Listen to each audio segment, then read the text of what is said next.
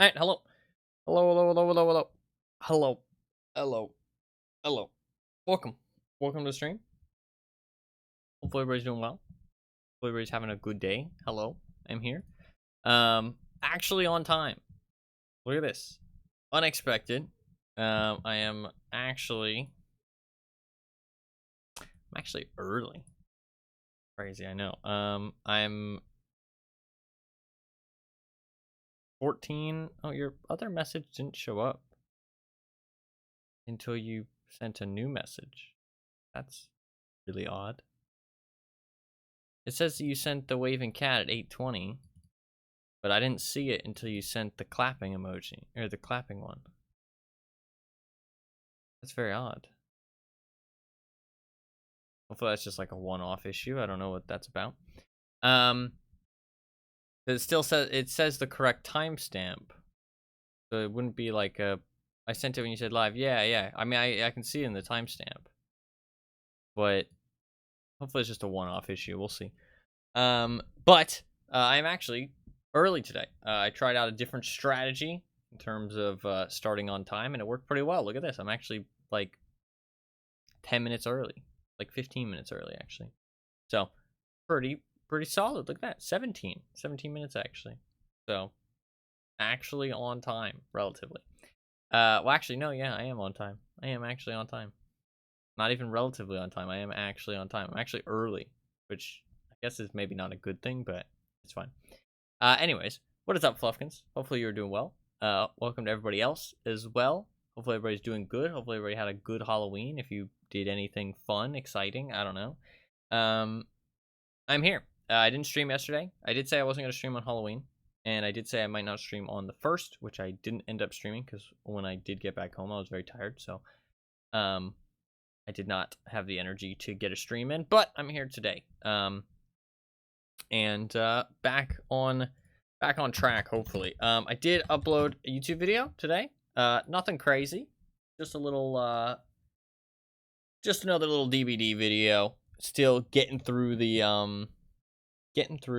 I like the thumbnail though. Could be a little bit better maybe, but overall I think the thumbnail is actually pretty solid. But still just getting through the archives, as I probably will be for the next like 5 years. So don't expect like every now and then I will upload like something new. Chances are if I do upload something like new though, you'll be able to tell, and it'll be, I'll talk about it. But yeah, that was from like 2 years ago, that video. So who knows? You probably haven't seen it. I think Fluffkins and Animo were probably the only people who were there when it happened. So who knows? But today it is just going to be another chatting stream like the last stream. Sorry, I'm a little bit all over the place because I haven't streamed in a couple days, and it always takes me a little bit to get back into it. But yeah, today's just going to be another chatting stream because I'm still having the PC issues. Haven't gotten my new hard drive that I plan to install, and hope that will fix some stuff.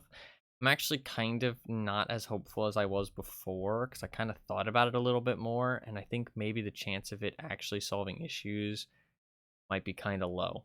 So I'm not as hopeful as I once was, sadly.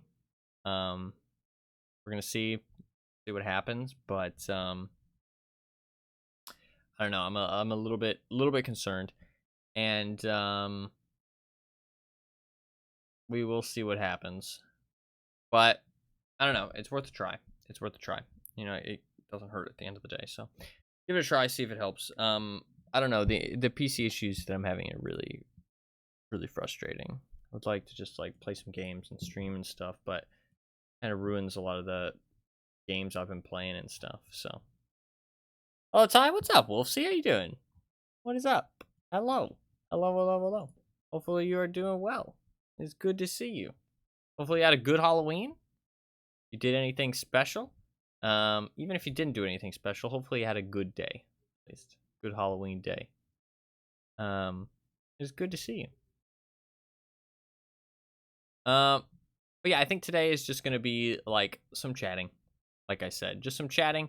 We're gonna talk about Bloodharvest or Bloodgarden, not Bloodharvest. No, it is Bloodharvest. Deathgarden Bloodharvest. kind of an annoying name, but it's just kind of convoluted.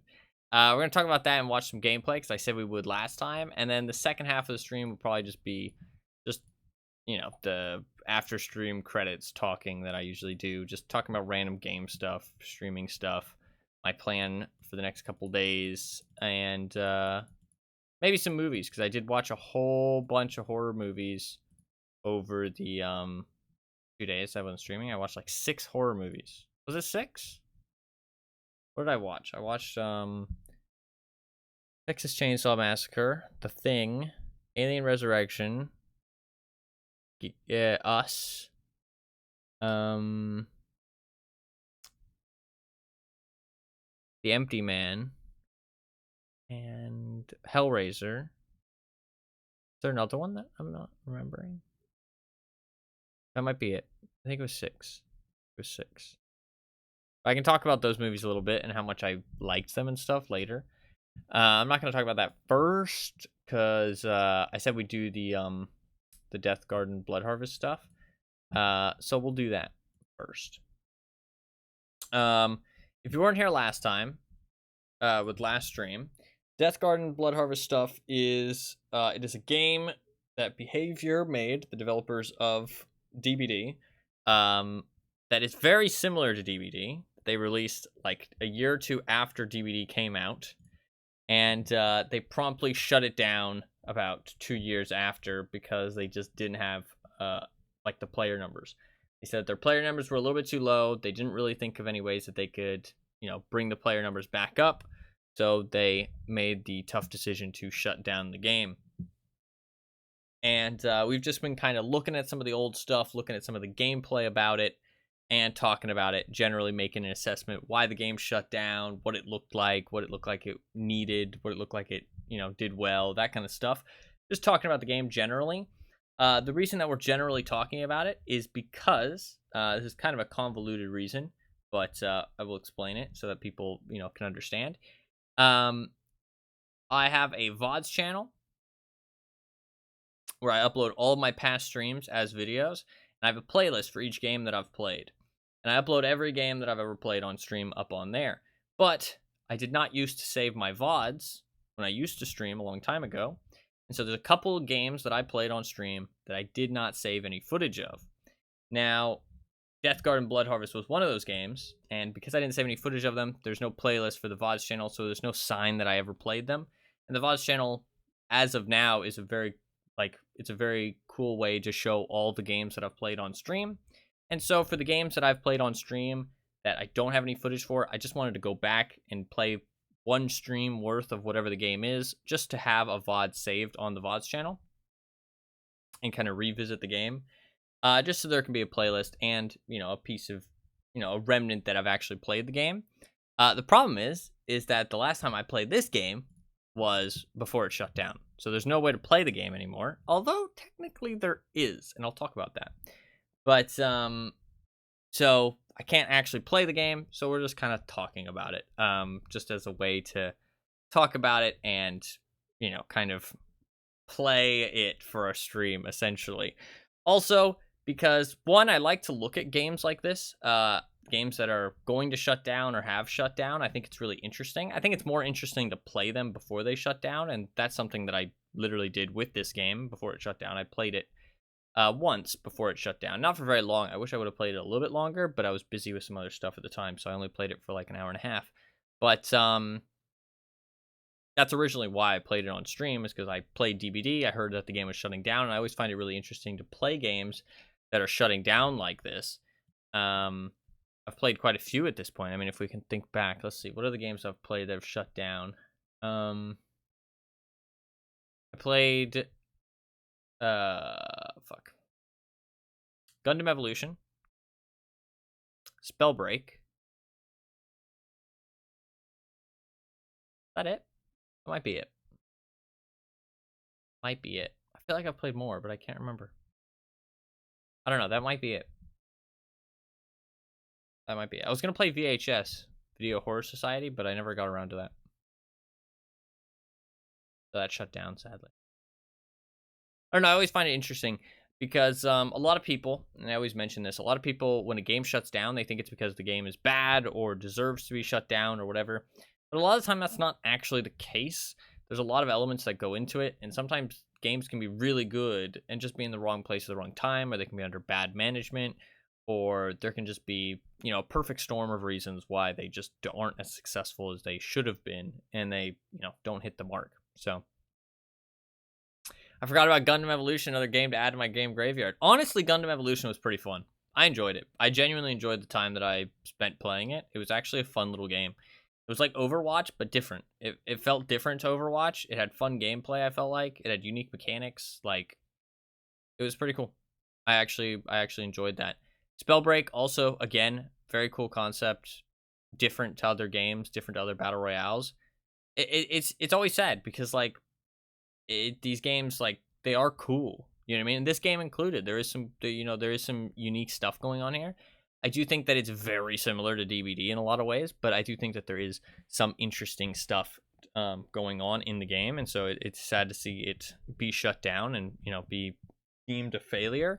But I don't actually know if it is a failure at the end of the day. I talked about this last time, but like, there is people who enjoyed it, and everything's got to die eventually when it comes to online games. So is it really a failure? I mean, what deems an online game a failure? Because technically every game has to shut down eventually. So wouldn't every game be a failure then? You know what I mean? Because they have to shut down eventually. What deems them a success?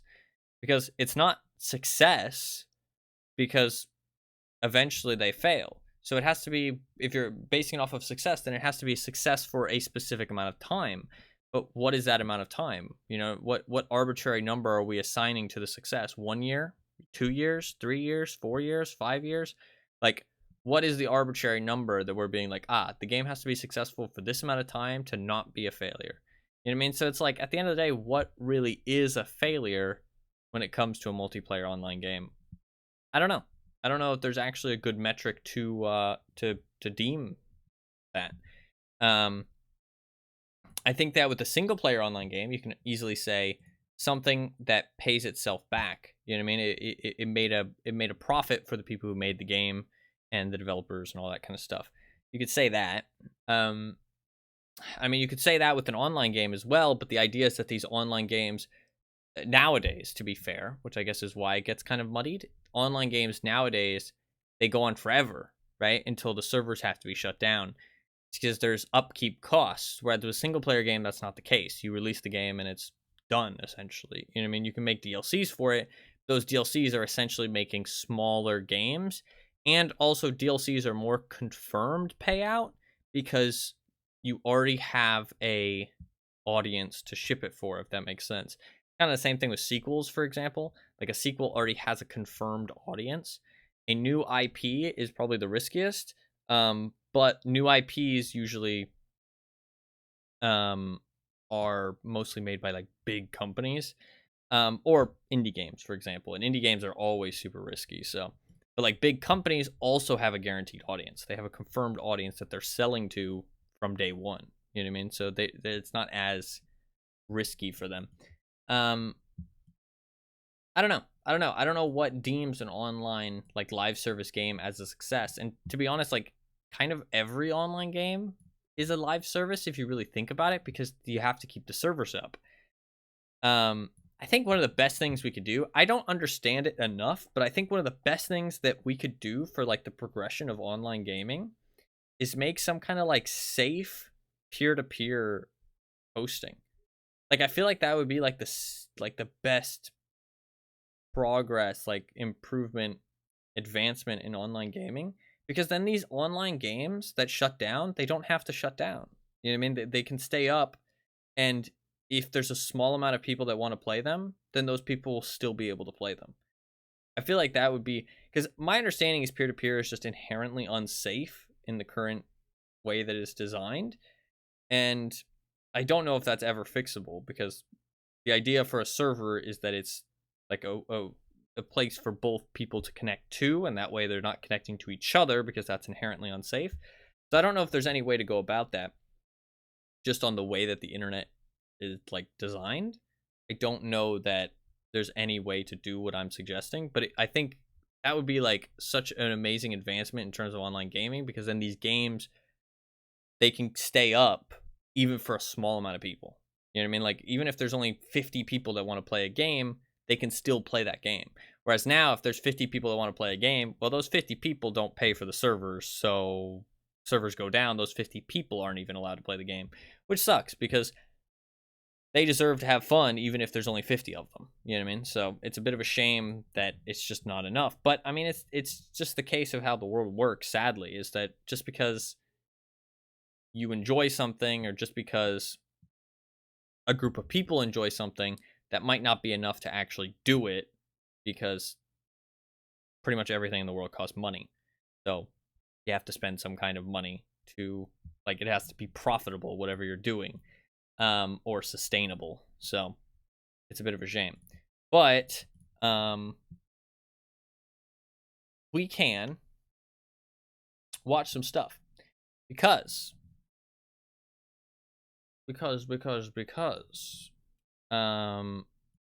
we are here to talk about the Deathgarden Bloodharvest. Last time, what we talked about was we looked at their Twitter and their Steam page and all this kind of stuff. We kind of came to the assessment of why we think the game shut down, or at least I came to my own assessment of why the game shut down. I don't know about everybody else, to be fair. I shouldn't speak for everyone. Which was, I think, my 3 reasons that I kind of came up with was bad advertising, because they really only seem to advertise it towards mostly DVD players, which is silly, because DVD players were already playing a game that is very similar. You know what I mean? Like, there's not going to be much incentive for them to play the same game that they're already playing, if that makes sense. Like, they're just going to stick to the game that they already know, and the game that they already have more time spent in. So advertising to an audience that is most likely not going to, like, convert over to your game is silly. And it seems like they didn't advertise much outside of that sphere.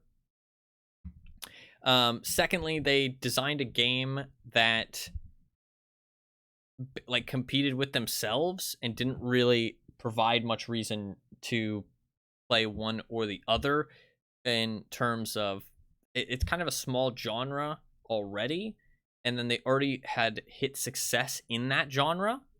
So why compete with yourself in an already small genre when you're already kind of successful? It just is kind of silly. I really am curious what the design decision was behind the game originally, like what the in-office talks were like, because it seems very odd. Like, it seems very odd that this game just, like, came out of nowhere, right? And it was in their studio. It's not like a separate studio made this, or they bought a studio that was already making this.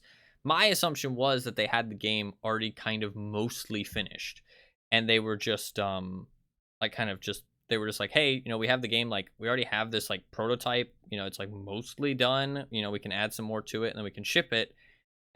Or there was some people who were really attached to the idea.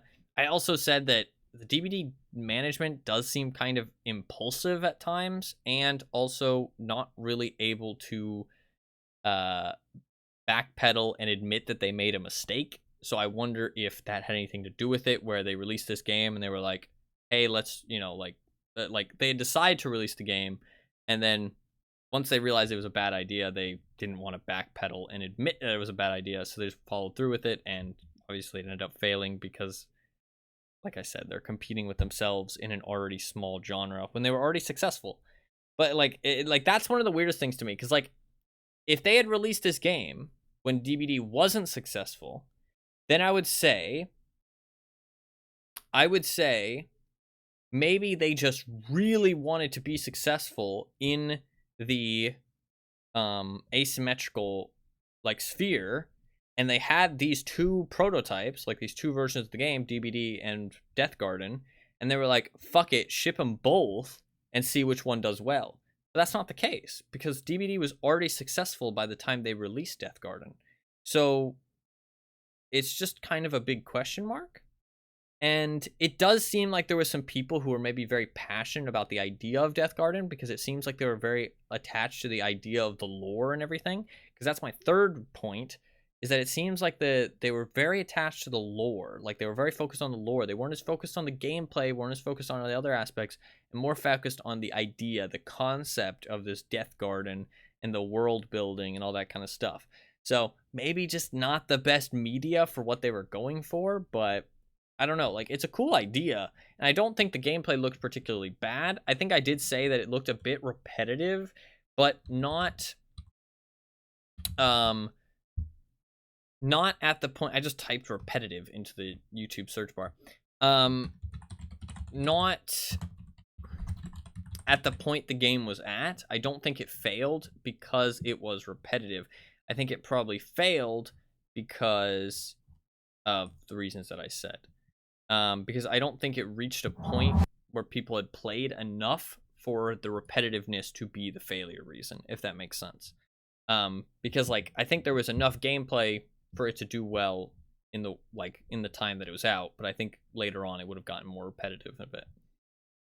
Especially because they were trying to create characters based off of they were trying to base characters, like they were trying to create characters and then the abilities tied to the characters, which means that the updates were going to be a lot slower. You know what I mean? But everything only had like one special ability, which means that I feel like it would have gotten a little bit repetitive. Like there wasn't much to vary up the gameplay. Like in DVD, you have 4 different perks. You know what I mean? And the killers have quite a big different ability. You know what I mean? Like it changes a lot. Like yes, they all kind of chase you and do that M1 gameplay, but not all of them do M1 gameplay, to be fair. And they like in Deathgarden, it was everybody just shoots you with a gun. You know what I mean? And they all seem to have the same kind of movement abilities and stuff like that. They just had like one special ability, and then the guns were slightly different. But I talked about it. Being shot by an LMG and being shot by an assault rifle aren't really going to change how the gameplay works. You know what I mean? Being shot by a sniper rifle and a shotgun and an assault rifle, yeah, all 3 of those are going to be kind of different. But being shot by an LMG and assault rifle, there's essentially no difference. You just, like, one's got more ammo, it might hurt less, but you're going to fucking dodge the same. You know what I mean? You're going to run for cover the same. Like, the LMG's extra ammo capacity might change things slightly. You know what I mean? Because you'll have to, like, hide for longer. You know what I mean? Like he won't run out of ammo while shooting at you. There's a little bit of variance there, but you get what I'm saying. It's just like that isn't a big enough difference to really vary the gameplay, and they only had one ability. So but if you do want to see everything that we talked about last time, because we did watch a whole bunch of videos and talked about kind of stuff, the last thing I'll say actually before I say that is that there is a way to play this game, apparently. I talked about it last time, but supposedly some devs, it might be devs of this game, and some like big community members who know a thing or two about coding, supposedly. I don't really know. The information was hard to gather, but it seems like they created a version that people can play. It's not on any stores or on anything, obviously, because they don't like own the IP, supposedly. And I don't really know if there's servers. I don't really know that much about it, but supposedly you can play this game if you really want to. I think if you go to the Deathgarden Reddit, you should be able to find the information. Yeah. So if you are really interested in it, it's not like super popular or anything. Don't get me wrong. It doesn't look like it has the most people in the world. There was an event that began. I mean, there's an event going on until November 12th, but it only has 12 upvotes, 16 upvotes on the Reddit. I mean, like, doesn't seem like it's, you know, I don't think there's like a lot of people playing or anything, but supposedly if you are interested in the game, there is a way to play. Yeah,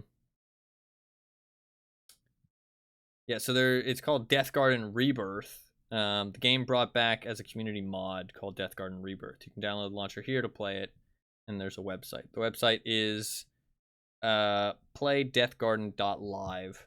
I don't know how safe that is, just FYI. Stuff like that can be kind of sketchy at times. I'm not saying that this is, because I don't know anything about it. So, but I'm just saying, you know, proceed at your own risk. I'm not gonna go check it out because I'm not that interested in the game, honestly.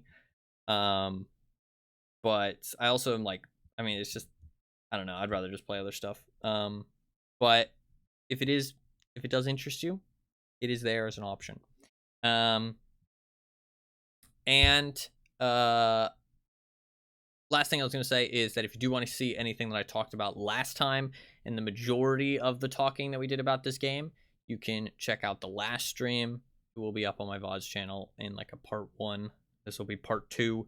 If you do want to check out that first part, you can.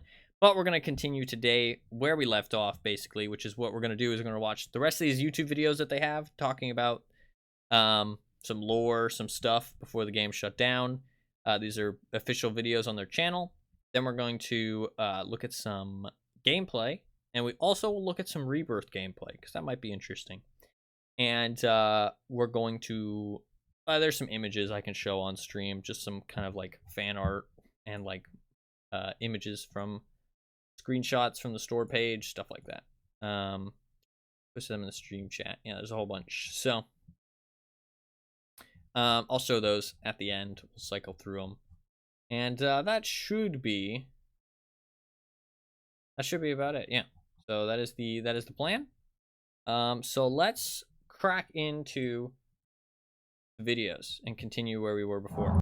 So at the end of last stream, the last video we watched was a May 30th. We watched all the videos that they released on May 30th, which was like how to play Scavenger, how to play Hunter, and some vignettes of the different characters, and like an intro cinematic, a gameplay trailer, all that kind of stuff, because that was May 30th was around when they released their reboot kind of into the game, because they were in early access. The early access didn't go well.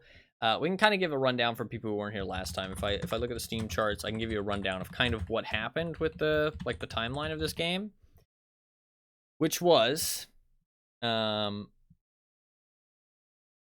it came out in early access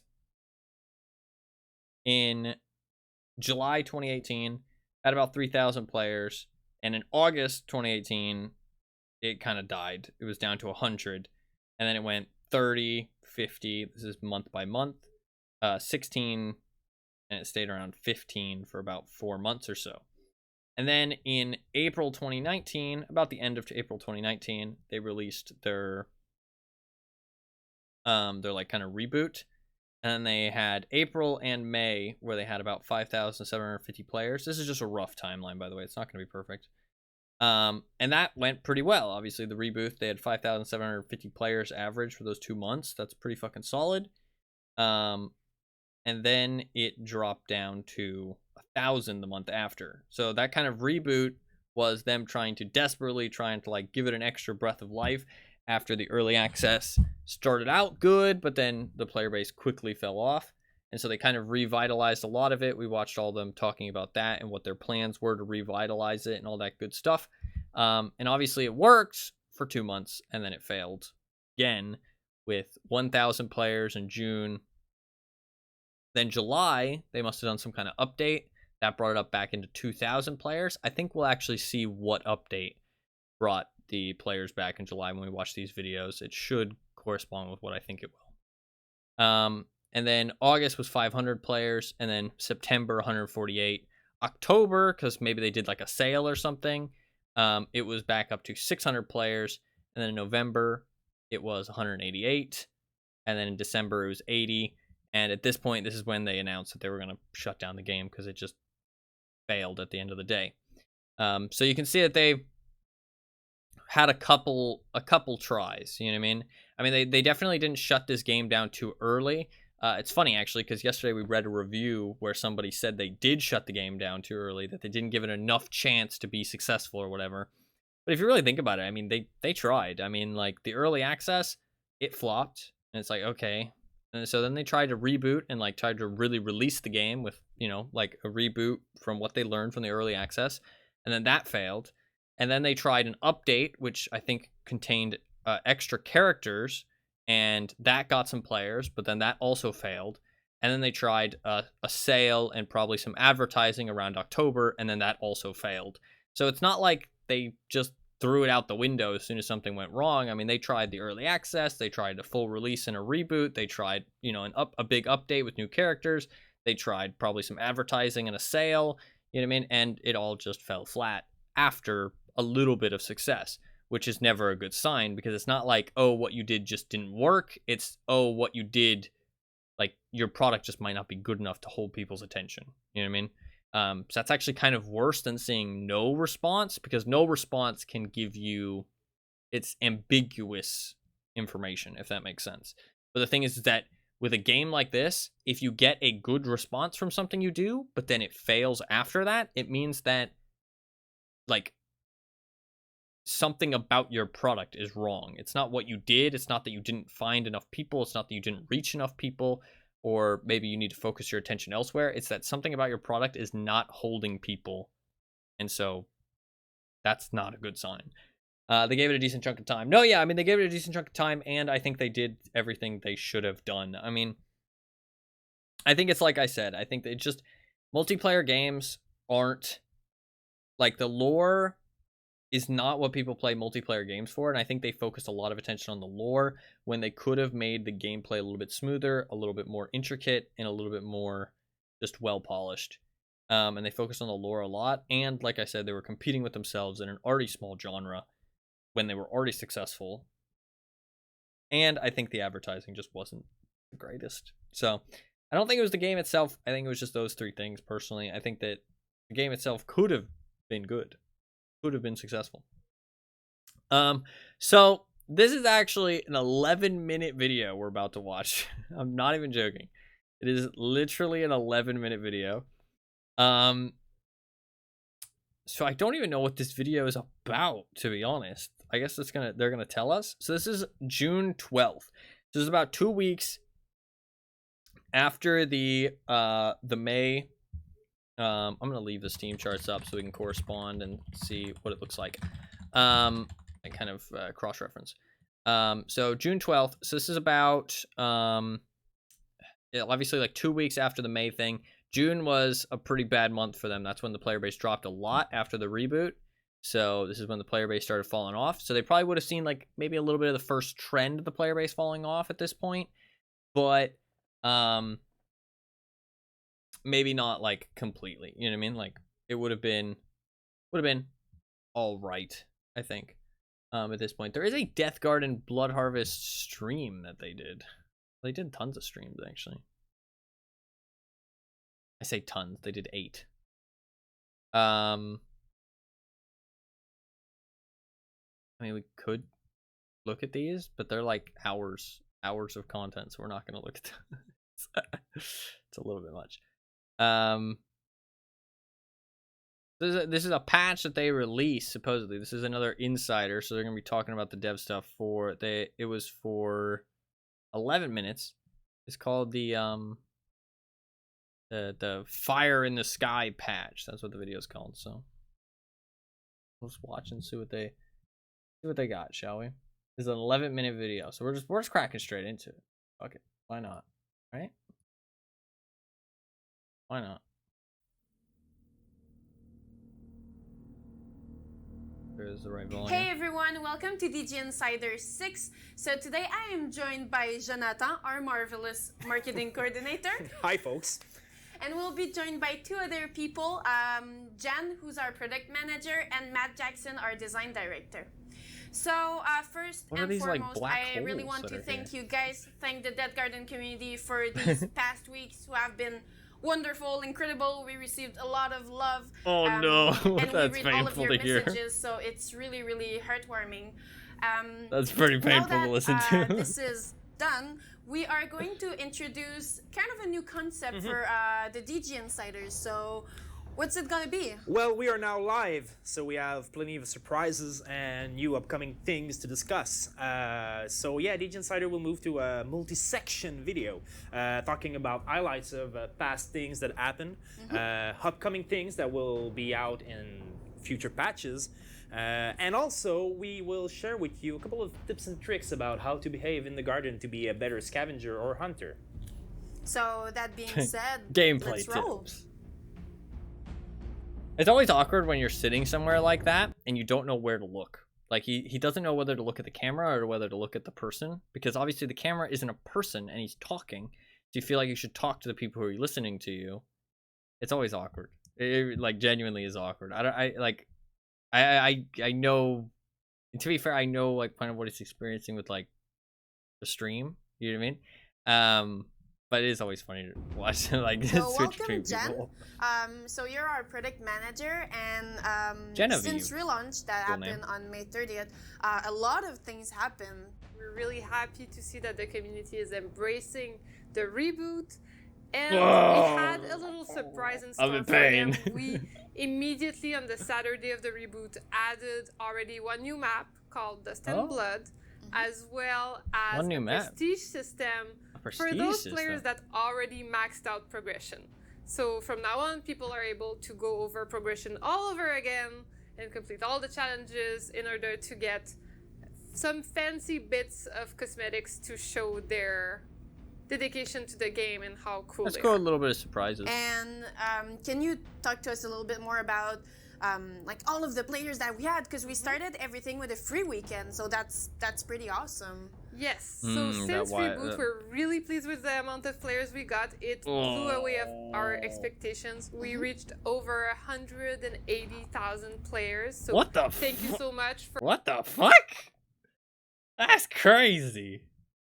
180,000 players. With the numbers that I was looking at and talking about were the averages, to be clear.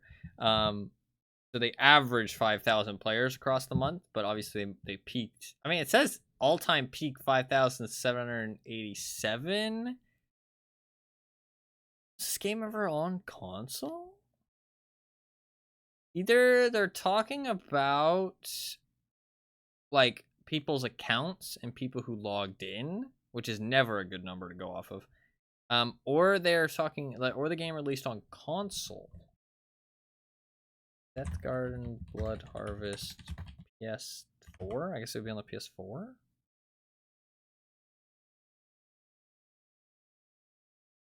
Is it on the PS4? Oh, it was. It was on PlayStation 4 and Xbox One. Ah. Okay, so actually, shit. Okay, that's even worse. There is a Wikipedia page.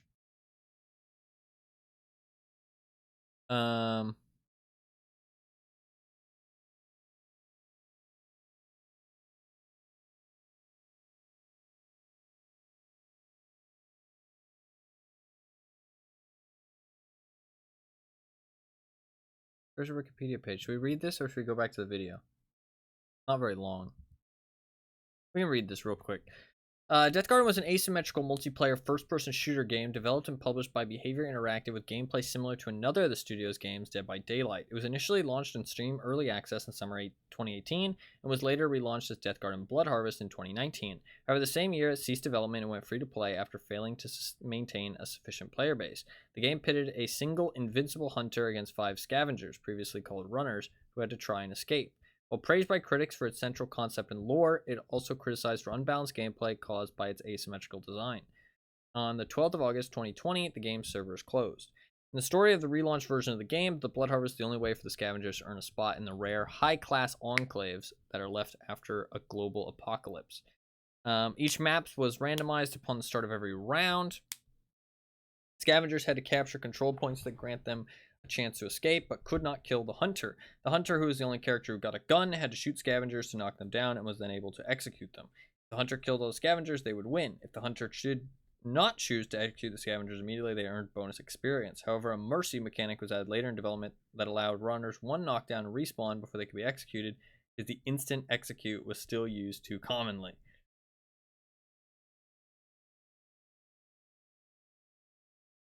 Why wouldn't you instant execute?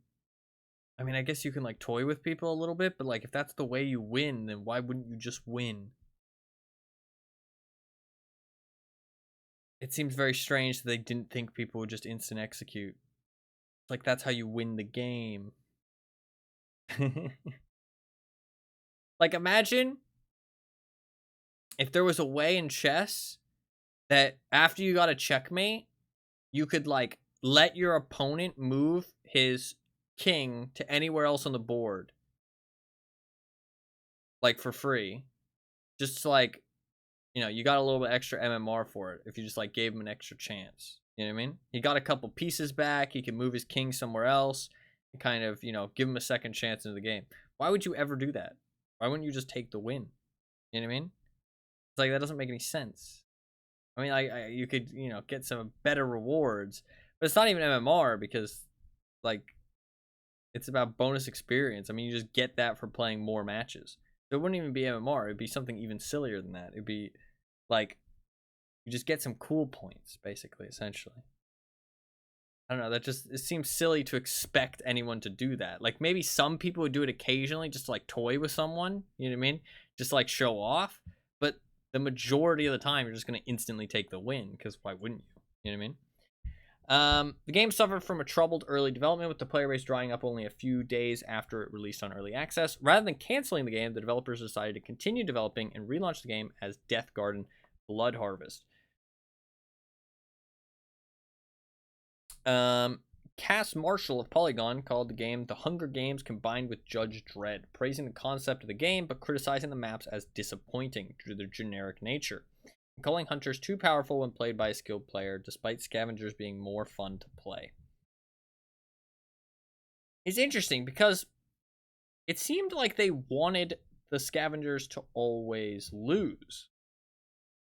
Like, it seemed like they wanted it to be like the scavengers were always destined to lose, but it was about how long you could survive, how much progress you could make with your blood. You know what I mean? It was not about winning as a survivor, but more just playing the match, whereas the hunter was more about succeeding, but just like doing it as efficiently as possible. You know what I mean? If that makes sense. Which, I mean, like, I don't know.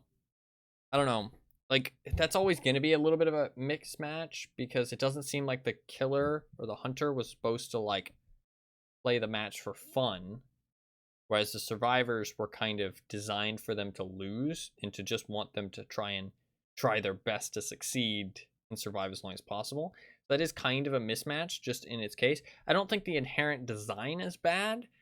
Like, I don't think that the survivors, like, being designed to lose and just trying to survive as long as possible is bad, but I think that there should be something for the hunter to do as well to incentivize them to toy with their food a little bit. You know what I mean, obviously there was the experience to let people not be executed instantly, but that's not enough of a solution, because people play multiplayer games to win a lot of the time.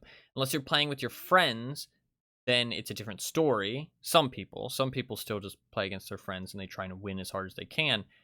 But a lot of the time when you're playing against your friends, you'll be playing to have a good time. Whereas when you play against other people, a lot of the time it's just play to win. So I do think that's a little bit of a mismatch and like a little bit short-sighted. Maybe should have been thought about a little bit more in terms of like gameplay design. We can continue watching the video now. For joining us in this adventure and for giving us a lot of feedback, a lot of positive feedback, some feedback that we're really eager to tackle, and some nice memes to keep our days interesting. So in the past week, players were able to complete the weekly challenge to get Mark of the Avenger and exclusive fog mask. So today we're saying goodbye to it. Goodbye, cool mask. fog mask exclusive. But fear not, the following week we will have something else for you, which we will talk about later.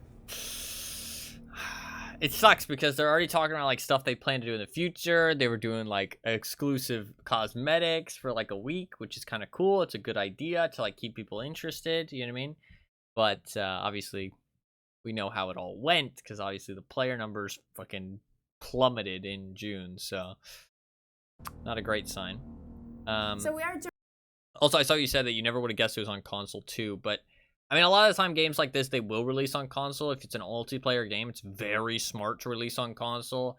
It's kind of needed, honestly, because there's a lot of people that play console games.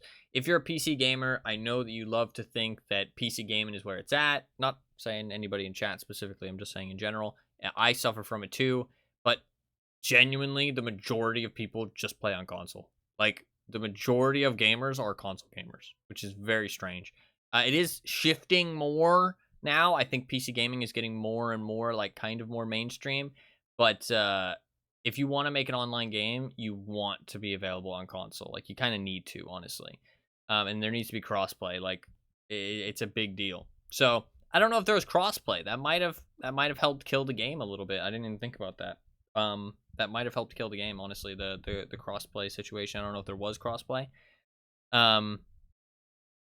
Crossplay probably would have been not too bad. It works very well in DBD, and that's part of one of the reasons why DBD is so successful, I think, is because it's so easily played on every console and every like outlet. But and like crossplay works so well. Like it's very balanced, right? It's not like an FPS game.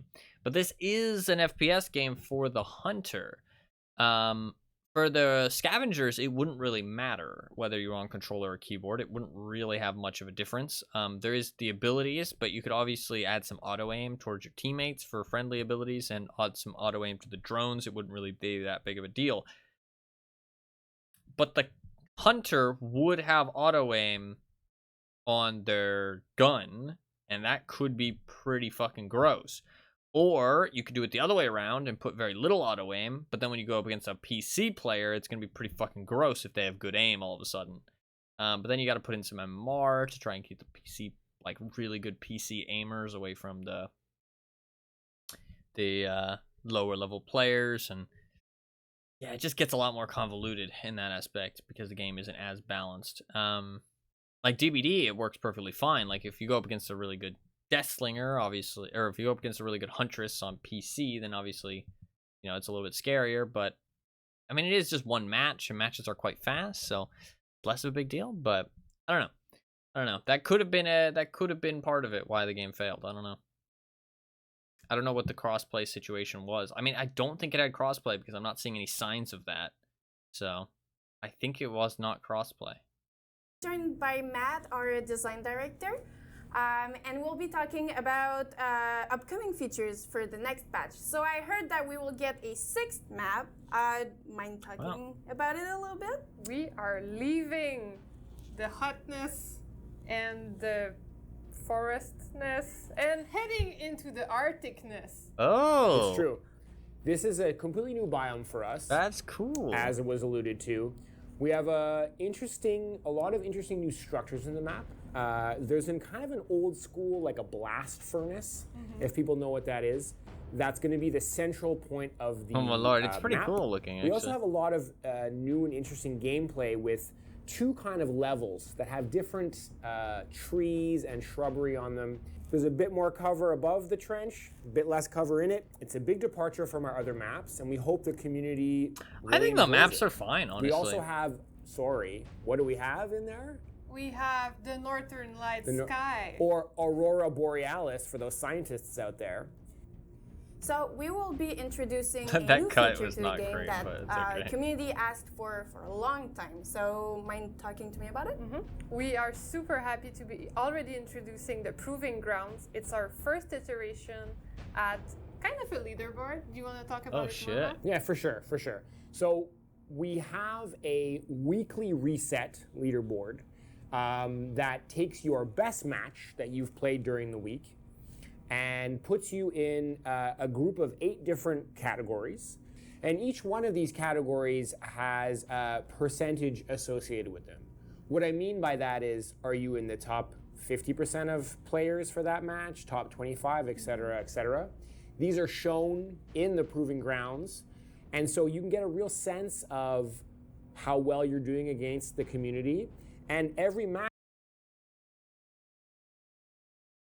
The hair in my mouth, sorry. Can you imagine them doing something like that for DBD? Holy shit, they would not dare. They would not dare add something like that to DBD. I mean, to be fair, I didn't let him finish, but they would not dare do that. Because they would just show everybody how bad they are. And they try so hard to hide that in DBD. They try so hard. Like, they actively gaslight everyone to make them think they're better than they are. Very, very interesting. Let's let him finish, though. Sorry for pausing. Can be the top score. Your top score for the week. Maybe you want to play more. Hopefully you want to play more to beat your top score for that week. And he alludes to compare with why your they friends, want that because feature. that's what it's all about. So we listen to community feedback a lot. We read all of the message on every platform. Can you talk to me about all of the improvements that we'll make following these feedbacks? Well, the main feedback that we heard the most and is kind of being debated the most is one life, execution, and downing. And we do believe in our direction of making the one life decision with the high tension, but we understand that maybe it's not as clear as it could be, so we decided to rework it and keep rewarding the concept of downing. Yes, exactly. So we think that hunters might not even know that they get a lot more XP by waiting to execute after they've gotten 2 downs, 3 downs, or whatever. So what we're going to do is rework the UI widget, which explains how downing works. So that'll be in the patch tomorrow. Give us your feedback, of course, if it's more clear. And then the other thing that we did was we modified a lot of how much XP you're earning as a hunter from downs and executions. So what we did was we moved from 200 to 400 XP for a down. It's the hardest thing a hunter can do. Yes. Right? A downing a runner is the hardest thing. More than executing, for sure. Of course. The amount of XP we felt didn't quite mesh with that difficulty that the hunter, a challenge, I should say, to down scavengers. So that's. I want to pause so bad. I'm sorry. There's so much to talk about here. It's so interesting seeing this compared to DBD, actually, because what he just said, right? He is like the game director, you know what I mean? For like the direction of the game. He said the hardest thing that the hunter can do is down someone. That contrast to what the people say, like the game director said in DBD, is insane. Because they have said that hooking really doesn't take much skill. Like getting a hook is not that much of an accomplishment. But the difference is like astronomical.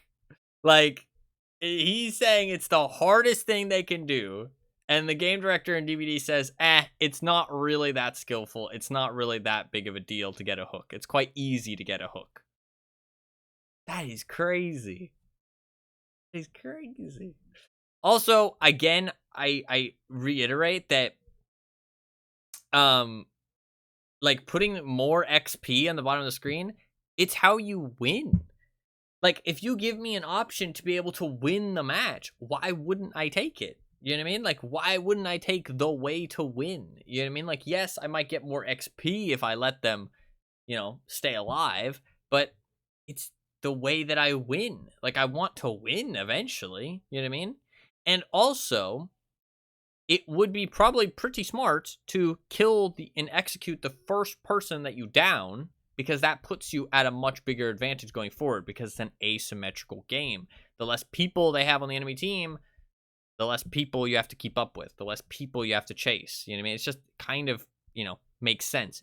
They could instead add a system where when the hunter executes someone, maybe he gets a bit weaker, or maybe the scavengers get a little bit stronger. So you're less incentivized to kill them right away. You know what I mean? Like, maybe you get permanently weaker after you execute them. Maybe it takes some power, you know what I mean, to fully execute them. And so you kind of weaken yourself. That would be a good gameplay decision, because then the hunter is less incentivized. They want to stay strong, you know what I mean? They want to overpower every scavenger that they come across. And in a 1v4, maybe at the start, when it's 1v4, actually, I don't even know how many players are in a match, but maybe when you go up against them individually, you're stronger than them, quite a lot stronger than them to begin with. It's quite easy to down them. It's quite easy to, you know, to catch them, finish them off. But as you execute them, you get weaker and weaker, to where downing a survivor or downing a scavenger gets more difficult, and they get stronger, and you begin to be on more of an even playing field when it comes to chasing them and down them. That also can reward the better players, the better scavengers, the people who stayed out of the killer's line of sight, the scavengers that stayed out of his line of sight. They stopped, they did good hiding, they stayed away from them, and they were able to continue their objective. That honestly sounds like a much better design. The problem would be that people would just hide and they wouldn't do the objective. So maybe if you aren't doing the objective, you get revealed to the hunter, or maybe if you don't do your objective, you get weaker as well as a scavenger. You know what I mean? So you're incentivized to still do the objective. You're also incentivized to stay alive. The hunter is incentivized to not kill people immediately. And the hunter is incentivized to maybe downing people makes them weaker as well. You know what I mean? Like it caps their strength as you get later on into the match. So every time you get a down, you are capping their strength. You're reducing their maximum. And you can stay strong at the beginning of the match. That way people don't just insta-die at the start of the match. Boom. Fucking big brain design. Big brain design. I don't know how people don't think of, like, more intricate ideas to fix these problems. Because, like, I feel like there's a lot of avenues you can go down depending on what you're aiming for. And it seems like that's what they're aiming for. They don't want people to kill them eventually. They want it to be like a drawn-out kind of cat and mouse. And that's a drawn-out cat and mouse. You know what I mean? Like, you're still... The scavengers would be incentivized to do their objective, but also stay away from the hunter, because every time they get downed, you know, they get punished later on in the match. And they have to keep doing their objective because otherwise they get revealed and get punished. But they also want to be the last one left alive. But, you know, they also want to stay with their team because otherwise they're not going to be able to win. And the hunter isn't incentivized to kill people immediately. He's more incentivized to cap their strength and punish them and, you know, stay strong at the beginning of the match to get as many downs as possible and kind of cap their strength. But then when shit starts getting tough and, you know what I mean, they're completing their objective at a rapid pace, then he's going to start wanting to execute people and finish them off. So the rate at which the match plays out will vary on how well everyone's doing. And then you'll always have a dynamic length of the match and a dynamic, like, time that people die depending on how the match is playing out. You're making too much sense. We don't do that here. Okay, fair. I think the problem is that the people who design games like this aren't the people who are playing these games, which is the problem. And I don't say that in a mean way. It's just that they don't, like, their job isn't to play the game. Their job is to make the game. You know what I mean? And so they don't have the time to play all of these different games and be able to see what works, what doesn't, and come up with intricate ideas to fix these problems. And, like, quality assurance testers and beta testers are only going to tell you, like, they're not going to tell you, like, intricate ideas to fix things. They're going to just tell you simple things like, oh, I fell through the floor here and stuff like that. Not ever take a bunch of people who have played their game and ask for feedback. They do, but the problem is that they don't know who to take. That's always the issue. There's no way to know whose feedback is going to be the most valuable. And they'll do surveys and they'll ask for the general audience. And the problem is that, like, my idea might be good for somebody like me, but it might not be good for other people. I think that this specific idea is a good idea for everyone. But you know, just because... like, that's not always the case. You know what I mean? A lot of the time people will have ideas that are applicable to them, but not applicable to everyone, because it's hard to have the mindfulness to, like, think about everyone's view, if that makes sense. Sometimes they do, but very rarely does it, like, actually work out, because it's just, you don't know who to pick. You know what I mean? Like, who do you pick? You pick streamers? Well, streamers get to play the game 8 hours a day. You know what I mean? That's not actually your general audience. That creates its own issue. You know what I mean? Do you pick people who have thousands and thousands and thousands of hours in your game? Well, those people know your game in and out, and that's not everybody. You know what I mean? Do you pick people who are more casual? Well, when they get better at the game, your game might be fucked. You know what I mean? Like, and just not work. It's always a mess, and you don't know who to ask, if that makes sense. It's hard to know who to gather for information. But I just found that part really interesting about how this guy said that getting a down is the hardest thing you can do as the hunter. And then the game director for DBD has said that getting a hook is easy and not that much of an accomplishment. It's just not a big deal to get a hook. It's like, that's a wild contrast. But that's one change we made. And the second change we made was reducing significantly how much XP is earned from executing, but then also increasing what we call the step value. So the first execution is worth a lot less, but it starts to ramp up more than it did in the previous game. So this is true. In the previous, I should say, build. In the previous build, we were at 150 XP per step.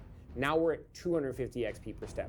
So all of these numbers this isn't gonna will fix combine to mean that a good hunter, someone who downs a lot, is going to get more XP than they used to, and someone who executes later on, after they've downed 3, 4, hopefully 5, they'll get the most XP. And this is really just a first step as listening to this feedback. Yes. Please It's keep not giving gonna us fix more it. feedback. We also have some more ideas on how to make the whole execution and downing mechanic even more clear, even better. So we'll stay tuned on that, but we have more plans and we'll share as soon as we can. Can you tease us on the upcoming not about challenge clarity. cosmetic? Yeah, so the next one is going to be starting right as we do the patch on Thursday. And it's going to include the first skin for Stalker, and it's going to be a weapon skin called Silent Attack. Silent Attack. We love it. Yes. Hopefully you love it too. It's a good name. I like think it. so. So we've been talking a lot about the upcoming patch that's dropping tomorrow, but what about the future? Yes, so we really want to embrace the early access philosophy. We want to keep those patches coming. We don't want to hold anything back. So what you can expect is more frequent patches with smaller content updates rather than long periods of waiting with major patches. That's something that we may want to explore later on, but right now our goal is just to keep the Smart. feed the fire, keep things rolling, keep taking feedback, improving in order to create this great product that we know we can get. I mean, that's smart. So That's smart. thank you so much, Jen, for joining us today. Do you have a final word for us? Thank you. See you guys next time. Tips and tricks. You were talking earlier about the proving ground. Let's say I'm a good hunter. I'm okay, but let's say I'm a very good hunter and I want to get on that top 5 spot of the proving ground. What? In this one aspect, though, it seems true to me. With Bloodlust and survivors having no tools at their disposal, a hook is inevitable in DVD. In Deathgarden, a competent team of runners versus an average hunter could remain undowned for the entire match. A competent team of survivors in DVD versus an average hunter can remain undowned for an entire match as well, though, or unhooked. Sorry. If you've seen good survivor teams versus a killer that is not that good, they will remain unhooked for the entire match. Like, legitimately, that is a thing. You can watch it happen. So, I agree with you, but I also I think with the example that you gave, it is pretty close. Like, it is close. But I think that against average survivors with no coordination versus an average killer, yes, they will get hooked eventually. But because it's a time-based game, because it is like just because you get a hook eventually doesn't mean that it was a successful hook, if that makes sense. So you should be rewarded for that hook. I'd say that requires a below average killer personally. I would not say it requires a below average killer. Average is pretty bad usually in most games. Just because it says it's the average, it's usually quite a low because the people who are actually good far outweigh the people who are bad. And I was saying a team of coordinated, like, competent survivors. Like, they're good. To be fair, you just said competent. So I'm saying, like, a coordinated, good group of survivors. But, I mean, it is probably harder to get a hook in DBD, especially because people have to get 3 hooks. But still, I don't think the difference is as large as the 2 game directors made it out to be. Also, the game director that said the stuff about hooks not being that valuable also said a lot of other things that really showed that they do not value killer play as high as they value survivor gameplay. Like, they said that hooks aren't impressive because it's like a shot on a hockey goal, and you don't count the shots on the goal, you only count the scores. So obviously a hook is pointless because it's just a shot on the goal. It's not a score, and a score is a kill.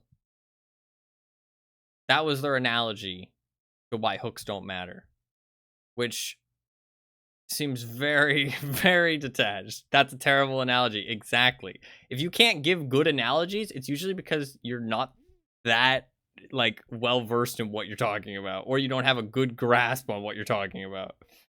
Because you can camp a hook and turn a single shot into a goal. Exactly. So that guy wasn't the greatest at what he was talking about, in my opinion.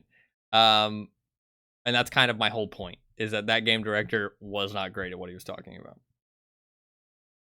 What is up, by the way, Animal? Welcome back to the Deathgarden. What would I call this?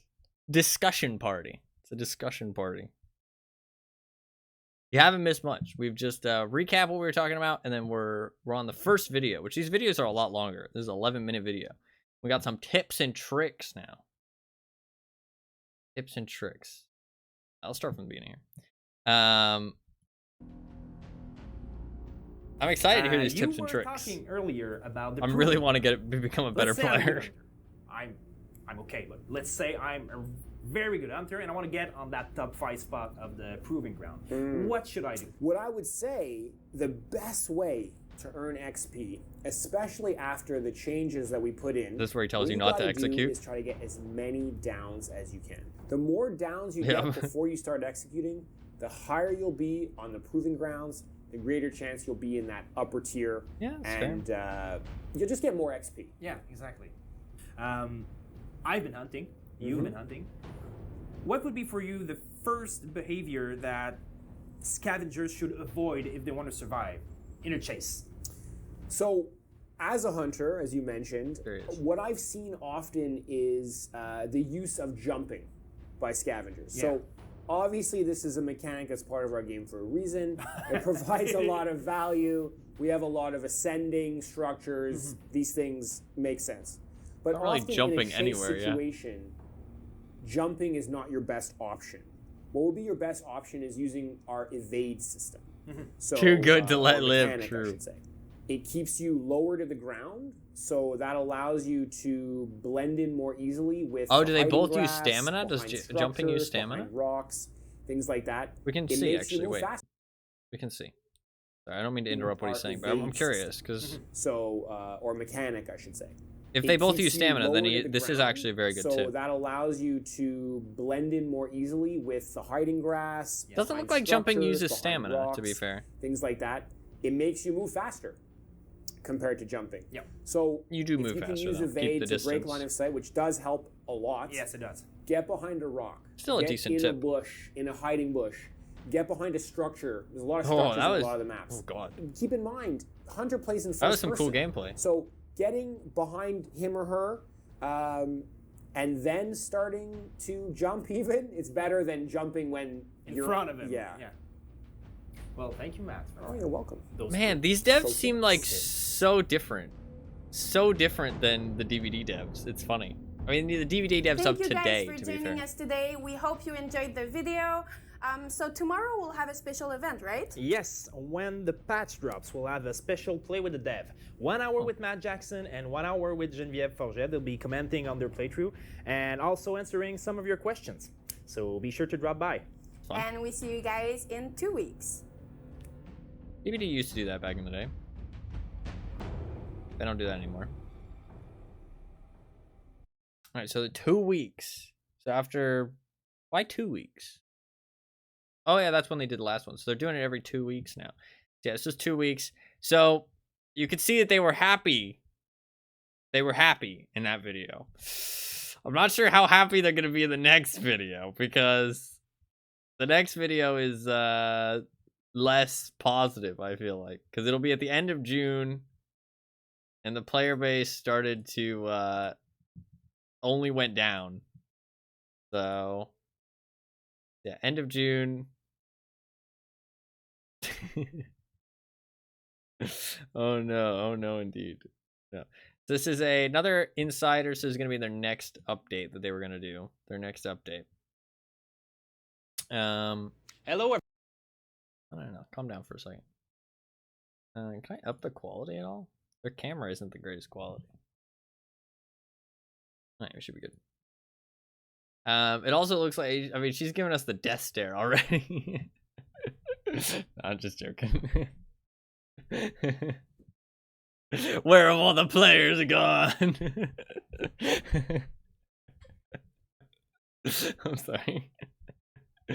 I'm just joking around. Hello everyone and welcome to DG Insider 7. So today we'll have Kirk, our animation director, and he will be here to talk about the new scavenger. And also, Matt Jackson will drop by, talk to us about what the devs are working on right now and what's coming up in the future patches. So let's roll.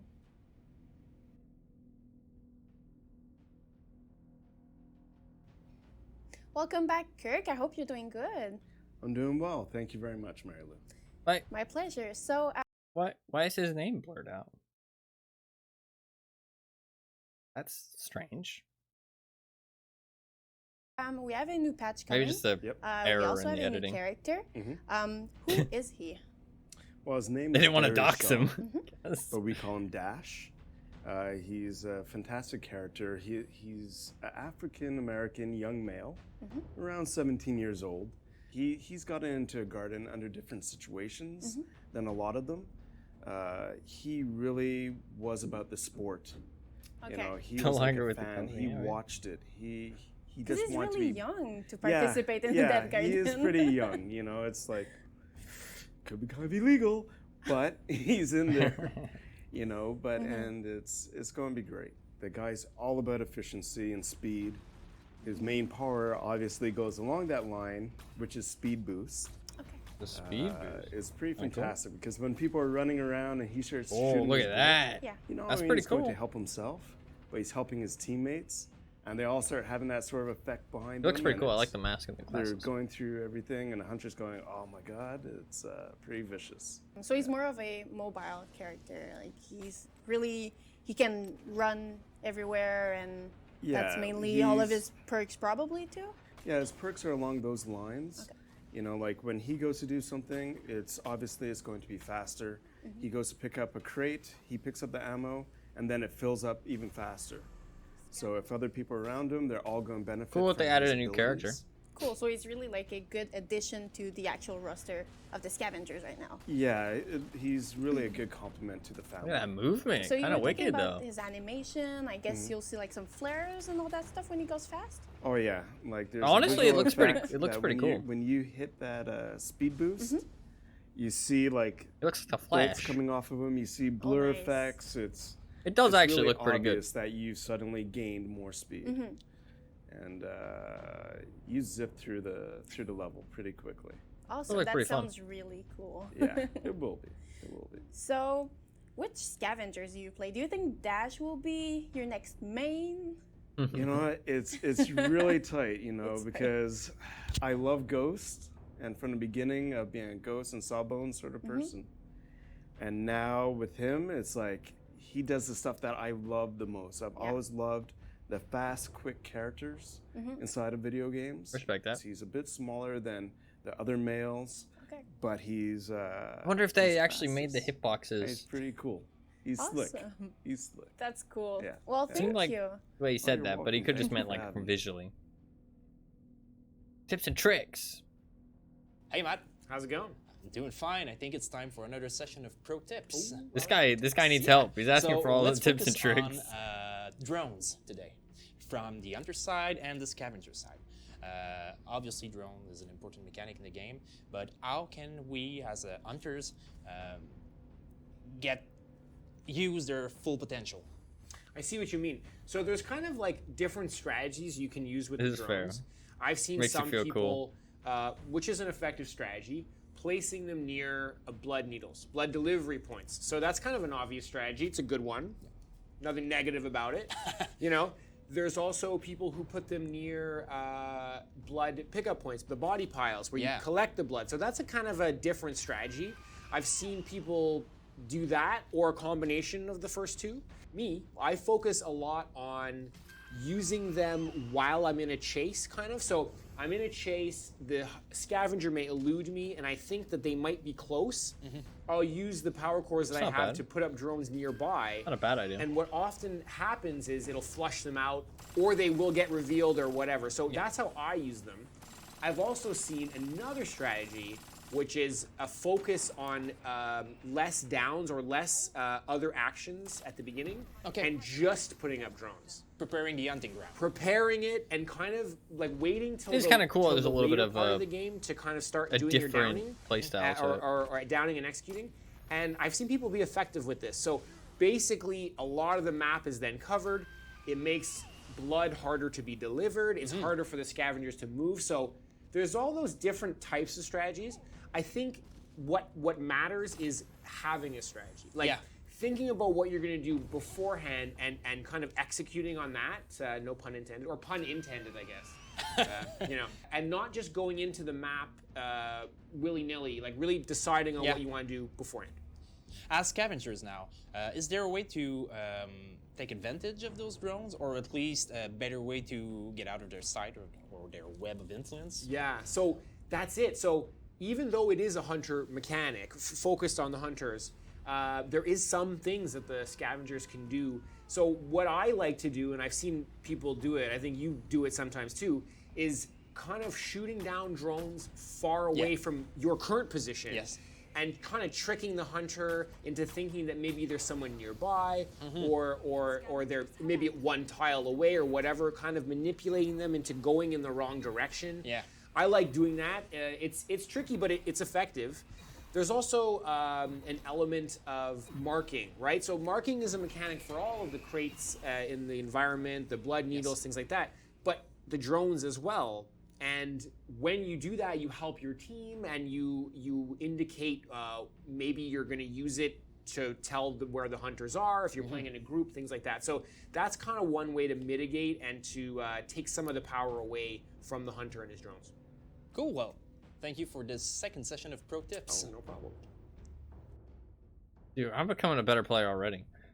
I'm gonna be top of the leaderboard soon. We are 1 day away from the this? patch drop, and we are releasing with this patch a new mechanic called the recycling mechanic, which basically, if I get right, grants the scavengers 1 extra life.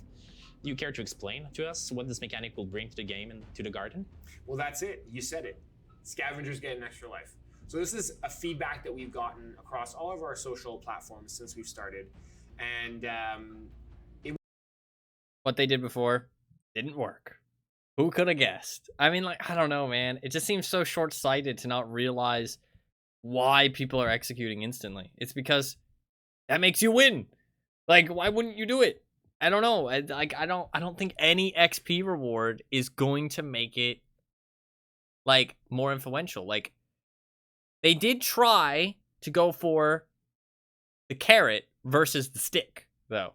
DBD goes for the stick. They're like, camping, bad. Tunneling, bad. Whereas they're going for the carrot, which is, ooh, leaving them, not executing them, good. Here's a carrot. But it's still just like, it's not your goal. You know what I mean? Like, you need to, like, your goal needs to be your goal. You know what I mean? Like, it's like, if they want you to do something, that needs to be the goal. You know what I mean? Like, if you want the players to regularly engage with something and do something, then you need it to be the goal. You can't just make it like a side thing. Otherwise, they're only going to engage with it very rarely if they feel like it or if they're that type of player. If you want it to be a major like thing that happens in most matches, then it needs to be a goal of some kind. I just don't think that more XP is enough. You know what I mean? But I do appreciate that they're not going for the stick versus the carrot, but it's still kind of short-sighted, I feel like. It wasn't fun in a lot of situations, especially when playing with friends. We take that feedback to heart, and we started work on it essentially right when the game shipped.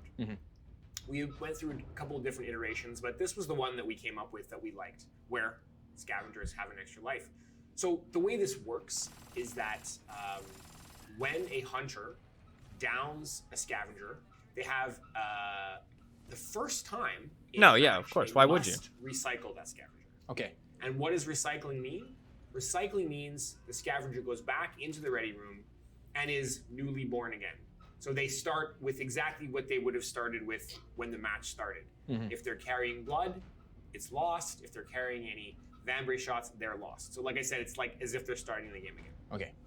Once that scavenger, if that scavenger gets downed again, so they've already been recycled once. Yep. If they get downed again, the hunter then has a choice to make. Do they want to recycle again to test their ability and to have more targets to shoot? And more XP, I guess. And more XP, or they can choose to execute them. Just like always, just like the mechanic worked as always. Mm-hmm. Again, So, nobody's going to do in the summary, recycle twice, one extra really. life for all the scavengers. Nice. And what does that... How does... But now they're forcing you to have to down them twice, essentially. That's essentially all it is. Like, but it's also still punishing to get downed because you lose your stuff. So they added a little bit more punishment for the scavengers. But obviously, I haven't played the game. Well, I played it once for an hour and a half. But so I don't know how a match actually plays out normally.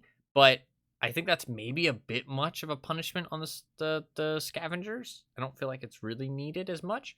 Especially because they're only going to be downed once and then executed. Because like they essentially just made it so you have to down them twice. That's it. And then they added an extra punishment. Whereas before it seemed like they wanted people to be downed over and over and over again. And obviously I don't think anybody's going to do that. Because it's essentially the same thing. It's like, why would you recycle again? No thanks. You know what I mean? Like I'll just execute them now that I can. You know what I mean? But it is smart that they're making it so you have to recycle them the first time. Because that way people actually do that. That Otherwise balances with the hunter's experience, because now we have more scavengers, so well for a longer time, so that might mean that they have better chance to dominate the game. It's true. So we're very cognizant of how this change will affect the hunter's experience. So one of the things that we did was to change the amount of blood that was required to be delivered to dominate for the scavengers from 125 to 140. Okay. It is a big We also gameplay made shift. a few, or a bunch of other changes, I should say, and these will all be in the patch notes that'll come out tomorrow. Yep. But one of the major ones we did is that time it takes to pick up a crate has been reduced by 40%. Okay. So this is all of the pretty ammo massive. crates, this is the power core crates, this is the health crates, and we also reduced how long it takes to activate a drone by about 40%. Wow. And so the result of all this is that the hunter A lot faster spends match much pace. less time picking up stuff and much more time searching and downing and recycling and executing. And so we're Wait, confident did they with not- this change again? Did they not reduce the... I guess it's just for the hunter. Ooh, that's a lot faster pace for the hunter then. It probably leads to more fun gameplay though, to be honest. I thought it was for the scavengers. Or both. But if it's just for the hunter, which would make sense based on what he said, because they segued into talking about how it would affect the hunter's experience. That's a big buff. 40%? That seems massive. But I mean, you do have to down everybody twice now, but it seemed like the game was designed for people to be down multiple times before, and people just weren't doing it. So I don't know, that feels like a big shift. But obviously I don't play the game, Community so I will don't know. tell us what they think. But the result of all these changes is that dominations on both sides are slightly more difficult. Okay. Now, we did this on purpose There's because that we little also squeaky noise. felt like the term domination wanted to be more meaningful. It wanted to be more meaningful to both sides. And so it shouldn't happen all the time. And it was happening a little too much for us. Now, again, community will tell us, they'll give us feedback. Maybe it's not enough. Maybe it's too much. Fair. We'll see. But the point is, it should be meaningful, and not every game should end in a domination for either side. Yeah. You did say it's better well, balance that sounds for both great sides. and exciting. So We just can't wait for people to try it. maybe And like both I sides said, would pick up faster. There's a lot of new little smaller changes that we won't talk about all of them here, but they'll be all in the patch notes. And we really are cognizant of how it's a major change, there's no doubt about that. It is, totally. Will affect both sides, and we're open to I think he's unsure how balancing, people will as take always, it. as That's the always, vibe I'm the game getting. into the future to make sure both sides are happy. Well, thanks a lot, Matt, for your time. No problem. And I'm excited to see people play it tomorrow. me too.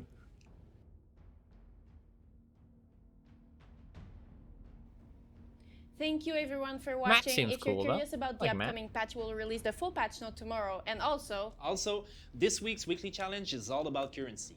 But next week, the Warpaint collection is coming back, and you'll be able to play for a new Sawbone mask. so in the meantime, have fun playing Dash in the Garden, and we'll see you in 2 weeks. 2 weeks. Oh god, what happens when the last time that they say we'll see you in 2 weeks, but then they don't come back? Pepe. Pepe. At the end here. I can't wait to try Dash. Oh no, I think it was just for Hunter, but I mean it would no longer be sides ignoring each other at the start. Now the scavs will actually have to worry about the Hunter early, and the Hunter gets to, you know, hunt. No, that's fair. That's fair. That's fair. I'm not sure if it was just for the Hunter or not. It was unclear in that video. I mean, it seemed at the first that it was just about the Hunter, but then he said it was more about domination victories, but maybe he was saying that because the survivors get an extra life, the Hunter won't be able to dominate as much. It was a little bit unclear, but I think it was just for the other one. I'm not sure. Can't wait to try Dash. Me neither. It's so in July they did get a bump in players. That was the end of June that we just watched. That was the end of June. And so and Dash released in we do have another video. It's a vignette for Dash. And he released at the end of June, and it does look like their player numbers shot up in July. I'm not specifically sure why. I guess maybe Dash was real hype. Maybe everybody was hyped about Dash, but they do release another Hunter, but that does not seem to garner much interest, to be honest. Interestingly enough. Scavengers need to do by a reasonable amount. No, yeah. It was a big gameplay change. So, big gameplay change that they made. All right, we can watch this vignette for Dash.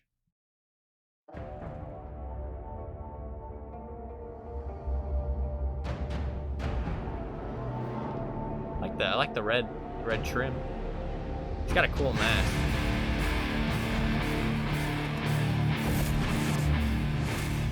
Speed boost.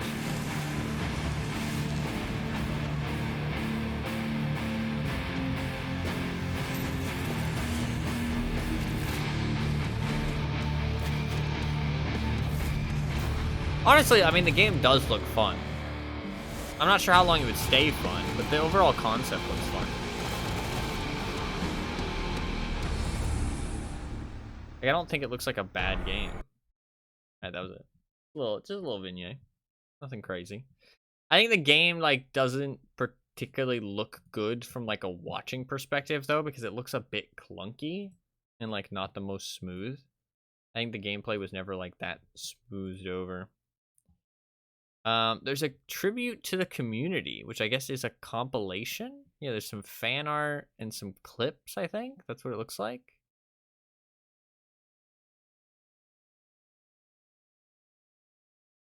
Yeah, some clips. That's just funny, actually. I recognize some of the people on this list. Geef? I'm pretty sure Geef is a Hunt Showdown streamer. Exy? That's a pretty big DVD streamer, pretty sure. Color Toast, that's a DVD streamer. Umbra, a DVD streamer. Some other people. They have like credits in the description. This is a tribute to the community. When did this release? July 5th. We're getting closer to the end. Closer and closer to the end of 3, 2. End of days. I brought a little Easter egg in the game. Oh, that's really cute. That's really cute. All right, watch. 3, 2, 1. 1 month since the reboot. Yo, this is so epic. Jesus! 50,000. More points. Nice shot. More points for me. Heal him! 1 million games played. Worth it, we got him! That's kind of crazy. Protect me. All good. I got away. Okay. The Easter Bunny has left the basket, bro. What does that mean? Speaking in code. I recognize that guy, I feel like.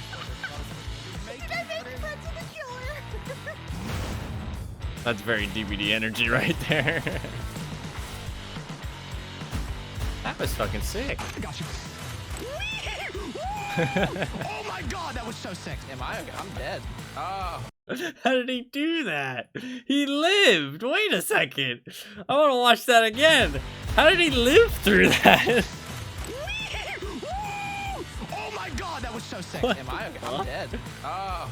Welcome to the club. Do it. Get off. Bye. Love you, man. This is a fun video. God, I screwed up the world.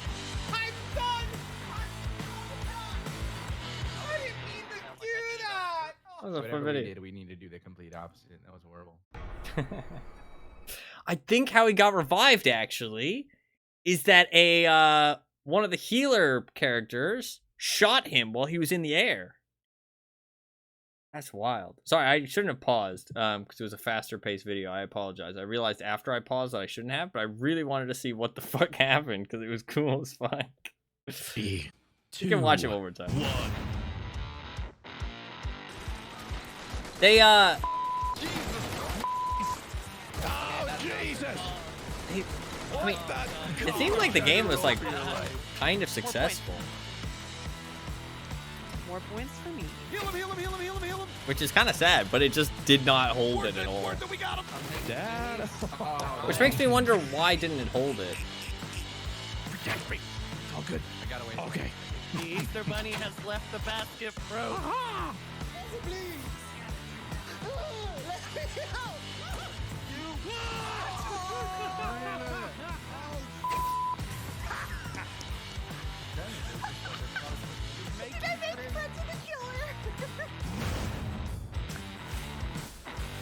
I wonder if the execution thing really put a damper on the game. Like a lot of people got upset about it. Oh my god, that was so sick. Am I? I'm dead. Oh. Welcome to the club. Do it. Get off. Bye. Love you, man. Love you. God, I screwed up the world. I'm done. I didn't mean to do that. Whatever we did, we need to do the complete That's a opposite. fun That was video. horrible. Decently edited. Decently edited. That was a fun video. Yeah, it was on summer sale, 33% off. That was July 5th. They did get some more players in July. July apparently did pretty well. I wonder why. Maybe because of the sale? Because this next video we're going to watch, I think, is at the end of July. Let's see.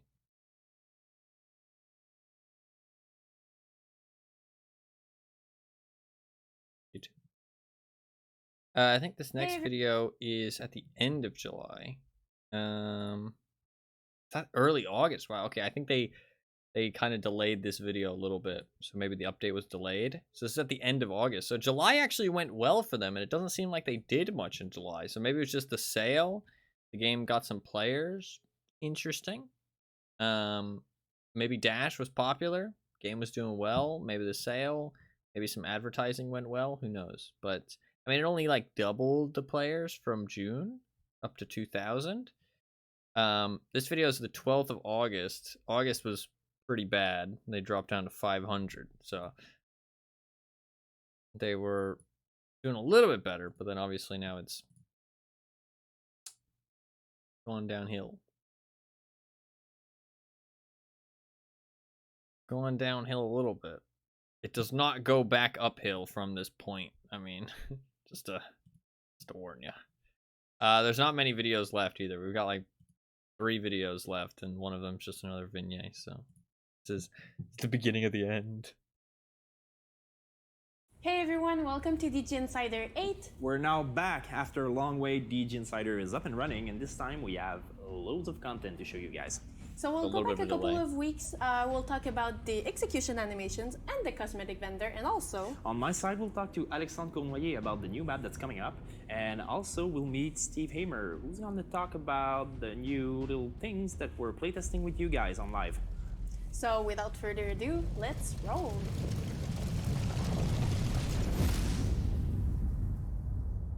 So today we have a new friend with us.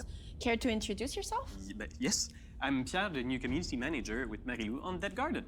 So we'll talk a little bit about the previous event. So 2 patches ago, we had the execution animations, right? We had gruesome executions. So with this patch, we introduced 3 unique execution animations for our beloved hunters. So we have the Stalker that rips the heart of the Scavenger. That's kind of fun. We have the Poacher that slits the throat of his enemies. And we have the Inquisitor. He's like a little bit too happy just about shooting off people's head.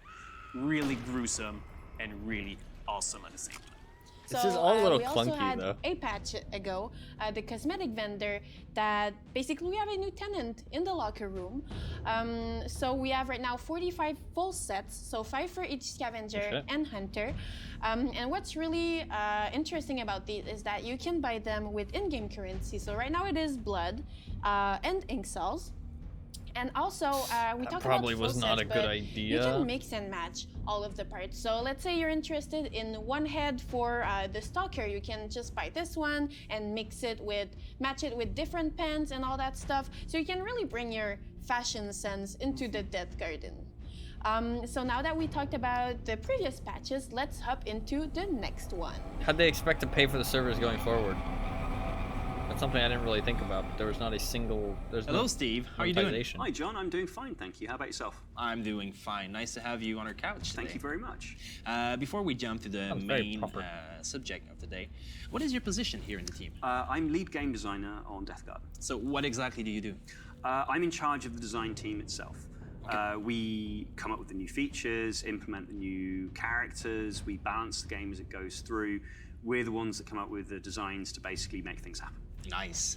So I guess let's jump into the important stuff. Okay. We've been testing a new mode with the community recently. Yeah, care to talk hunt a with little bit? friends. Exactly. So this allows us to have hunters working together. So you can play with your friend and shoot the scavs as you go through. Hopefully making more entertainment Interesting for they call them everybody involved. scavs. This means that you can, with another friend, be able to hunt multiple scavengers through the game. Nice. While sticking to pretty much the same game rules as 1v5, which is currently live. We've already did a couple of playtests with the community. Do you already know or aware of certain issues that you need to tackle?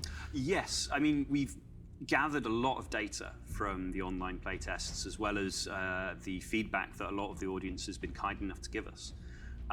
So we're addressing a lot of the situations that have occurred because of this. So we haven't got quite a fixed number of Honestly, things that we need to address. I feel like 2v8 in this game would work better than DVD. So hopefully we'll be able to have something new for them next time they're able to play it. So I guess that's why we need them to play the game, and we need the community with us. I mean, exactly. There's a lot of player in that new mode, so it's so much easier to get the information that we need to be able to balance the game out from a larger pool of players. Internally, there's only a few of us being able to play it all the time. So we obviously, the more people we have involved, the easier it is for us. And how about the numbers? Now, recently it has been 2v10. Are they fixed, or they might change at some point? The only thing that I can say is fixed is 2 hunters. Okay. It's 2vx as far as we're concerned, so maybe it'll change, maybe it won't. Maybe we'll find the perfect balance within 10 and just tweak a few things here and there to get it to work out to the player's satisfaction. Nice. Well, we have some other playtests that are coming in the next week, I guess. Yeah. So what we have is a 3-hour playtest in each time zone. We've looked for the busiest times of day in each time zone as players join in, and we're hopefully having a reoccurring event within the weeks, so players can see the changes that we're making as we go through and be able to compare to what they had previous weeks. I'm guessing people are now seeing it on their screen, the time zones and the different playtest schedule. So hope that everyone will join us in the garden to try this new mode. Thank you, Steve. Thank you very much, John. I don't know that another game mode is a good idea, though. The player base is kind of small. Hey Alex, welcome to DG Insider. Thank you, it's my first time. Are you stressed? Excited. You should be. You should be. Before we talk about the Gold Rush, the new map, what's your position in the team?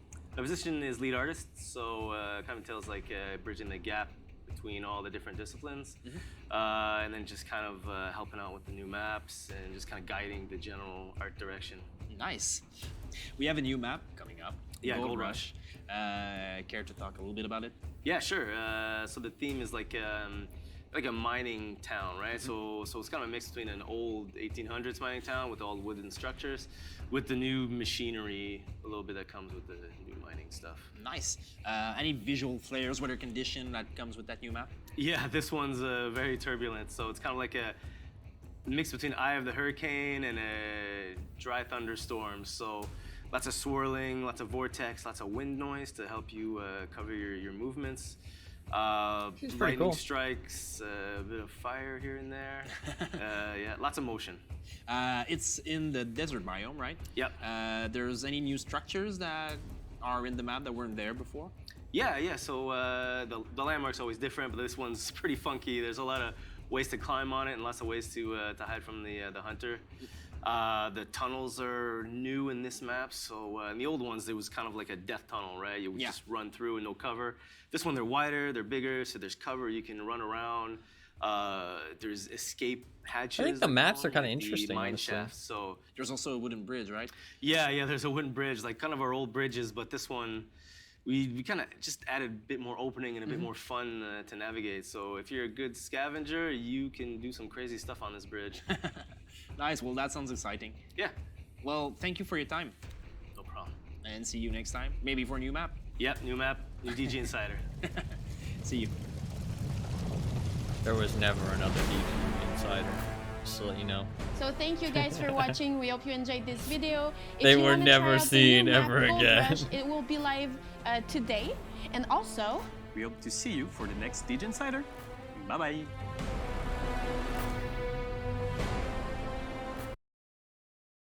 We will never see them again. Up hands. That was August 12th. August was a pretty bad month. Player rates did drop pretty badly. The next video that we have, there's no insider for this one, is a vignette for a new hunter. This was in August 22nd. So they didn't even do, like, they didn't even talk about that in the insider. So maybe they just weren't sure when it would be ready, and it ended up being ready sooner than they thought. So they just decided to release it because the player numbers were a bit low, and they were hoping maybe it would bring some people back. I don't know. Seems odd to release it with no video, because it seemed like they were talking a lot about stuff coming up in the videos. This is the veteran.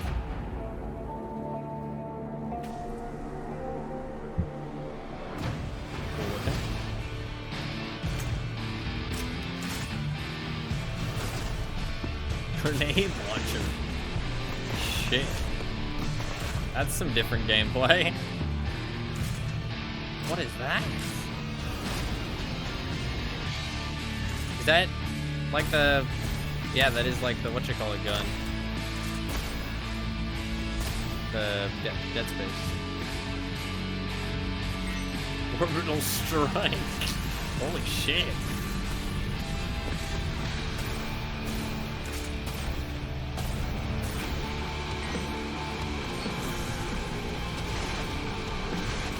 That's kind of nuts, though.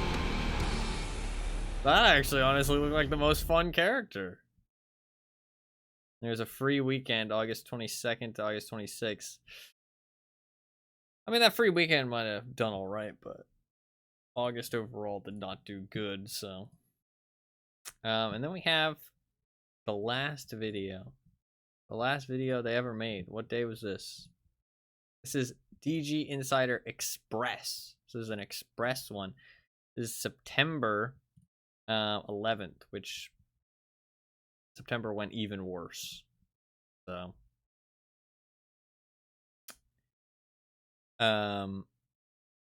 yes, not good. Last video.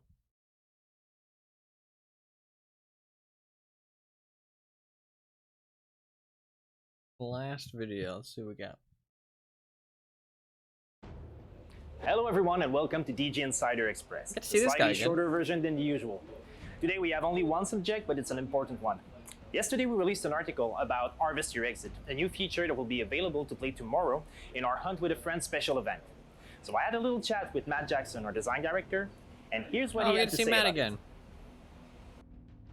Hello, Matt. So in the Hunt with the Friend mode, what scavengers are trying to do is to deliver 250 blood to any blood bank that they see. And if they do that, they open the exits early. What we've done is we've overhauled the system, but we've kept the delivery of blood. So the blood banks now act as exits when 55 blood is delivered to them.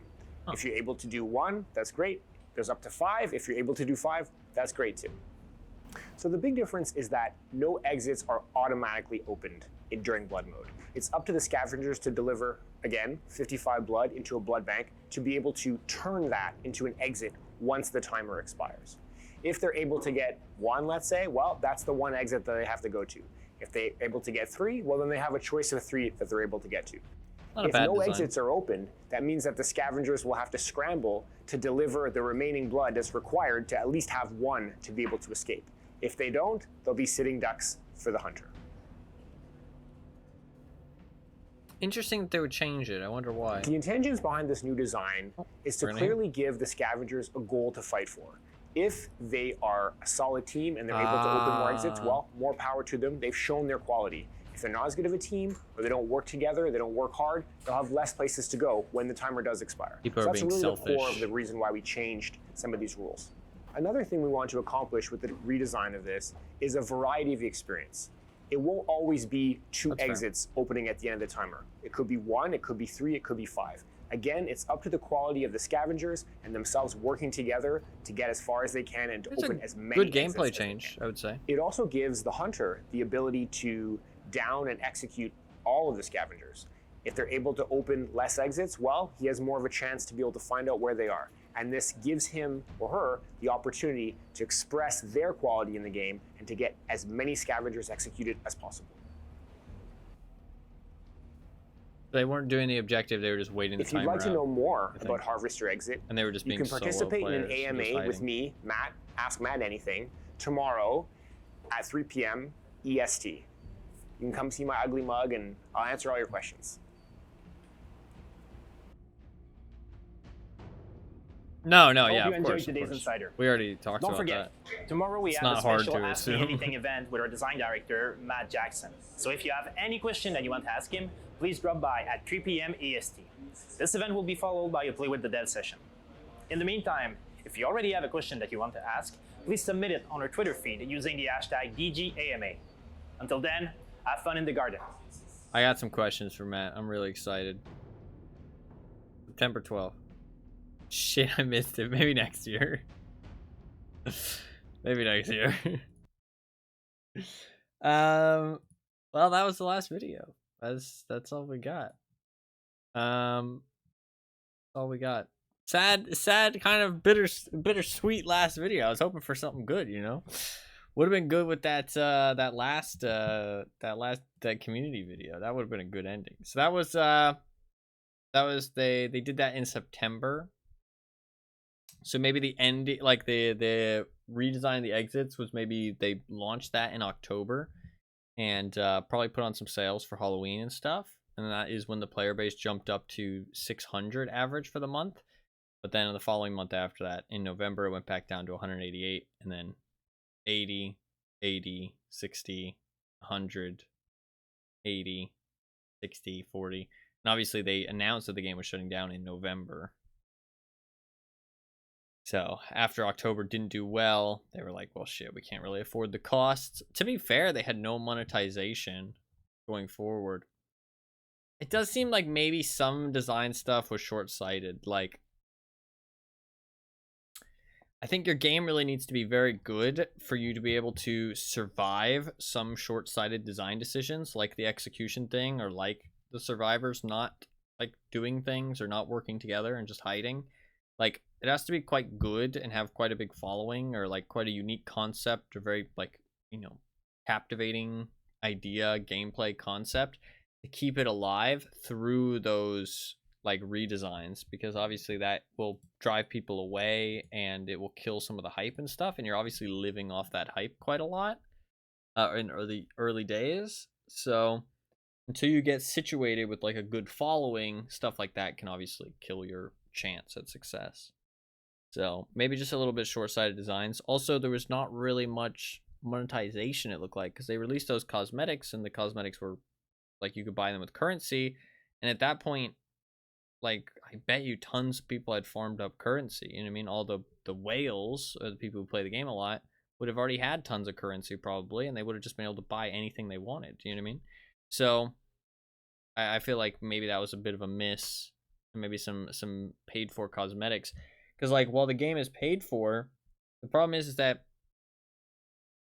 I think just like nowadays multiplayer games just have to be free to play. Like, that's honestly how it feels. Like, if you want a player base that's going to keep the servers up, you need to make it free to play. That way you can just monetize other stuff. I mean, you can make it a paid for game and you can monetize stuff in the game. But I feel like free to play is just a lot easier because it's less of a barrier for entry to get people in, and then you can monetize stuff on the inside as well, and people won't be as annoyed by monetization in the game. It is kind of just a natural thing for live service games now, though. I used to be more annoyed by it, but I've learned that you really can't be, because obviously they have to pay the bills somehow, and even if the game is paid for, it's a one-time purchase, you know what I mean? So everybody is just going to keep playing. Unless you're COD. COD is just...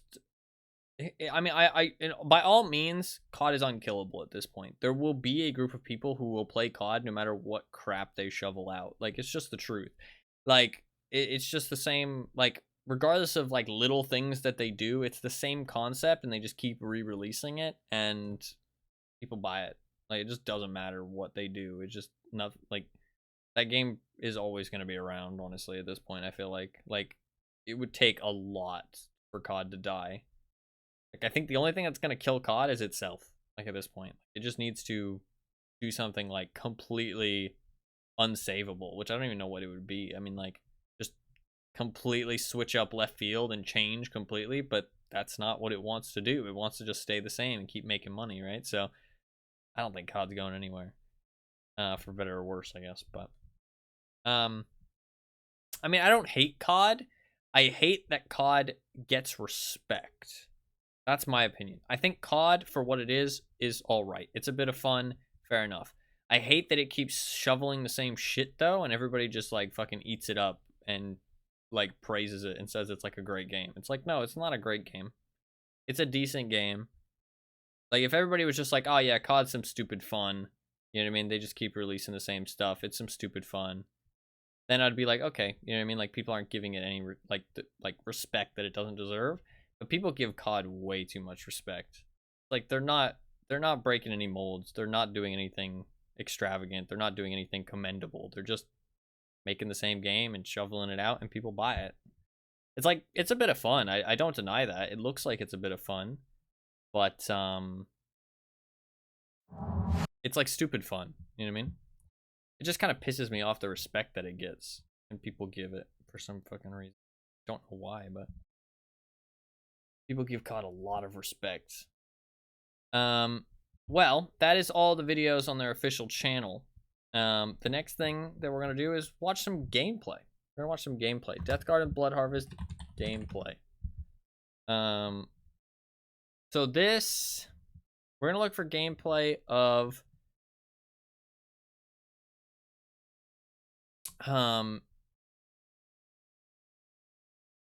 to look for gameplay of the old game.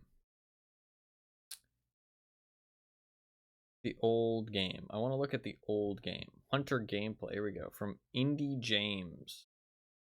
I don't know if he'll have, I don't know if I have commentary, but we'll give a link to his channel, because I'm not trying to steal anybody's content or anything, but obviously I can't play the game myself, so not like I can go get you guys fresh content, so we're going to need to watch somebody else's.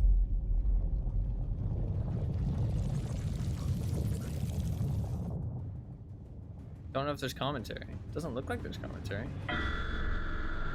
The 13-minute gameplay. Okay, we're just looking to see what the game is like. We're not going to be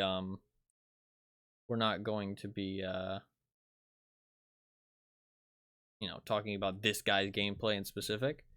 I'm gonna post the link to the video so you can go and check him out. Indie James, that's the name of his channel. We'll just watch.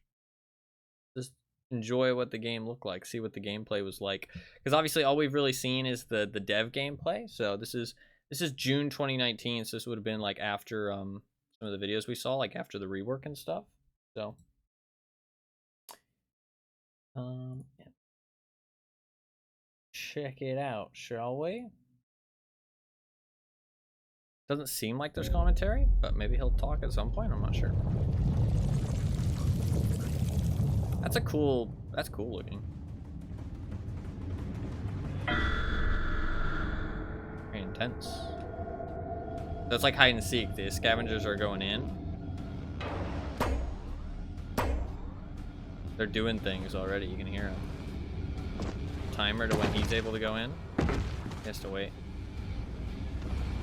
Okay. Hunter may now enter the Deathgarden.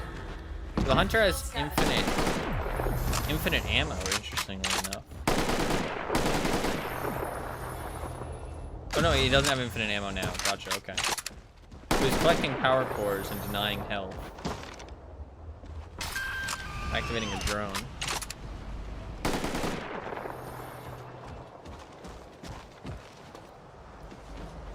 So yeah, he's just collecting stuff. This would have been before their change that collecting was faster, I guess, though. You still have to walk up to each one, though, so it's still going to take time. There's some heavy footsteps.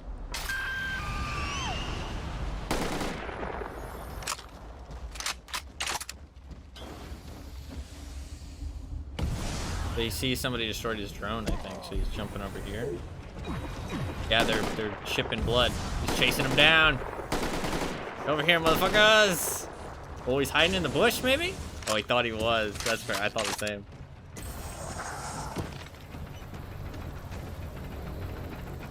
He's putting up a turret because he thinks people might be back. Oh, he was hiding in the bush. Hard to hit him, honestly. Wait, they get both weapons? What the fuck?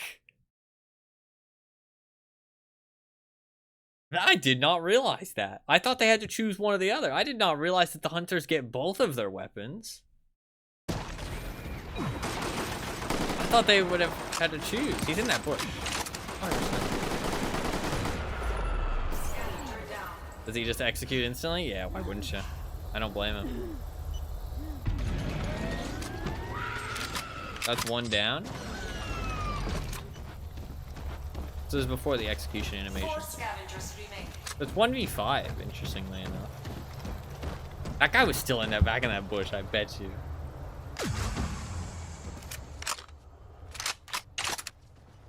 He's keeping an eye out, seeing if he sees anybody. Oh, he's trying to see where the blood was getting delivered.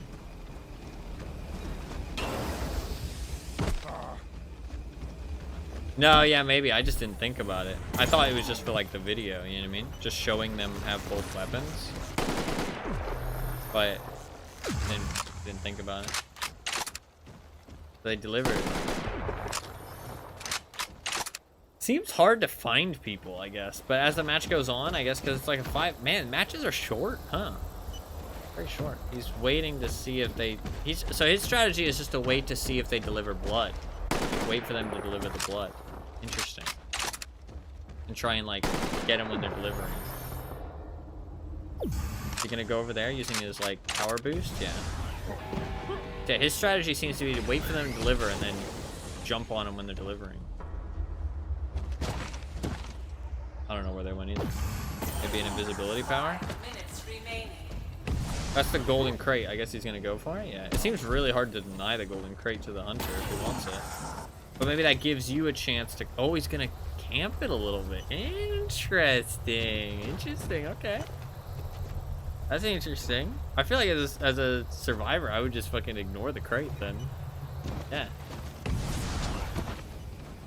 Let's go in. Oh, he is in trouble. Yeah, that guy's... Now you can execute him. So this is before they did the recycling thing.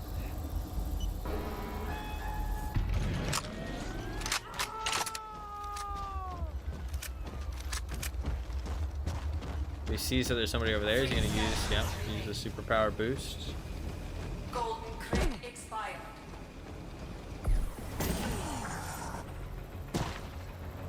And activate that drone?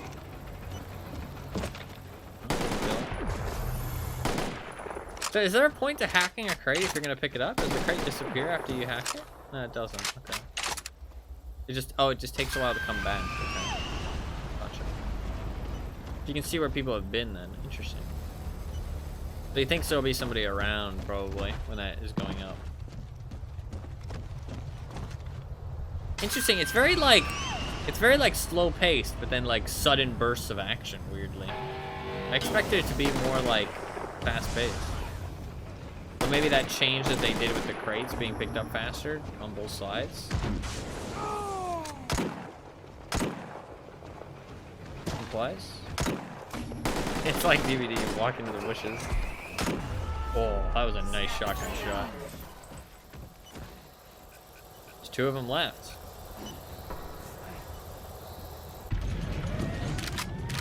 Sound design? It's alright. I don't know. I'm not as big of a fan, but I wouldn't say it's bad. Only 2 scavengers remain. I think that crate noise is alright. The gun reload sounds a bit whack, though.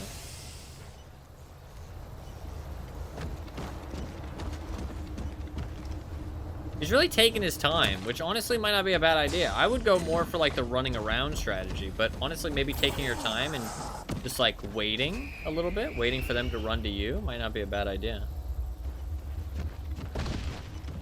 I mean, he seems to be doing pretty well.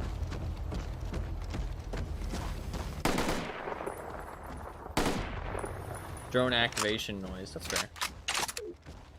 I don't remember what it is.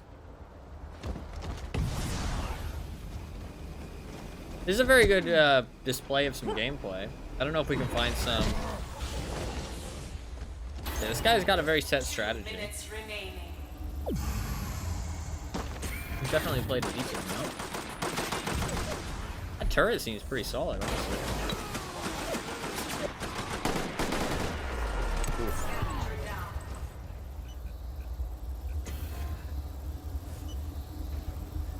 Oh, that's fair, that's fair. Hunter domination. Blood mode activated. 1 scavenger remains. So now he's going to this last place. 1 scavenger remains. Don't let them escape. There's 2 exits though. He made it to the other one. So that's why, kind of partly why they did the change. That way that guy can't just escape for free. Interesting. Oh, is there another match? He plays another one? Nice. Oh yeah. Watch 2 matches. He's just placing his turrets and thing. That's fun. So he's playing the Executioner.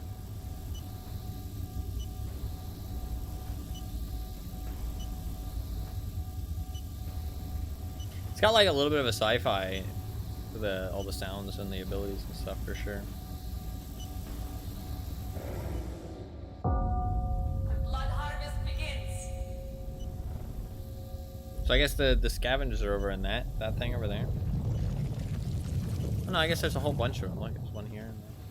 And there. They're gonna go in now, and then he gets to go in 20 seconds later. Okay, interesting.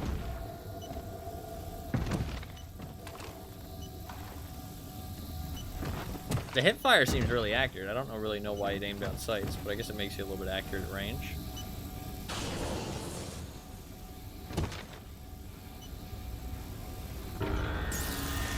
Hunter may now enter the Deathgarden. You must kill scavengers.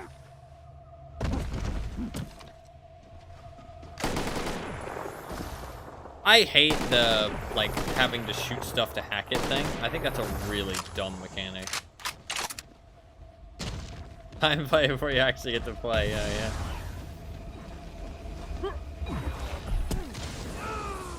Yeah, I don't know about delivering blood, like, right after, like, 20 seconds later, because that's right when the hunter's, like, ready to hunt, you know what I mean? He's like, that's the second match where, like, they've delivered right when he's looking for him, you know what I mean? There's, like, bad timing from the scavengers. I hate that you have to shoot crates to hack it. I think that's so stupid. But I guess you can hack them from a distance. That's kind of cool that you can hack from a distance, but... Up close, it feels kind of dumb.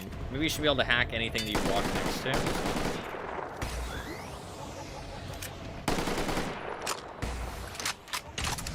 Oh, I saw him right in front of him. He just didn't notice. To be fair, it's hard when you're playing.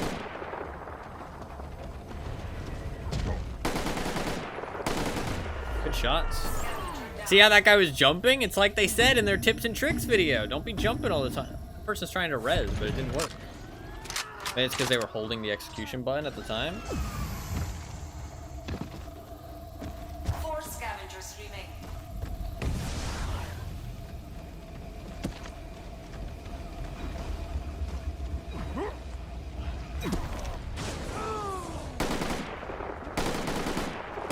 I could see how this could get old kind of fast, though.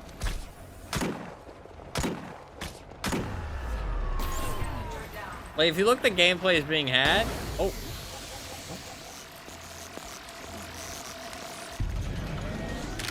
Because I assume this match is going to play out exactly the same as the last match. So I could see how it could get kind of old.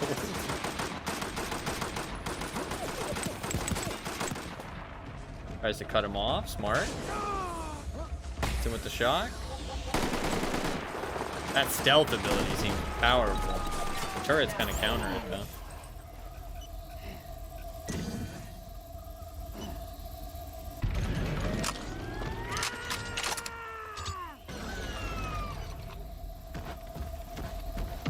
Only 2 scavengers remain.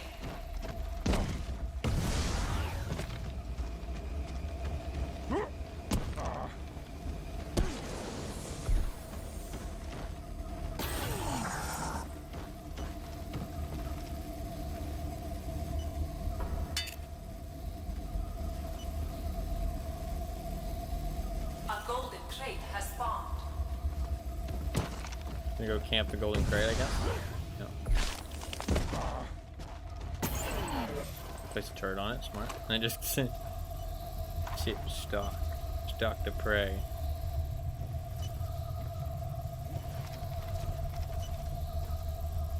Somebody's delivering, but it's hard to tell where. Oh, somebody went for the crate.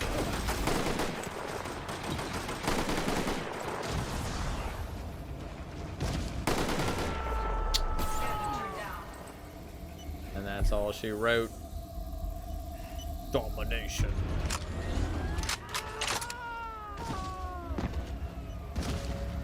Golden crate expired. I think you can make it, right? But it looks like that person was kind of... What are they doing? Oh, it's gonna be close. Going for the exit. No, that's way too hard to stop him. That's way too hard to stop him. Bloodharvest is complete. I mean, I don't know. It looked kind of fun, but also like it could get old pretty fast. You know what I mean? I think it could get old kind of fast. I can see why they changed the, like, with the recycling and with the exits mechanic. It was like, it seemed like, but I mean, you can do different strategies, to be fair. Like, he was just doing one strategy. You know, thank you for watching. No commentary. No commentary gaming channel. I don't know. Does he have Survivor gameplay? Can we watch some Scavenger gameplay? I'll see if he has any other gameplay on his channel. I prefer no commentary because we're just watching, obviously. He has multiplayer gameplay, and then he also has closed alpha gameplay. Shit. Okay, we watch some. Is the multiplayer gameplay of the hunter?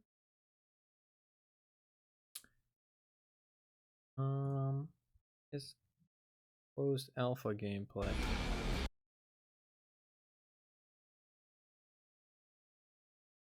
It's just of hunter. Do we want to watch some closed alpha gameplay? What do you guys think? Just going back in time a little bit to 2018. Wow, this is a year before. We can watch her. See what it was like. We might not watch the whole video, but we'll watch some of it. This is from the same guy. So. It's already a little bit. Has entered the arena. Listen to the voice. Oh my god, this is so much different. Holy shit, look at how much work they did. That's kind of crazy how much work they did.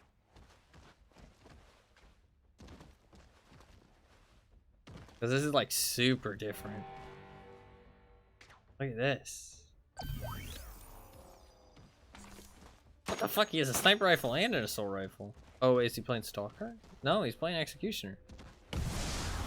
Fogger than DVD, I know. See, the people that are delivering are revealed. God, this is so different. It's like a totally different game. Blood pulse activated. Same mechanics, obviously. It says 3 kills remaining. Wait, did it say 4 to begin with? No, it just says 3. I skipped ahead a little bit.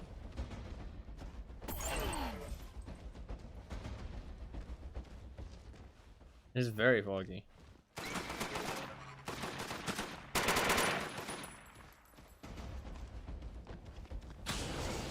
Oh, they still have a static pulse. Blood pulse almost full. What's going on? Why isn't he executing them? Maybe he doesn't know that you need to? Maybe it's not a thing? But like, how do you win? Because the kills aren't going down. I don't know. This is so different. We're not gonna watch too much of this. It's just interesting to see. Runner revived. They got revived. You are revealed. It does seem hard to hit them, honestly.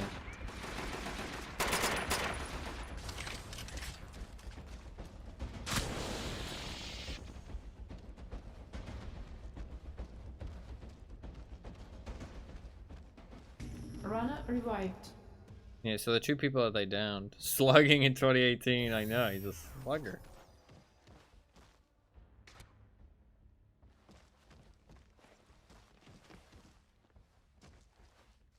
They're just like walking next to each other. Runner down. Blood post full. Ah, there you go. Send to blood post. Runner sent to blood post. How does this work? They're in the blood post. They're in that thing. What is that thing? The blood post. Does it like take time for them to die in the blood post? Execution available. What the fuck? You have to like go to the execution thing, so it gives this. What? He's trying to save him. Runner down. Blood post full. Yeah, they're trying to save him. They saved him. Blood post drained. That's an interesting mechanic. Arena event. Holy shit, look at how many of them there are. They're all shooting him. Can they kill him?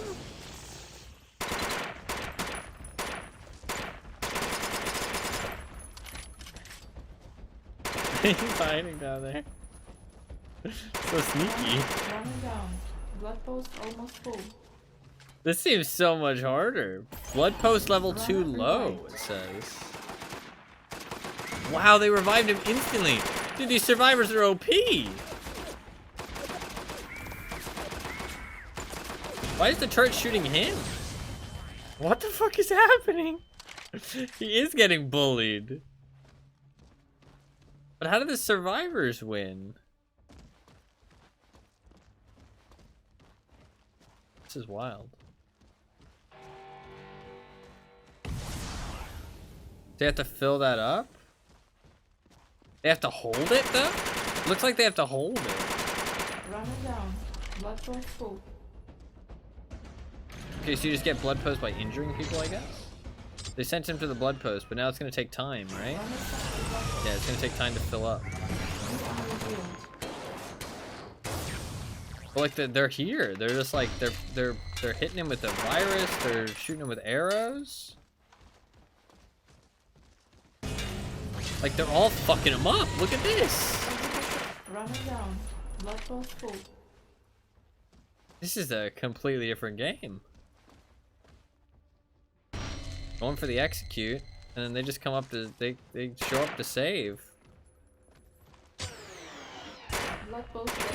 They're everywhere. They saved him.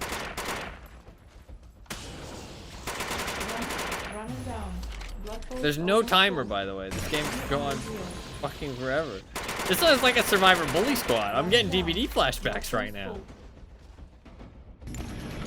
I'm getting fucking DVD flashbacks. This is just like DVD.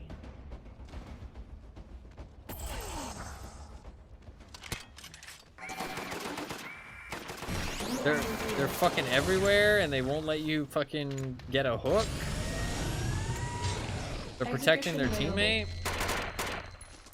Like, you're trying to like bounce all over the place, but they're fucking all over the place. Just like, oh my god, this looks infuriating.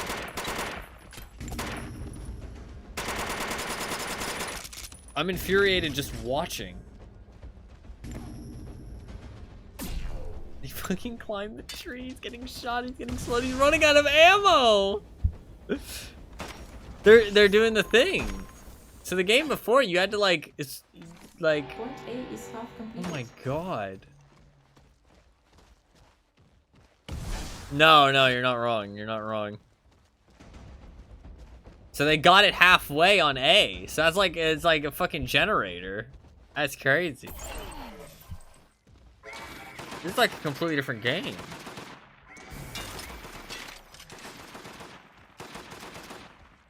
This is wild.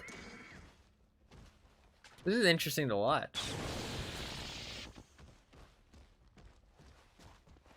It's been 6 minutes, nothing, like literally 6 minutes, and the only progress that has been made is halfway on one of the things. Increased weapon damage, interesting. So there's no power cords for the droids. Run it down. Blood pulse activated.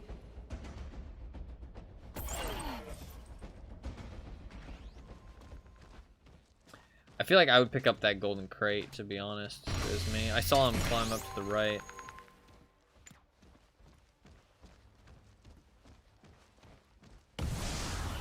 They're going for A. They're trying to finish the game. Runner revived. Can't hit them. They're gonna hide. Gotta go. He's running. Dude, I wonder if they're a Swift and they're fucking communicating, because that guy ran. Although he was revealed, I think. Maybe. This is just like DVD. Holy shit. Literally just like DVD.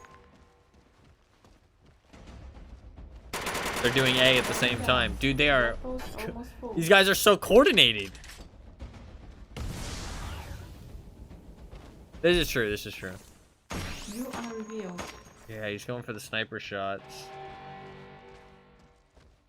And now they're doing B. Oh my god. Runner revived. He's got to go back to B. Oh my god, I can feel him stressing. Because I've been there. This is awful. There's 3 of them, dude. He's stunned, like flashbang style. Needs to stay in the zone. He needs to stay in the zone. You are revealed. Don't let him get halfway. You need to stay in the zone, dude. Don't let him get halfway. Oh, he gave up. He gave up. Run him down. Nice. You got him down. I mean, how do you have time to execute, though? He's got to go back to A now. If he doesn't go back to A, they're going to get it. Oh, he had to stop for some reason. Maybe they have to collect some kind of resource to do it? I'm not sure how that works. Or maybe he just thought he was going to be coming, so that's why he got off of A. Maybe. He's going for the execute. They might not be ready. They might not be ready for this execute. Nice, he got one. The runner has been executed. Nice. Runners have 2 lives remaining. They have 2 lives remaining. They're doing B though. They're gonna get it halfway though. One B is half completed.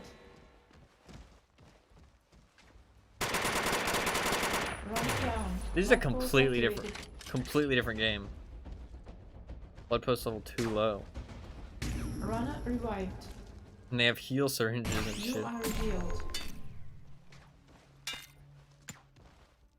They got B and A halfway now.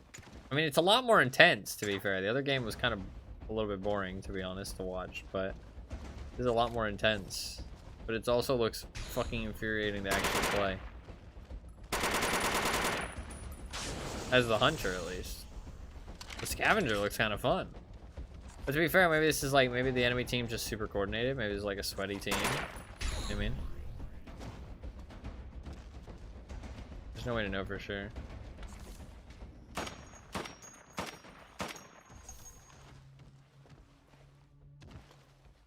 You are revealed. No, yeah, for sure, for sure.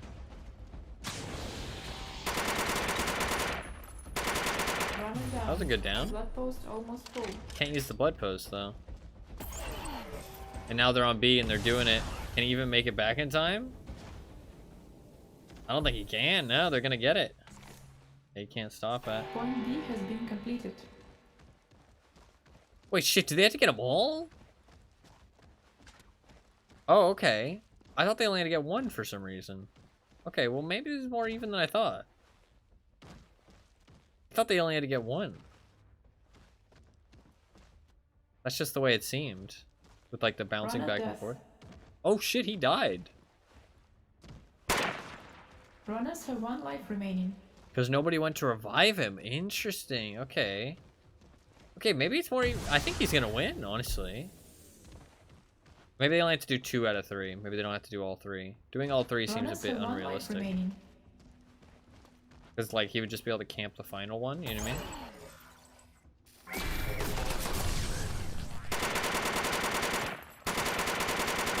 Nice shots. He's going. So now they're on fucking thin ice.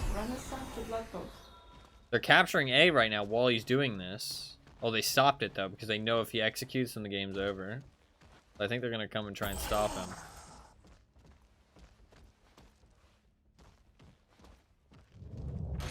They're gonna be here to try and stop him. Execution available. Good that he decided to deny that health. He's going for it? Yep, they stunned him. They got the res. That was a clean res. And they got that just in time. He's got no ammo. It's like fucking DVD. Where do you find the time to go get ammo? It's like your huntress out of ammo. You gotta go reload. Where the fuck do you find the time? Oh, he just has a no scope. This is painful. I feel bad for him. This looks... I mean, I think he's winning, though. I mean, he's doing a decent job. Blood post activated. All things considered. He sent him to the blood post? No, it's too low. It's an interesting game. Interesting mechanics. Oh my god.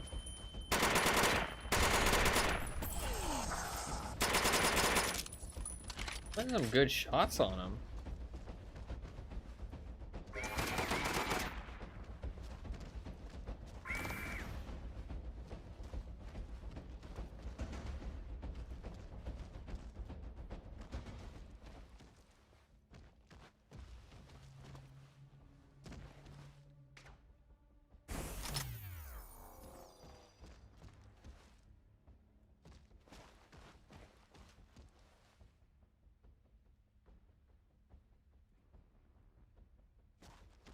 Waiting. What are they all doing?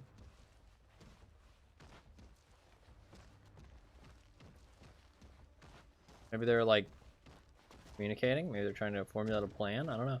Is there voice chat? Maybe they're just hiding. Blood post almost full.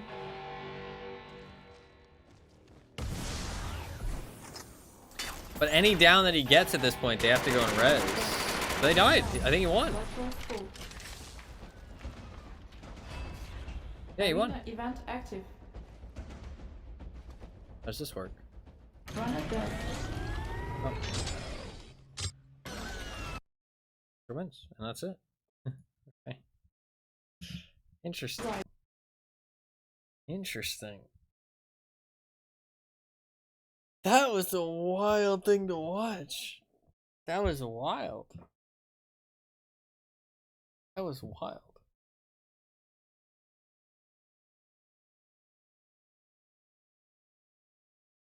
That was definitely a very different game.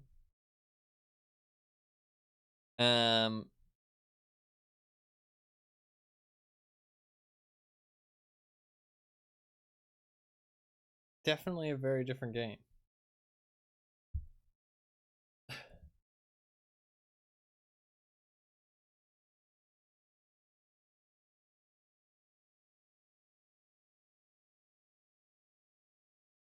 I want to see. I want to see if we can find some Deathgarden, Bloodharvest gameplay from like more recently, like when they had the rebirth and stuff. You know what I mean?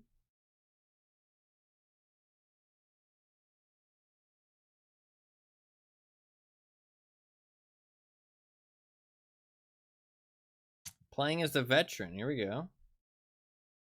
With tips and commentary mixed in. Watch this guy's video, maybe?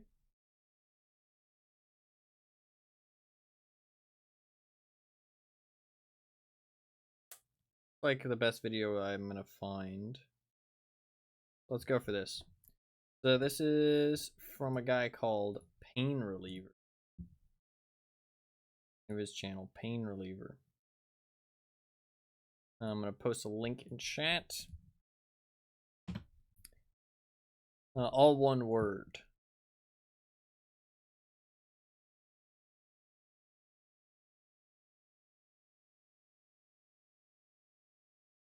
It's a 7-minute video, so we get to watch some gameplay. Like one match, I think. Watch one map. There's some tips and commentary mixed in, apparently. Don't know exactly what that means, but let's see. So this will be newer. There'll be the I'm not sure if there'll be the end game mechanic, because I think that was after, but there's, I mean, I doubt there's much gameplay of that, because the game said it was going to shut down pretty soon after that. But there'll at least be the recycle mechanic.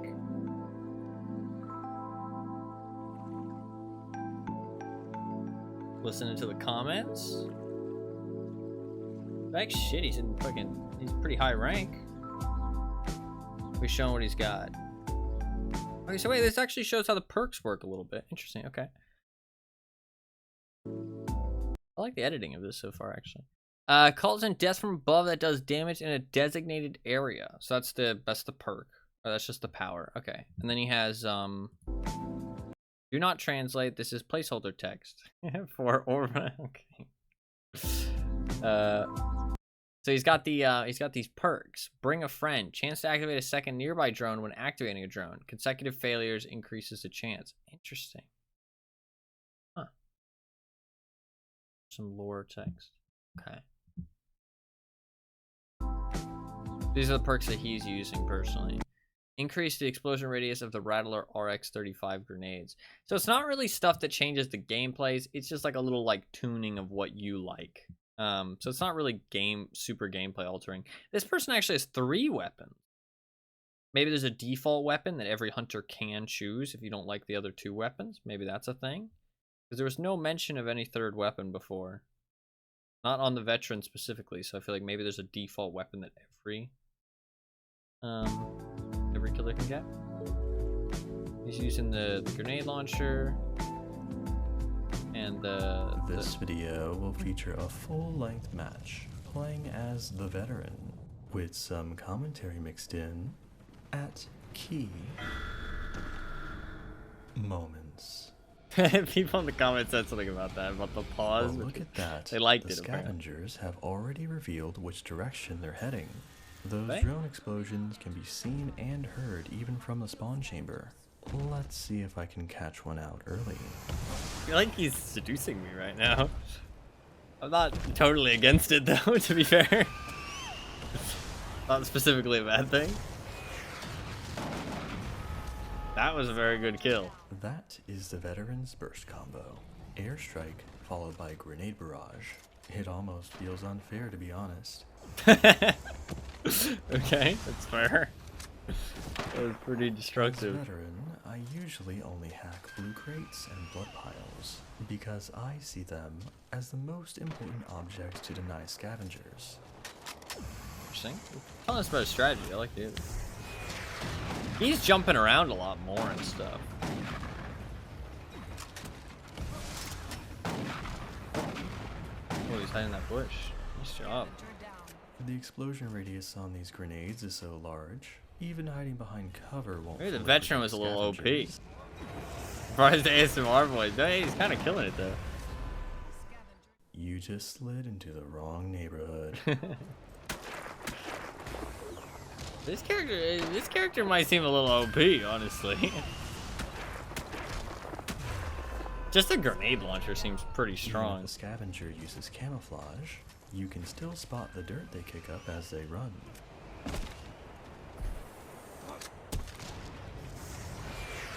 He's being very informational about I cut the the stuff chase he's with talking. the scavenger because I could tell his movement speed perk was active. I prefer getting the drop on scavengers rather than fighting while they have buffs. I also thought that the scavenger I downed earlier might still be in the area. I'll just make the best of a bad decision and activate some drones to gain some map awareness. To conserve stamina while moving around the map, I deactivate my supercharge at the height of my jump, which allows me to maintain momentum while saving stamina. Definitely for my got the next strats. chase. He knows what he's doing. This is some sweatier gameplay for sure. I know someone nearby took out this drone, but I didn't trace the trail accurately enough. Let's see if I can catch these guys before they finish delivering blood. God, that was fucking deadly. He rolled into me with his speed boost to try and disorient me, but he'll need to do more No, than yeah, that yeah. to throw me off. I mean, it said at the start that he's like a top 15% player. So I mean, this guy knows what he's doing. I don't know if there's. You jumped right into that one, didn't you? Yeah, Veteran's grenade launcher is pretty powerful, especially if you can aim. This Does seem hunter was kinda designed strong. for players who have a hard time aiming, but for players who can aim, she just feels broken. Yeah, she does seem kind of strong. Ain't gonna lie. That execution animation's kind of cool.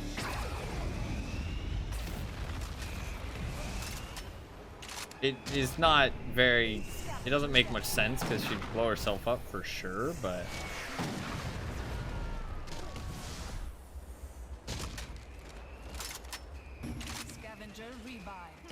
Oh, you aren't getting away with that. That was like a long-range revive. Yeah, that was wild. I could execute him here. Is that all but the I'll armors? just recycle him for extra points. He is actually I recycling. typically let scavengers have an extra life or two if I'm demolishing them. Yeah, I mean, he is fucking demolishing them. Fair, I like it. I like it. I like the sportsmanship. This is a pretty good video all around, honestly. Good gameplay, and then he's providing some commentary shot and down, tips and stuff. Where are the shooters? And honestly, this kind of editing takes a lot of work. Like, legitimately, it takes a lot of work. It's cool to see some veteran gameplay. I definitely saw a bolt trail come from here, but I neglected to check every bush. He was probably hiding in one of them. Yeah, I mean, it takes. You can't check every bush. Totally get that. Fuck that.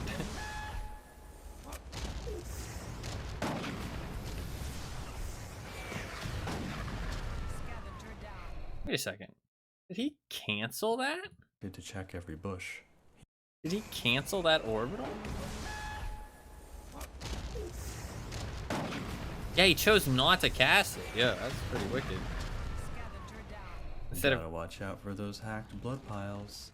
You can tell if an object is hacked if you see a red Oh, he shimmer on hacked it. the blood pile. Gotcha, gotcha, gotcha. Wow, that's really strong, actually. How do you deal with stuff that's hacked? I don't think jumping off the map is a pretty good idea. It seems like a lot of people do that. Typically, I kill scavengers using my airstrike and grenade launcher, but if those fail, a few shots from the carbine will finish the job. It honestly seems pretty fucking deadly. I mean, you only got 3 shots in the grenade launcher, but maybe 2 is better, you know what I mean? Was that a weird glitch, or was that an edit? I think it was a weird glitch, because he landed on the edge of the platform. So it, like, climbed him up.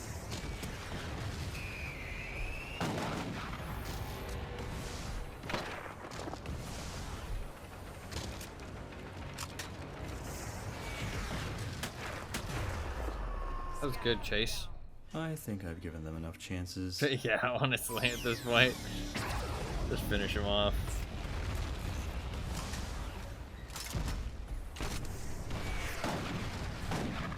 This is fucking destruction. Do you regret shooting at me during that execution now? Being sassy. Can they stop him? I don't think. Darn, the last one got away. Oh well, 4 out of 5 is a win to me. Yeah, I mean... So that's about it for this match. Some key takeaways would be to use the airstrike grenade barrage combo to quickly dispatch scavengers. Conserve stamina by disabling I like the supercharge black and at white. the height of your jump. Use splash damage to injure survivors behind cover. And if you play scavenger, don't fire off healing bolts like this guy. So thanks He even for shook watching. his head, If you wow. found this video helpful, make sure to subscribe for future content. A good video. Good video. A+. A+. Toxic, I know the head shake, dude, the little BM. That was Pain Reliever, if you want to check him out on YouTube. See if we can find some... Oh, he does have gameplay playing as Dash. This guy, same guy? Fuck it, let's do that. Works. So this will be the same guy. Same guy. Video was pretty good. We'll watch the same one. Oh wow, he even does DVD content. Does DVD content. He's releasing DVD content like 5 days ago, actually. So he's still active. Still active. More voice acting? What, you mean from him?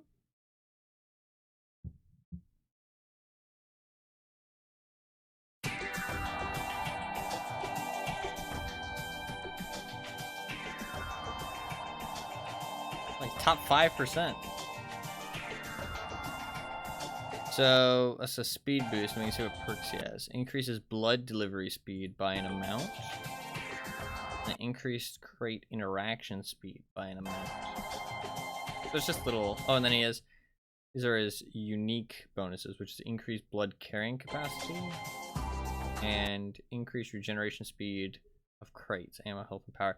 I don't know if these are specific to the character or how those work. I don't know how those work at all.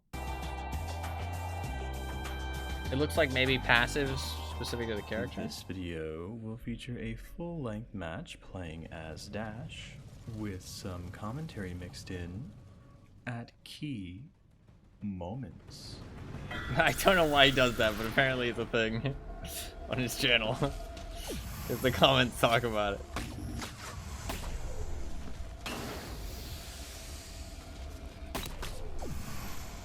I mean, that's pretty strong, giving everybody speed boost there.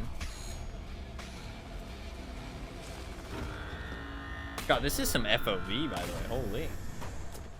Typically at the start of the game, I like to partner with a teammate to speed up blood collection.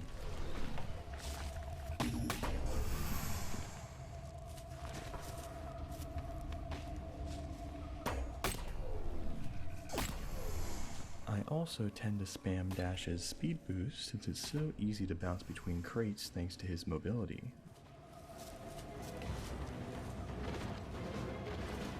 If I'm trying to get a better view of the killer while staying hidden, I'll cling to a wall for a second to peek over. Is that the Terminator? It looks like the Terminator, doesn't it?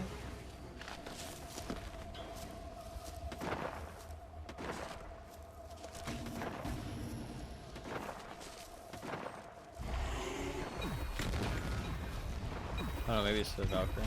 Or not Valkyrie, Veteran. There's little wings.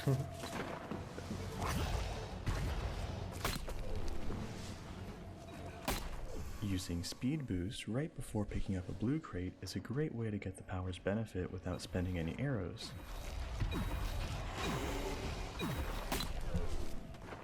Am I missing something? Or is he just saying that...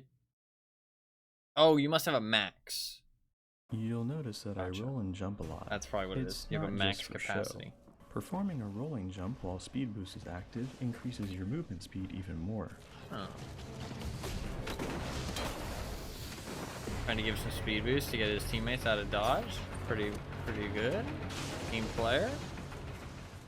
When it comes to my playstyle, I tend to mix it up depending on the situation.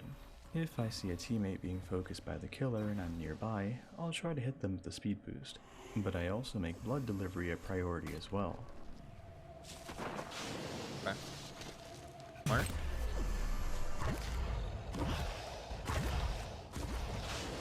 There's a little edit there, wasn't there? There's a little edit. Weird. I noticed some people do that. I don't think there's anything wrong with it. Don't get me wrong. It is just a personal thing. But I don't know. I don't like personally editing out any kind of gameplay that takes place because I think it like that way people that are watching can see how an actual match plays out. Because that was a very like kind of clean cut and you wouldn't really notice it. And so like it's hard to tell that he would have been standing there for like 20 seconds. You know what I mean? Not 20 seconds. That's way too long. But like, 10 seconds collecting that blood. Not 10 seconds, that also was too long. Is that the Terminator? It looks like the Terminator, isn't it? Yeah. I don't know, I don't personally like stuff like that in my videos. That's why I don't cut any gameplay.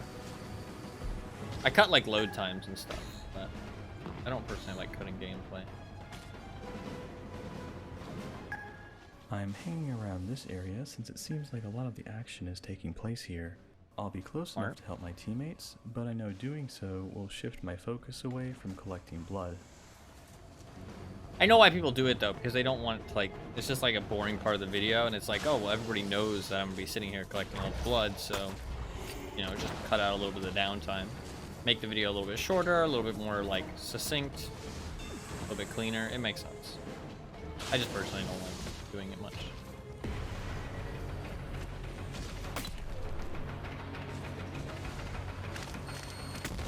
Oof. Running. Pretty intense while you're being chased, honestly. Look at the fucking Terminator, dude. Looks like the hunter gave up after seeing me loot that health crate. He probably also wanted to grab the golden crate.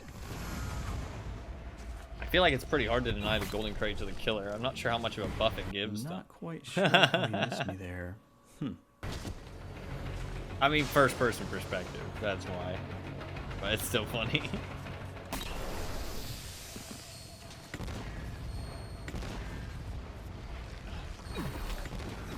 And I thought landmines were supposed to be dangerous. Take any damage. Oh god.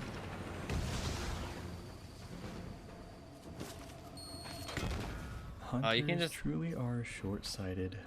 You can get away with a lot more than you think as a scavenger. Yeah, FOV is like, or just first-person perspective makes a big difference. Those mines seem really easy to avoid, by the way. It's like a hag trap. You just stand it and then you walk away slightly.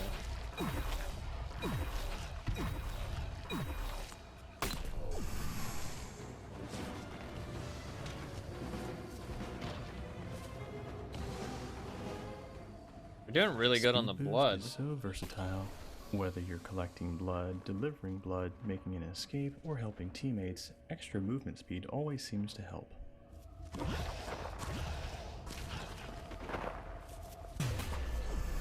Man, extra movement speed is always going to be useful.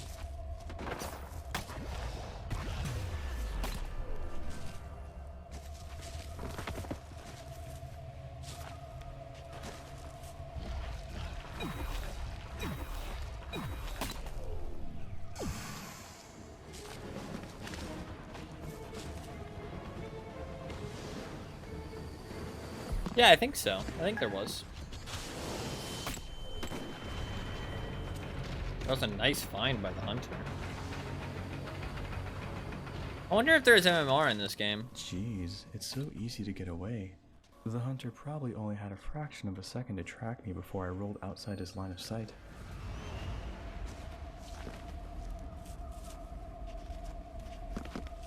I feel like there's no MMR. That's kind of the vibe I'm getting.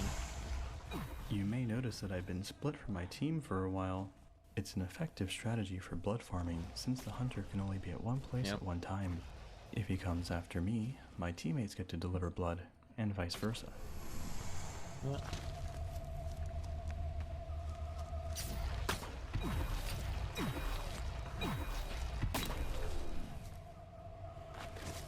I mean, this gameplay looks pretty fun. Honestly, Hunter seems less fun than Scavenger, to be honest.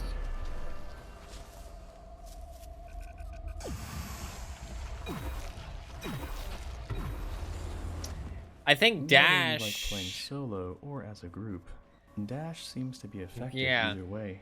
He like gathers and delivers blood quickly, but can also kite the hunter around thanks to his mobility and faster pickup speed. I honestly felt like I was on steroids the whole game. I feel like... So... I feel like Dash might be a little bit OP. Because if you really think about it, like the other characters, their ability doesn't do anything while they're collecting blood, but Dash does both. You know what I mean? Like, how is a little fog bomb gonna help you collect things faster? You know what I mean? How is like a syringe, like a heal thing, gonna help you collect things faster? You know what I mean? Dash might be the only one that actually gets an ability from, like, or gets, like, uses ability while just looting things as well and delivering blood, doing the objective. So he's better at doing the objective and at running away from the killer, which seems a bit strong. But to be fair, the veteran also seemed a bit strong. So that's about it for this match. Thanks for watching. If you found this video helpful, make sure to subscribe. Pretty good video. For future content. Like, A+, thumbs up.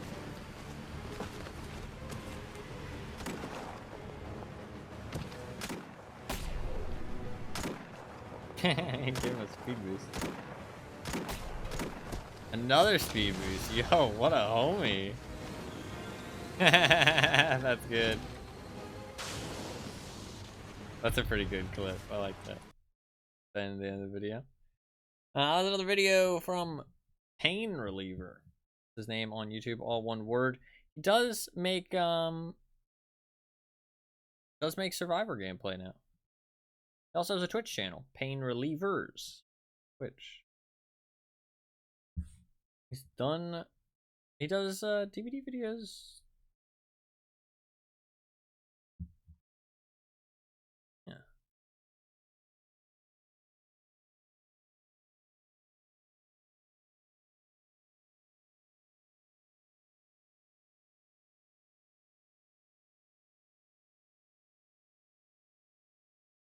Also some videos on ZZZ? Zenless Zone Zero? Is that what it is? I don't know what that is. Kind of anime game.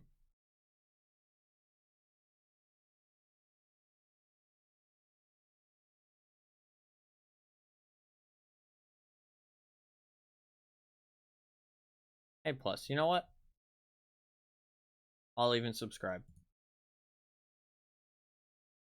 On my personal YouTube account. Look at that. I subscribed.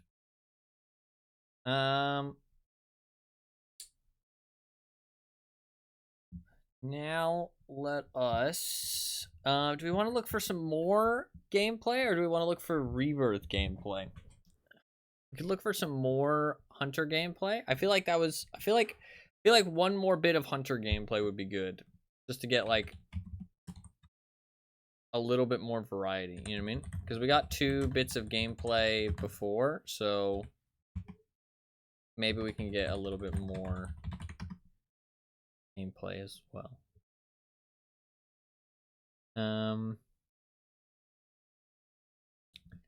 We got 2 bits of gameplay before, so it'd be nice to get a little bit more gameplay. So we have some gameplay in 2024 here. I'm gonna open that one. We might listen to that one actually. So that's 2024 gameplay. This is some gameplay from 4 years ago. When is this from? November 2019. So this would have been before the game shut down. Yeah, this is after they announced it went free to play and they announced the end of the development. Don't miss it and give it a try. The game will not be available for a long time anymore. Currently free on Steam. Nice. I like that he's telling people to go check out the game. A+. So this is Mephion. He only has 17 subscribers. If you like what you see, go give him a subscribe. I don't like to usually watch other people's stuff, but obviously in this case, I don't really have a choice, and hopefully they would understand and be okay with it. You know what I mean? We're kind of just taking a trip down memory lane, seeing what the game was all about, so I don't think it's too egregious or anything. Also trying to, you know, shout them out because I'm not gonna steal their shit or anything. All right, let's watch this. This is some gameplay from November. This is around when I played the game. I don't know if this is commentary. Scavengers may now enter the Deathgarden. You must survive and reclaim blood. Doesn't seem like there'll be commentary, but what character is he playing? Can we tell? Ghost, it looks like, maybe? Judging by the bottom right. Oh, you guys can't see the bottom right. That's fine. It shows how many arrows he has and how many power bolts he has. Hunter has entered the Deathgarden. You can see how much slower he's moving already just because he's not playing a dash. Like, he's not able to use his ability to do anything, you know what I mean? Like, at this point in the game, what's the point of using his ability? He doesn't do anything.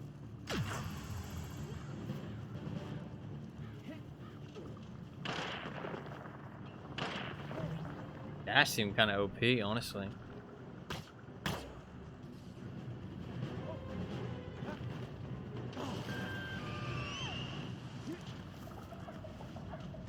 Save baby tweet. Save baby tweet.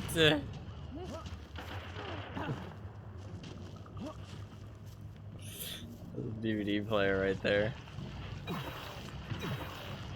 Nicely depositing some blood.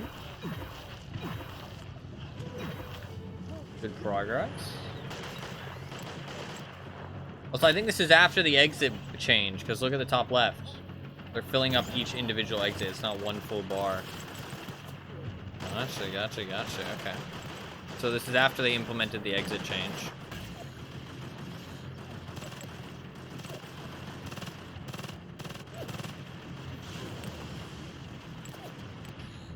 He's running.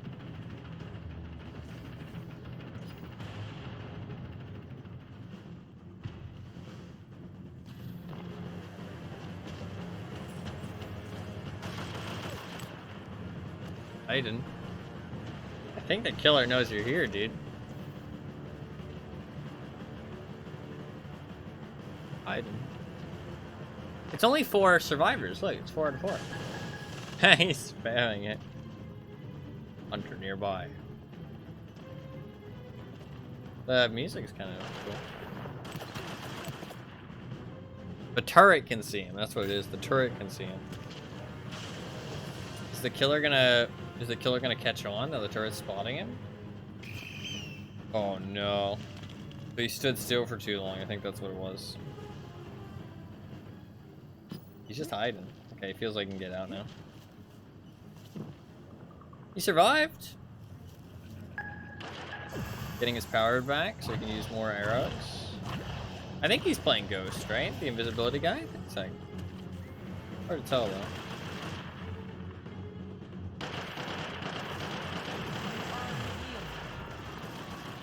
That was a hacked crate. Shoot the turret. Oh.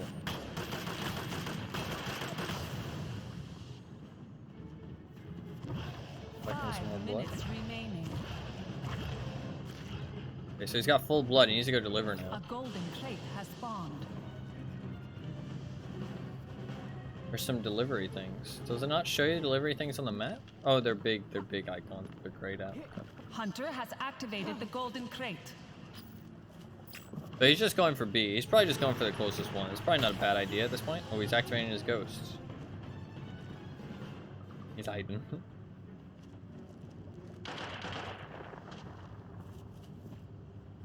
This is the executioner he's playing against with the turrets.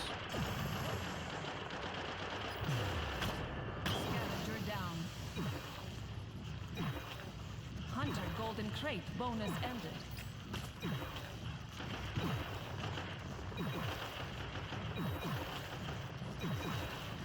Nice, that's a lot of delivery. But man, that really didn't make that much progress. He delivered a full thing of 10 there. And keep in mind that while delivering, you are letting the killer know where you are, but that really didn't make much progress. Look at that. Look at the B. It's like not even that progressed. Because him and his teammate delivered some, and it already had some to begin with. Like, and it's not even halfway. I'm bleeding out, and the hunter is using me for bait. I mean, that's a good ping to be able to have, but it's so, like, it's so long, I feel like. I'm bleeding out, and the killer is using me for bait. As they're, like, coughing up blood.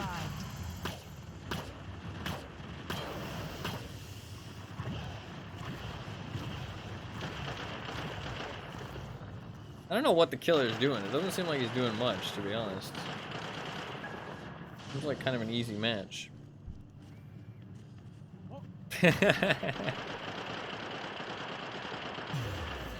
What an acronym.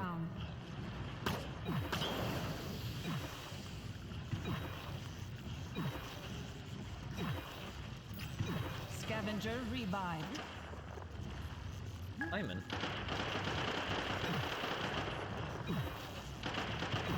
Man, that killer is struggling over there, I feel like. Maybe he should go help his teammates. Maybe he should just deliver. I don't know. It's hard to tell.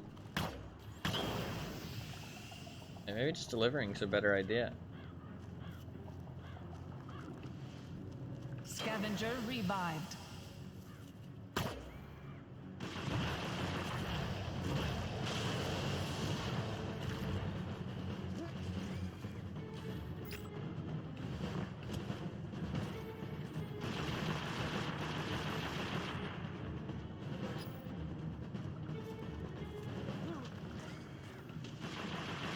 I mean, they're doing good progress. 2 minutes remaining. They're gonna fill up C, I think. Need one more blood to fill up C.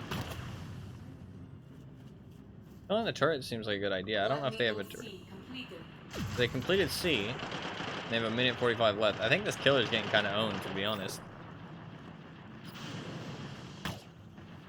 Seems like the killer is not having a good time in this match.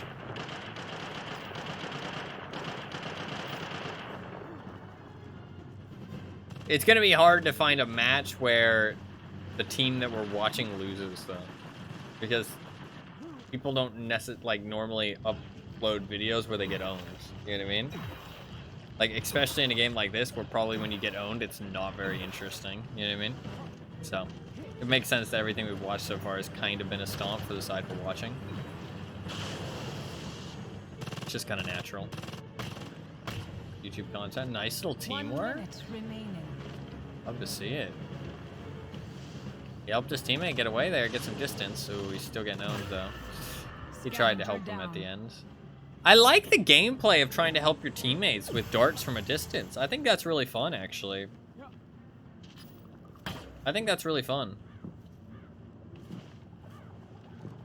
Honestly, the scavenger gameplay looks a lot more fun than the hunter gameplay for some reason, which is weird because I really like the killer gameplay in DVD. Like, I like the 1v4 and trying to like keep track of everybody.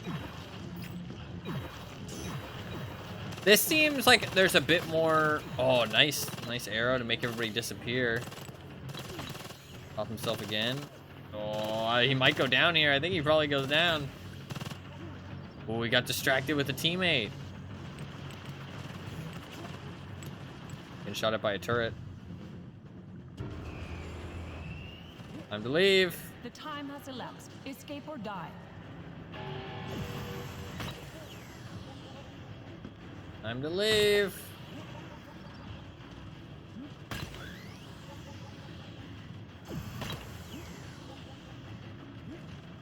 Oh, he is in no man's land. I think the killer's at the other exit gate, though. He is the last one left. He gets out, though. Let's go.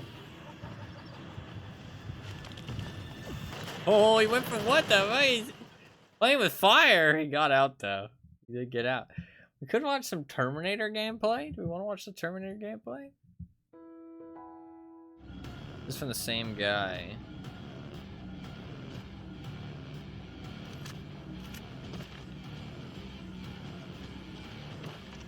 Fuck it, we'll watch one more video, one more gameplay video. When is this of? This is November 25th as well, so this is pretty soon after. So this is the same guy, Mephion.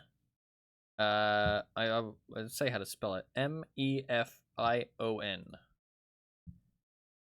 Mephion on YouTube. There you go. There it is, right there. So there's some Terminator gameplay. He's playing the Poacher this time. He's got the landmines. We'll watch this video, and then we'll look for some 2024 gameplay. Hunter may now enter the Deathgarden. You must kill scavengers. Just collecting some power cores. You got the little metal stomping. So yeah, he's kind of doing the little jump stop too. Gee, I didn't realize that you could activate and disable that. Yeah, he's doing the jump stop too, so he knows the strat to use it and then disable it. Interesting. Putting up some drones near the blood needle. Seems smart.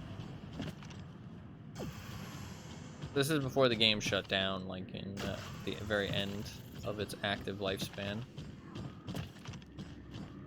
It's mostly going around collecting power cores to start with. They disabled that drone. Can he do anything? It's just repairing, so it's disabled for a short amount of time. He knows somebody's around. Doesn't quite know where they are. Somebody's shooting his drone over there. Oh, somebody's shooting him. What? Activating these drones. That seems smart. I mean, there's only 3 things. Might as well.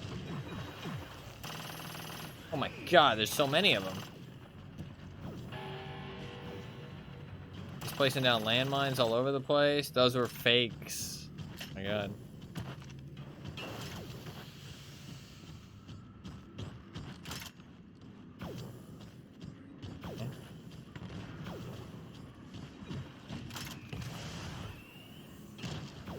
Notice there's somebody here. There's landmines everywhere. Oh my god. Shit, those landmines.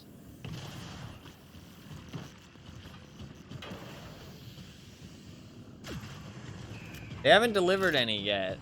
It doesn't seem like. Unless the killer can't see. Oh. Where'd they go? Oh, nice down. He's shooting techs. That's one down. Scavenger recycled.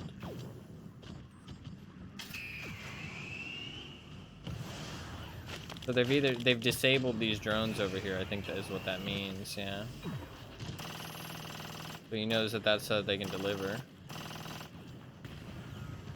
So does yellow health bars mean that you have to recycle them, and red health bars mean that you can execute them? That's kind of what the vibe I'm getting. Got the shoddy.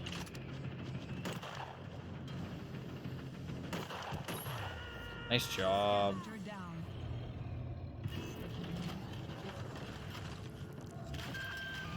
That was a good kill. The guns feel really whack. Like, just the way they look, the reloads, the way they sound, the way they, like, the impact from shooting people feels, like, all kind of whack. And the health bar showing up does make it pretty satisfying looking to shoot people, but, like, not the guns themselves, if that makes sense. But I'm not that surprised, because I don't think...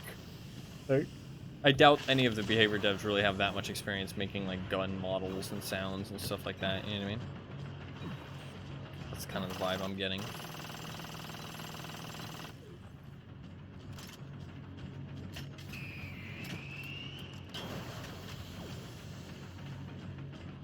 They look cool. Visually they look cool, I'll give them that. Golden crate bonus ended. I wonder if they're like Starfield guns, though, where they just like don't actually make sense.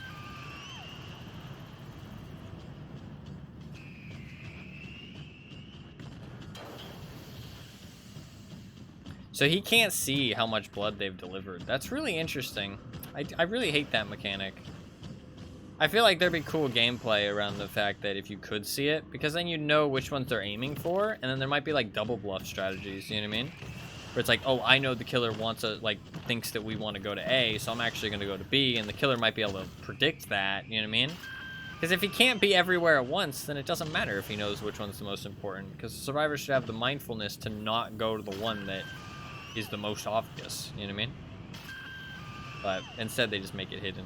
Now you can see when it gets low. You can see when it gets low. Like the pulse rifles and aliens rather than realistic sounds. Yeah, but they've got both. They've got bullets. Also, I think the reloads just particularly sound really bad. And like the way that the reloads look and stuff. The actual gunshot sounds aren't the worst. But they've got bullets. And they kind of make laser noises. Like they're not too bad. They could just use it with being a little bit heftier, if that makes sense. But they are going for a more sci-fi feel, so fair enough. How'd that not hit him? Pulse rifles use bullet as well? Do they? Fair enough. Got an execute. I don't know. I think with the... Oh. What did he just steal from him? I don't think the Terminator has a unique execution, because the executions are added after. I don't know, I feel like bullets should have like a heftier noise to it, if that makes sense. I feel like the pulse rifles and aliens sounded a bit heftier too, to be honest. His soul.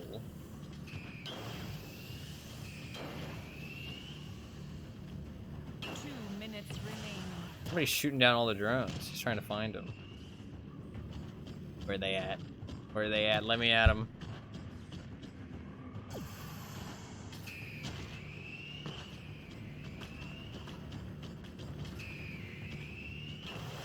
They're just sniping. He's just sitting out here sniping. Get him. Get him. Fuck him up. Nice. Only a recycle, though. It can't execute yet. It's annoying. They get 2 lives hiding in the corner. Angry Smurf.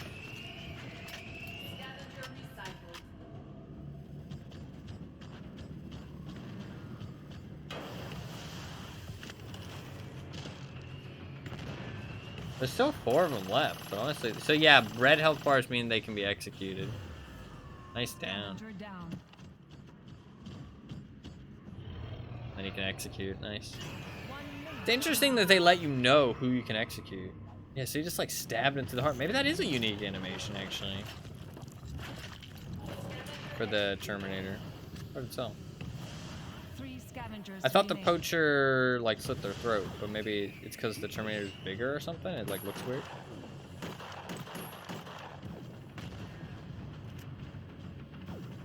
Being able to like throw out landmines while you're in a chase is kind of wild. 30 seconds. Rips their spine out, maybe. Yeah, maybe. It looks like he has like a dagger in his hand or something. But yeah, maybe he's grabbing the spine and the spine's in his arm, in his hand. I don't know if that's a Terminator thing. He lost track of that guy, but honestly, he disappeared really fucking well. So they've opened B. 8 seconds and the exits are gonna open.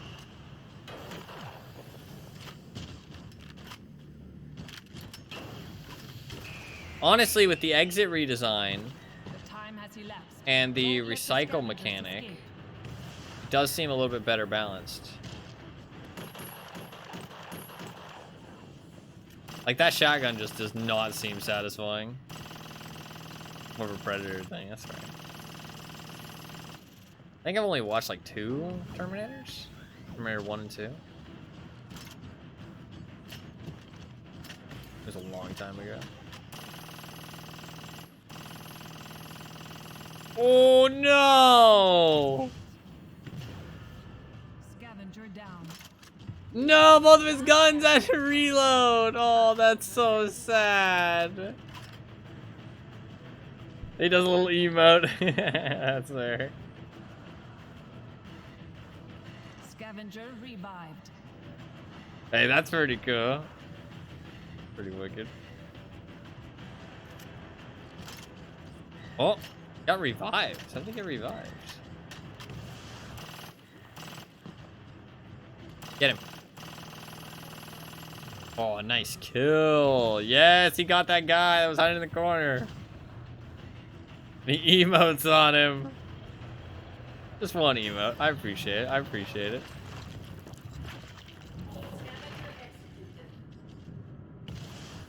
That's fair. That's fair. The Predator game. That's a fucking blast from the past. So that was some Terminator gameplay. Now,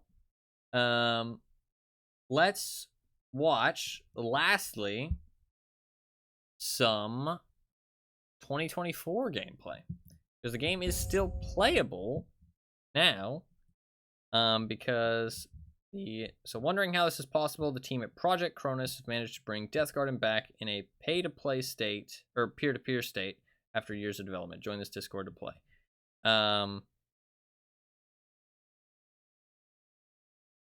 So yeah, so peer-to-peer, not the safest thing usually. I'm not saying anything against the people who made it or anything like that. I'm just saying proceed with your own caution. It's probably perfectly safe, but I'm just saying be a little bit careful. Maybe get yourself a VPN. You know what I mean? Like, just, you know, proceed with caution. That's all. Let's watch some gameplay. So we might have some scavenger gameplay here.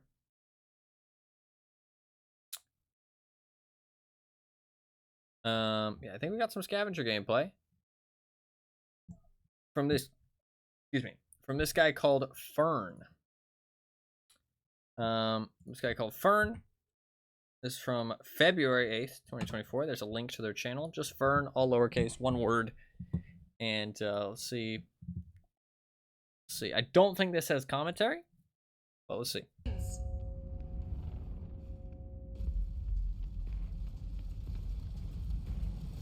This is 2024 gameplay. Let's see what this is like. Oh, they got a Discord noise. That was them, not me. Scavengers may now enter the Deathgarden. You must survive and reclaim blood. Alright. We're going around collecting some stuff.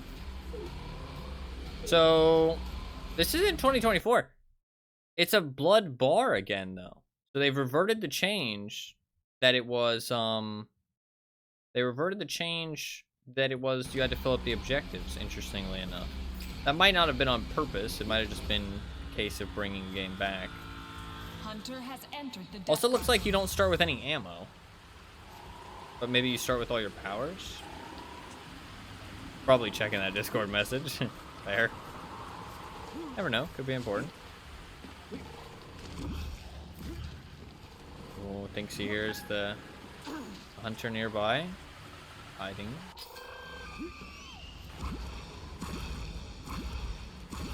Bring some blood. So yeah, it's back to 140 blood delivery. Interestingly enough. That looked like the poacher, as far as I could tell. Looks like you only need to shoot those things once to kill them, is that right? That seems insane. I feel like it was 2 shots before, if I'm not mistaken. Deposit some blood.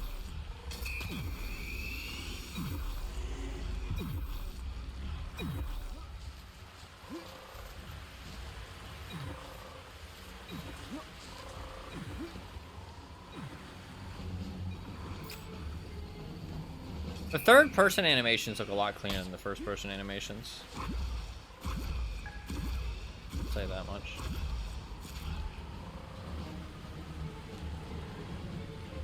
And in the bush. Scavenger down.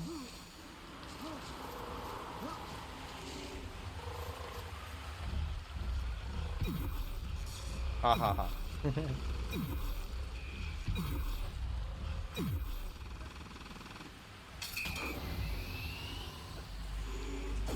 Are revealed.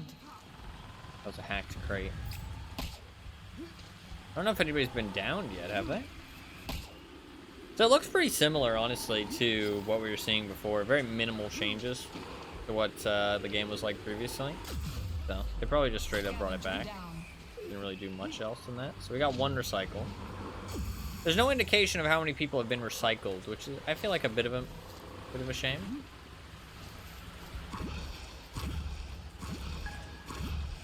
That's pretty fucking... You can run around them while collecting. Scavenger down.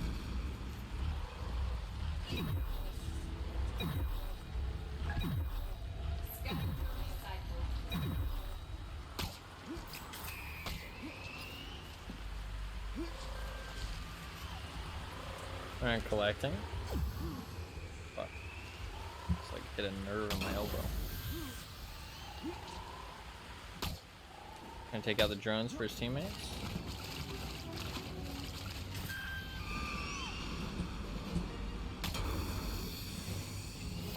Minutes remaining.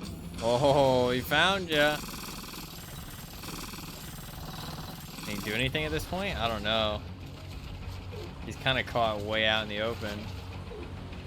Hunter has activated the Actually golden crate. escaped and got a heal crate? Wow, well played. I thought they were dead for sure there.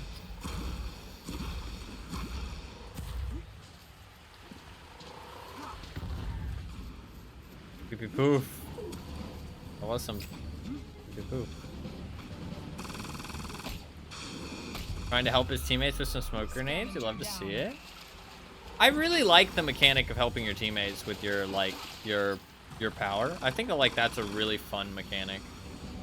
Like cat and mouse, but with your teammates able to send in support with like projectiles. I feel like is super cool actually. And it's not something that actually like fucks with the killer so that it ruins his gameplay, but it just helps the scavenger. I feel like that's actually a really cool idea, and like that could totally be capitalized on with another game, like something like that.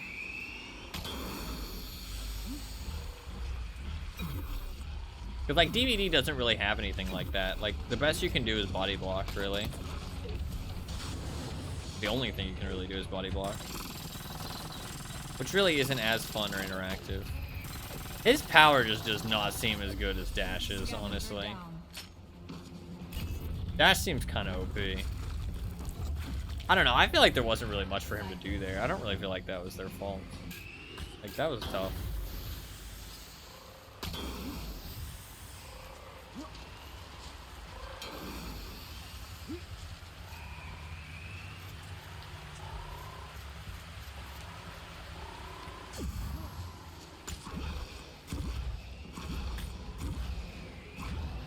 I think Dash had a little bit of power creep. That's all I'm saying. Honestly, the veteran feels like they kind of did too, to be honest.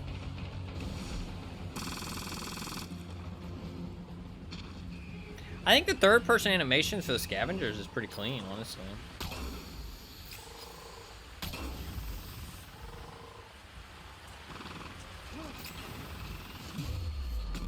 Scavenger down.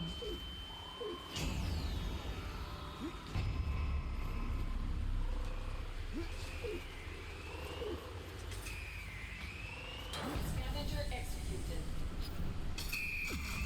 4 scavengers remaining.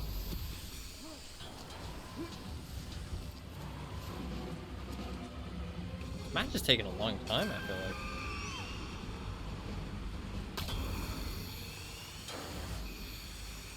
Two minutes remaining. There gets to be more and more drones everywhere, though, which is interesting. An interesting gameplay mechanic that the arena gets more and more kind of like. I feel like maybe some other things would be cool too, like maybe less and less crates, or like maybe other things to alert the killer of where you are, or just maybe less bushes or something. You know what I mean? Like buildings start like degrading. I don't know, some other mechanic that like it changes the arena as time goes on, other than just the drones, to kind of capitalize on that idea that it gets like harder and harder for the scavengers. I think he heard the hunter there.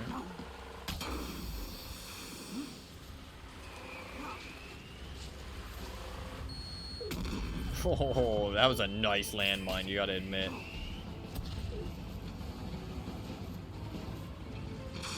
Nice evading, though. I would have kept running, though. Staying in a bush that close nearby, I feel like is risky. But to be fair, they don't have much time to check for you, right? They got other things to go and do, so. That was good evading, though. Absolutely. Pepe poof. Oh, they're looking. Doesn't have the time to check all the bushes. 30 seconds Off they go. That noise is really repetitive. You just hear it so much. They haven't delivered enough, by the way. They've not delivered enough, and they only have 10 seconds left. They're gonna have to deliver it during the fucking blood zone, right? Which is when the killer is alerted of everybody. Scavenger down. Yeah, so they're all revealed, and they have to gather 20 blood. Scavenger executed. And they just lost somebody as well. 3 scavengers remain.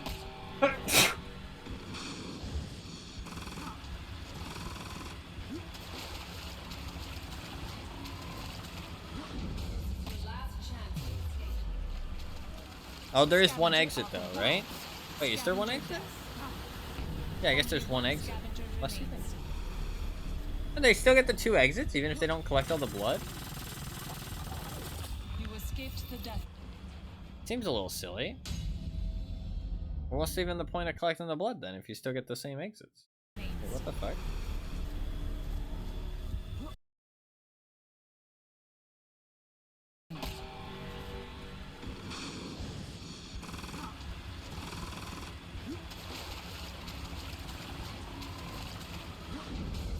Well, that's dumb. Weird. I feel like that's something that the Rebirth did, right? Because I don't think that's... Oh no, that is maybe how it worked before?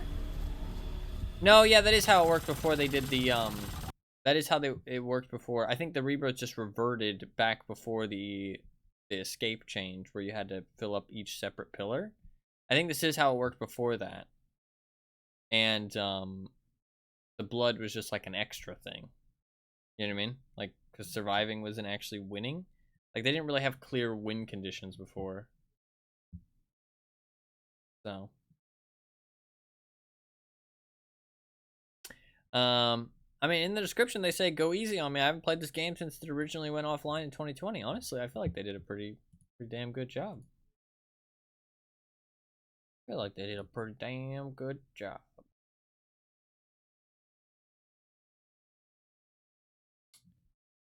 There is a link to the Discord. Don't know what the link is though.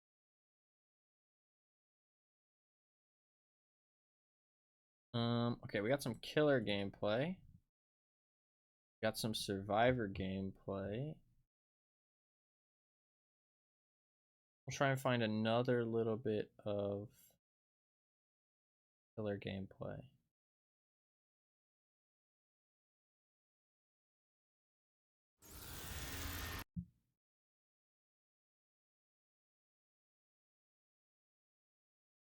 Okay. We got some game, I think. I think we got some games. Alright, so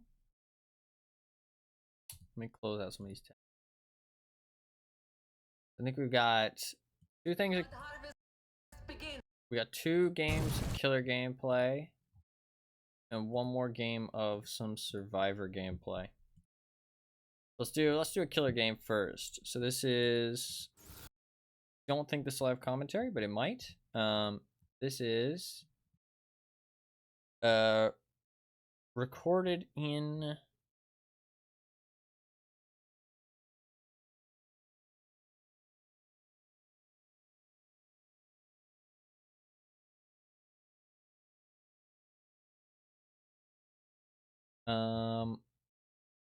this was recorded in, as far as I can tell from the title, this was recorded in January, February, March. This is March, late March. This was recorded, in 2024. And this is from someone called Disguise_AU. So, if you want to check out their channel, I'm going to post a link in chat to the video. And this is a 6-minute video, just as some Hunter gameplay. Let's see what this is all about. I don't think there's commentary. This is on the ice map. You must kill scavengers. What are they playing? Are they playing? Oh, they're playing Stalker, I think.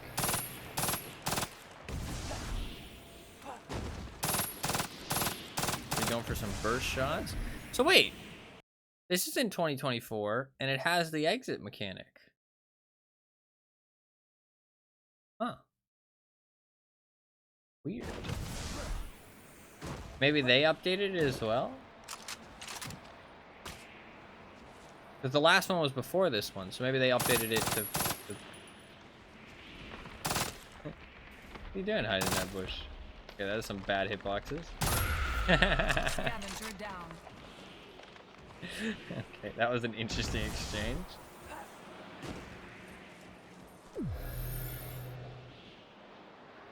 Okay, I think this is like their first match. It seems like they're reading the stuff and like figuring out what to do. They didn't even try and execute that person. Snow map's kind of cool. Scavenger revived.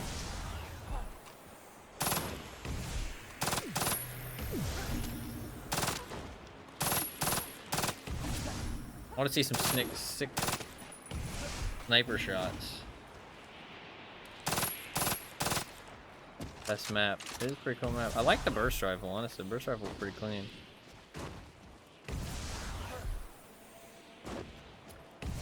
Hopefully we see some sick sniper shots.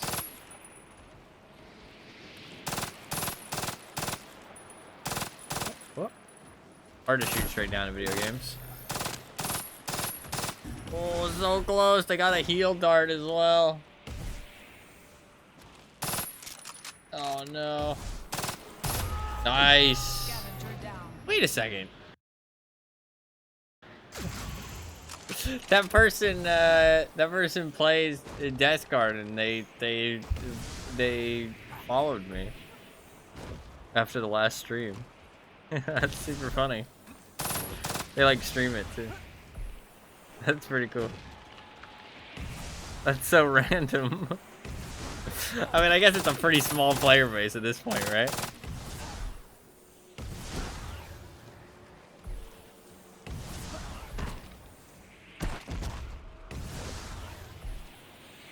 Small world, yeah.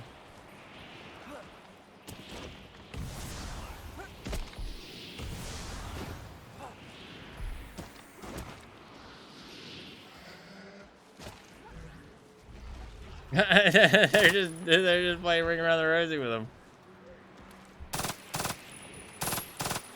What are you doing up there? Get down.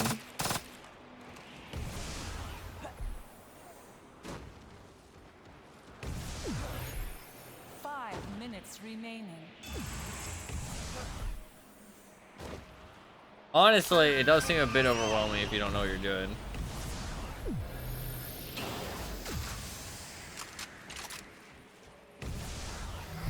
And there's no way to know how well the scavengers are doing because it doesn't show you on the thing. So I mean, they might be halfway. They might be like halfway done at this point.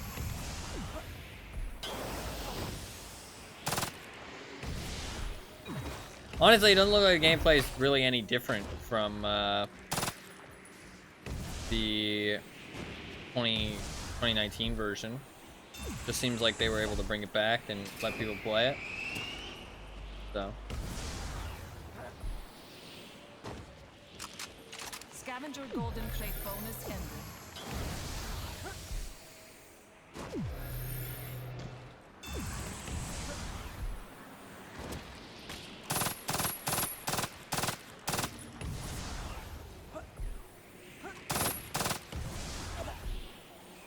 Oh, it's like a sunken submarine. That's pretty cool.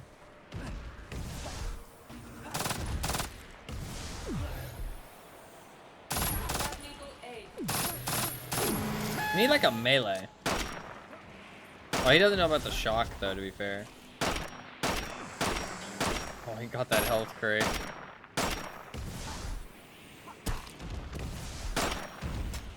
He doesn't know about the shock. This might be like their first game, honestly.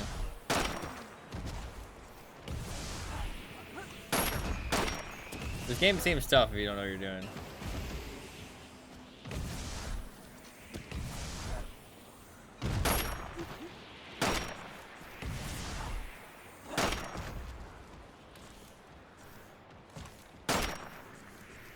I think this guy's just toying with him at this point. He's just seeing how long he can last. Did they fill all of them? Oh, I think they filled all of them.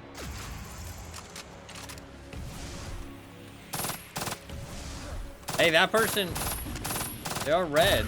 Does that mean he can execute? And hold. Oh, they got the fucking dart, dude. No.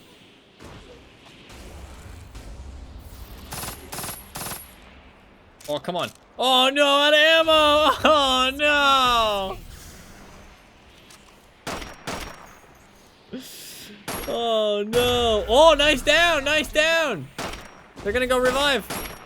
No, out of ammo. Nice. He got him. Get him. Get him. Get him. Execute. Execute. I don't know that he knows how. Execute. Are they gonna get back up or are they gonna die eventually? I don't think he knows how. Execute. Yeah, let's go. We got two. We got two. Let's fucking go. Get owned, nerds. One scavenger remains. Hunter re-entered the Deathgarden. Let's go. Hell yeah. They need some melee. Well, they have the little shock pulse. They have the shock pulse with the gauntlet, but he didn't know about it, I don't think, so. GG. GG. Alright. Like I said, that was disguise_AU if you want to check it out. I thought there was a link in the description of the Discord, but there's not.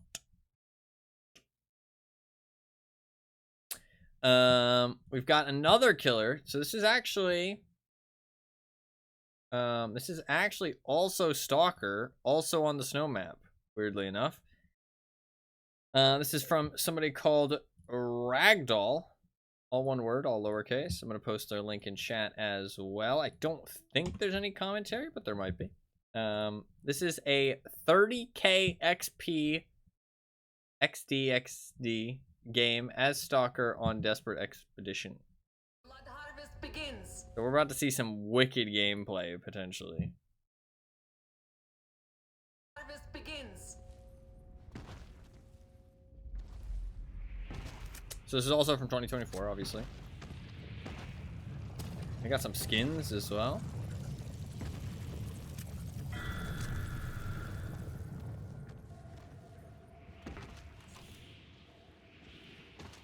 Here now, can I up the video quality now? And go 1440p. Fuck it, why not?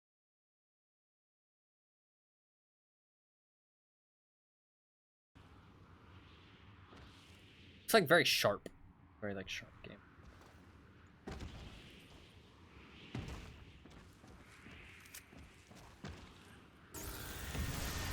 Hunter may now enter the Deathgarden. You must kill scavengers. Wow, they are already right on top of somebody. Shock pulse and a down Scavenger immediately. Down. Wow. Somebody trying to get the res. Wow, what the fuck? This is some Scavenger aim. Down.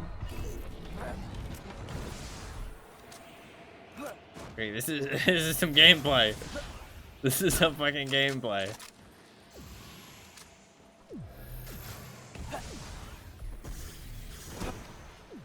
Chicken chat gameplay. No, yeah, they are. They're just so they've got a completely different strategy. Scavenger down. They're just jumping looking for people. They're not even activating drones. They're just jumping looking for people. They might activate some drones eventually, but maybe at the start of the game they're just gonna look for people. Scavenger down. He's locked the fuck in. I know. That's the same guy as well. Same guy. Completely different person. Actually, fuck. I didn't even see when this video is from. Wait. Kind of important information. May 5th, 2024. So a little bit more recent, actually.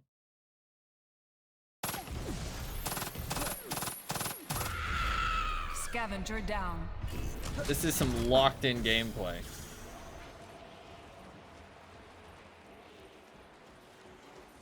I swear we're watching like a fucking tournament right now.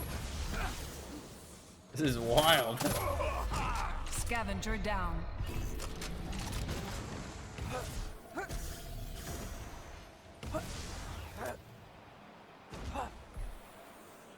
Yeah, they're going for a strat of just jumping around and just looking for people. Wow, they just instantly guessed that that was the real one. So you can see it, they're just jumping on the spot and then shooting. Instead of trying to chase the person, they're just jumping to get a higher so they can shoot over the terrain.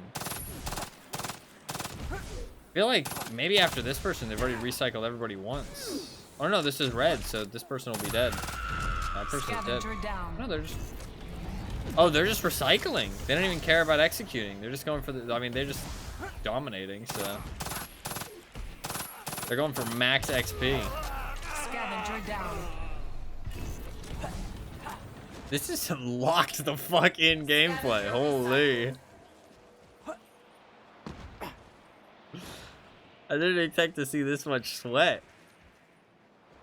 To be fair, when games get... Like, when games die and they get a lot smaller and stuff, a lot of the time it is just, like, the diehards that are still playing. Scavenger down.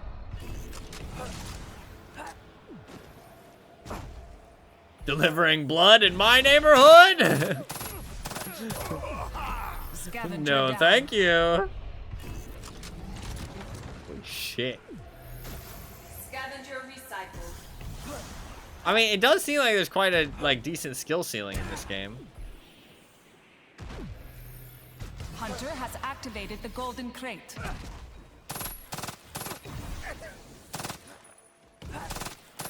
You get infinite ammo with the golden Scavenger crate. down. I don't know what else it gives. Might give more damage, more fire rate, who knows? Oh, do you get infinite energy? That's kind of what it looks like. Possibly infinite energy.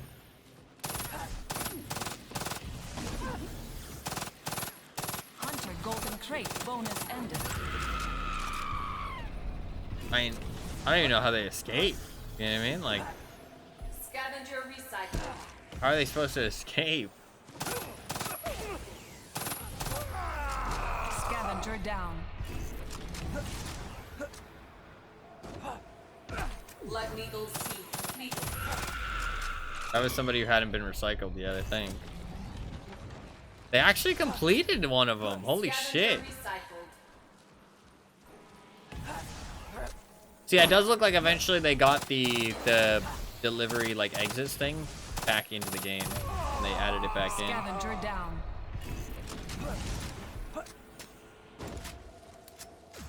When are they going to start executing, I wonder? Or are they going to execute at all? I mean, I guess if executing and recycling give the same amount of XP, then why execute, you know what I mean? Wouldn't it be smarter to execute a couple people to begin with? That way you have less people and then you can just farm XP for longer if you're going for max XP games.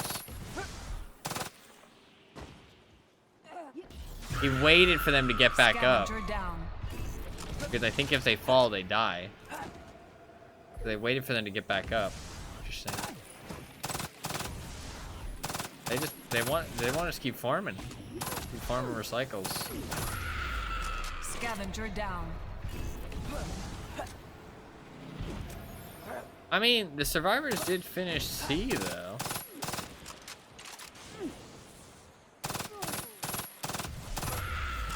Scavenger down.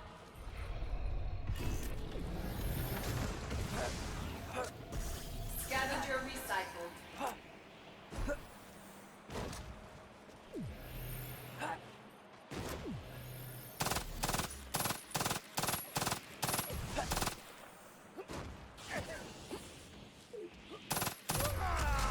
Scavenger down. Still just recycling. I'm really curious at what point they decide to execute, if they're gonna execute at all. Scavenger down.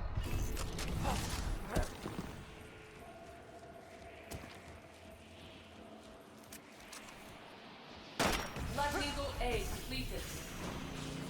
Maybe it's a sportsmanship thing. You know what I mean? Because the player base is so small, maybe it's a sportsmanship thing to not actually go for executes. You know what I mean? Especially as the hunters maybe get better at the game. And just to play for XP instead. Scavenger down. I don't know. It seems like it could be a thing.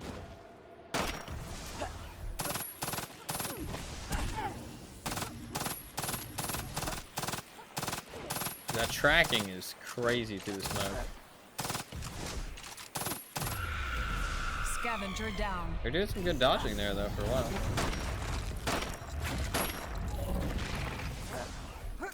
1 minute remaining. They were hitting like all these crazy shots. That guy was standing still. Scavenger Sometimes down. the people who are standing still are the hardest targets to hit, to be honest. I definitely can attest to that from experience. Scavenger down. Tried to get the heel bolt off. That was a nice try. So it looks like you can hack by getting close to things. Okay. 30 seconds remaining. That's good. That's a good mechanic.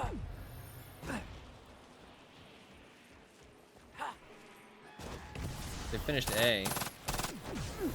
So they're not even activating any drones, by the way. They just have a playstyle of just Scavenger down. going for kills. Just go straight going for kills and recycles.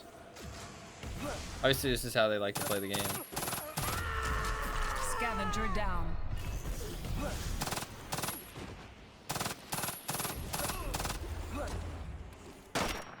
The time has elapsed. Don't let the scavengers escape.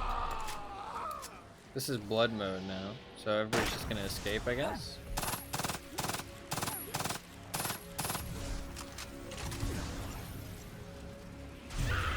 So they're not really Scavenger playing down. for any kind of winning or losing. They're kind of just playing to play. That's fair enough.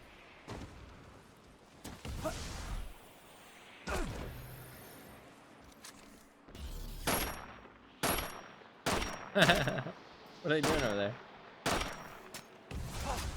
Scavenger escaped.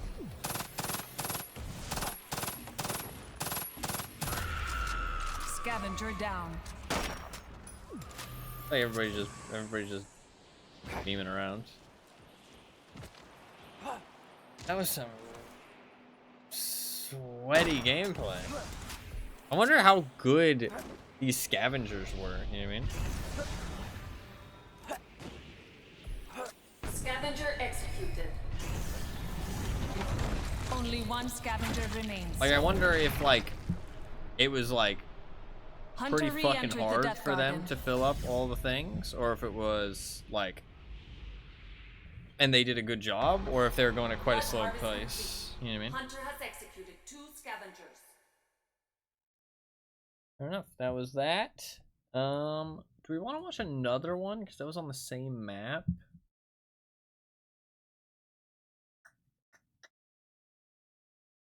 Keller didn't even seem like they were actually breaking a sweat. I know. It was kind of just pure destruction. Gameplay is this. This is also Survivor.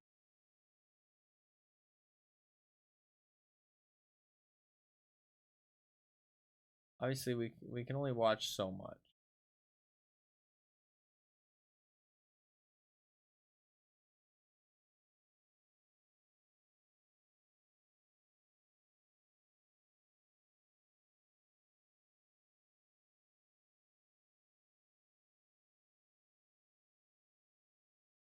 Was a rough day with plenty of shit talking in the Discord. I didn't post the messages in the video for privacy's sake. Just know Manta and the Hunter were beefing quite a bit, which I think was pretty evident here. Haha, wow. Got some drama! Drama in the dead game. All right.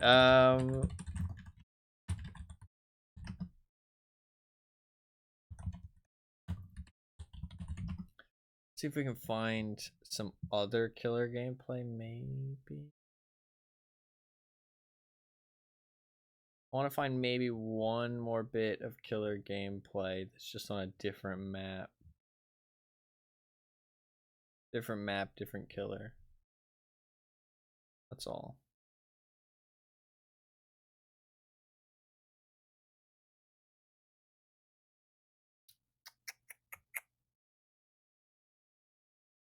Doesn't seem like I'll be able to find it, honestly.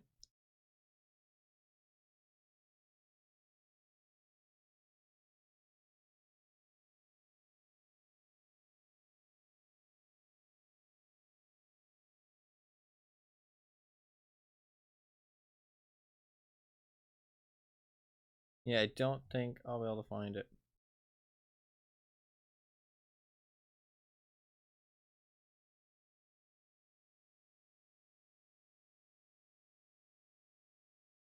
There is a video.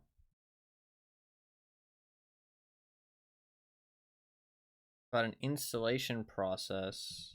45-second video about how to install it.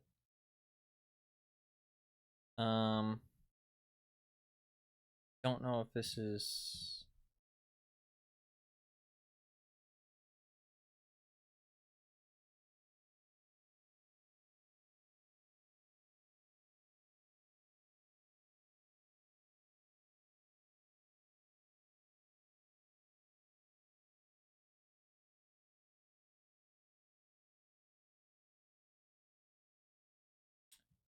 I mean, we can... This is 4 months ago. I'll put this in here just for anybody who's seeing this at some point who might want to do this. Just watch it. Don't endorse anything in this video because I'm not sure how legit this is, but I mean, it seems this is what I've seen everybody else saying, so I think it's legit. So I'm just gonna put this in there for the people who might be interested, but proceed with your own caution. That's all. I won't be doing this personally, but I think it's probably fine. But again, I have no actual idea. So. Hi everyone. Today I found out about a game's rebirth this year, and I couldn't be happier. I really loved playing Deathgarden Bloodharvest. Unfortunately, Behavior closed the game service back in 2020, but a lot of people love this game as much as I do, and so they started their own servers. In this video, I'll show you how you can play Deathgarden again in a few seconds if you already or still have installed the game on Steam. You will get a step-by-step instruction, but I promise it's accessible for everyone. Right click on the game in your Steam library and choose Properties. Copy the text in the description box below and paste it in the lot. What is some of this like epic? So there you go. There's that. It's like woo. Start a game and enjoy the reborn game. This is not a re-release from Behavior itself. Expect queues to take a bit longer sometimes, especially during the night hours. By a bit longer, I think they mean a lot longer. If you have any issues coming up or other questions, also if you want to join the community who made this possible, feel free to visit on Discord. There's a Discord link. That'll be all one link combined there. There's always someone who asks for other players. Have fun, and don't forget to give this video a thumbs up if I could help you. Hey, slow down, I can't read it. You can always go back in the video. It is peer-to-peer, supposedly, so keep that in mind. Don't have a VPN, there is some risks to peer-to-peer. I mean, even if you do have a VPN, there might be some risks, so just keep that in mind. Like I said, proceed with your own caution. This is on somebody's channel called Sophisticated9615, all one word with the numbers, capital S. Post a link to the thing in chat. Just because obviously I watched their video, so I need to at least post a link in chat and say their name. I think we've got one last video, honestly. I think we've only really got one last video. I might be able to find some more Survivor gameplay, but I think that's about it. I can't find any more Hunter gameplay, really.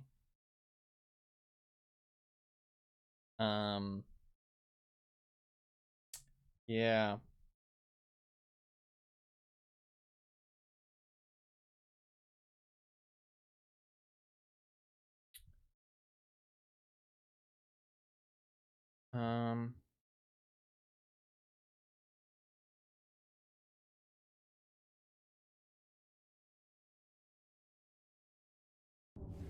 What's this say? Played this for a good bit before it was shut down. Really went off the rails in the last few months of development with the things they tried doing, but it was still fun at least. Oh. Went off the rails. What do you mean by that? Alright, we got one last video we'll watch. One last video we'll watch. And I think that'll be about it. So this is from somebody called Bao, B-A-O, all one word, capital B's. They have 3 subscribers. So there's a link to the video in chat. And this is from April 15th, 2024. So I don't think this is commentary. Holy, that's loud. Scavengers may now enter the Deathgarden. You must survive and reclaim blood. Oh, I think I heard someone say something.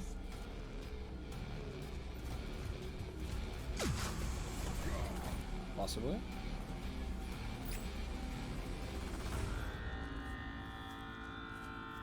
Hunter has This is the new exit system as well. I might have heard someone say something.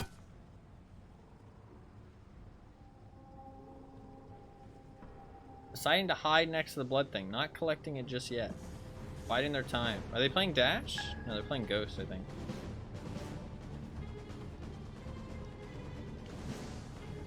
I think the Hunter's right above, yeah. There's basically essentially terror rating music, it seems.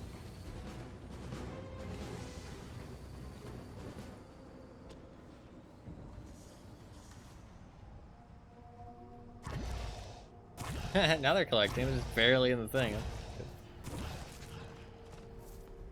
Trying to run. They've already delivered like almost 25% of C. That's a good start. I wonder if they reduce the amount of blood required in the rebirth, because look at how, like, it feels like it goes so much faster. Because you remember that one match we watched with the guy talking over the gameplay? Like, he delivered 10 and it barely moved. Felt like he didn't even get half for 10. Like, him and someone else, he delivered 10. Somebody else must have delivered at least 2 or 3, and it already had some in it, and it still wasn't halfway. That seems insane compared to how fast it's going now. So maybe, but I don't know. It doesn't seem like the rebirths changed much else. So I'm not even sure how much they can really change. I mean, I assume maybe everything, or maybe they just made it so it's peer-to-peer. Like, I don't know.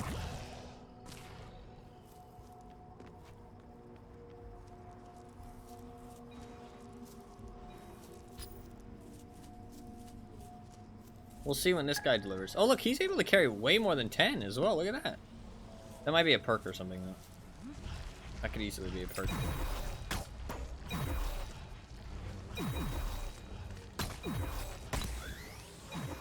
Carrying.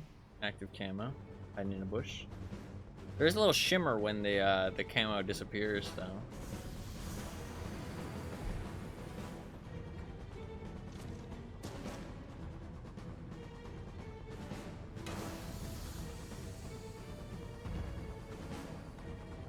I mean, so far they're making a ton of progress, and the killer hasn't even downed anybody yet, I don't think. I feel like this is going pretty well for the scavengers.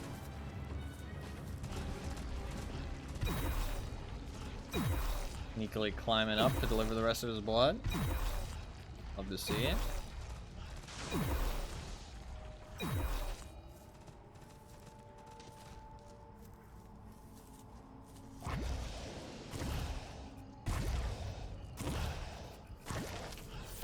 Minutes remaining. A golden crate has spawned. I haven't seen a scavenger get the golden crate. I'm not really sure what that does. Hunter has activated the golden crate. I feel like it's so much easier for the hunter to get it though. I think he is the stalker, which means he's invisible. Huntress with wraith powers.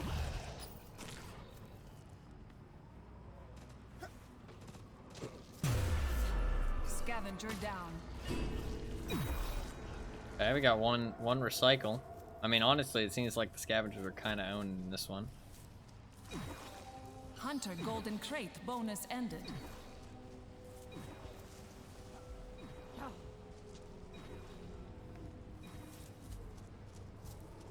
Man, it's been almost 4 hours already. That's kind of crazy. I didn't realize it'd been that long.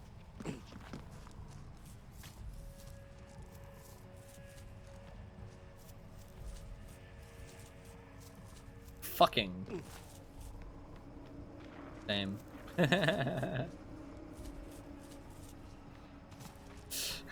Just fucking.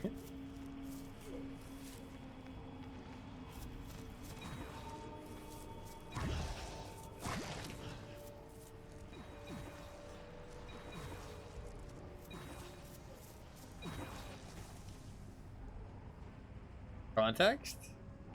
Are you asking for his context or are you asking for my context? I said it because he said it in chat.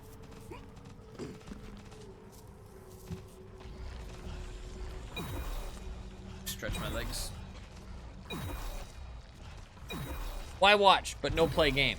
Because this game is only available in like a community made mod. I was wondering why he said it, that's right. It was shut down a long time ago.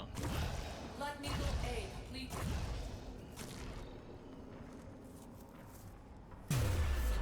Scavenger down. It's only the second down the guy has gotten, right? Hunter's kind. Oh, he's got 3. Hunter's kind of getting owned. Obviously, once they get one thing full, then it's a lot easier to thing the things. No play game. I'm not really that particularly interested, and I feel like peer-to-peer is like got risks assigned to it and stuff. So personally, I don't think it's really worth the effort for me personally. I think it's cool how people brought the game back, but Scavenger down. I think it's interesting to see what the game was like. We're just kind of doing a tour down memory lane and looking at this stuff. I think it's really interesting how people brought it back, and I think it's always cool to see stuff like that. It's always sad to see games get shut down. No, they exist. No, yeah, like it's not like it's only inherently dangerous if somebody decides to be an asshole about it, but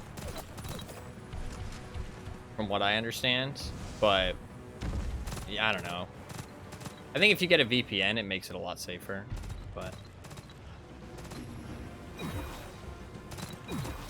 I do think the game looks pretty interesting. I think it has like some shortcomings to it, but obviously those can't really be fixed at this point because the game's dead. But Scavenger down. brother trying hard at a dead game, Lamau. 1 minute remaining. VPNs aren't a safety tool, they just redirect things. I've definitely heard otherwise. There is a safety assigned to redirecting things, from what I understand.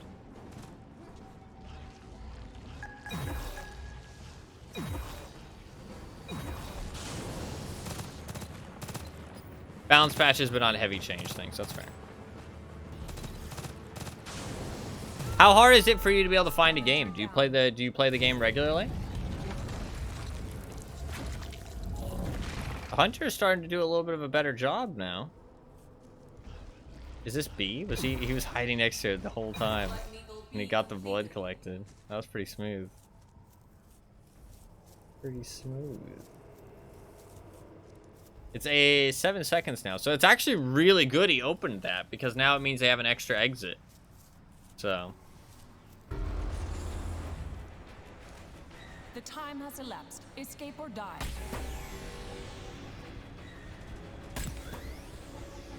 Just trying to hide as long as he can until the exit's open. That was pretty pro play with the power core box, actually. I don't think he got chased at all, basically.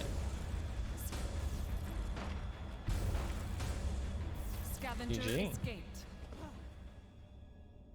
I haven't played since the new backend update, but it has become easier from what I've noticed once it got released. Gotcha.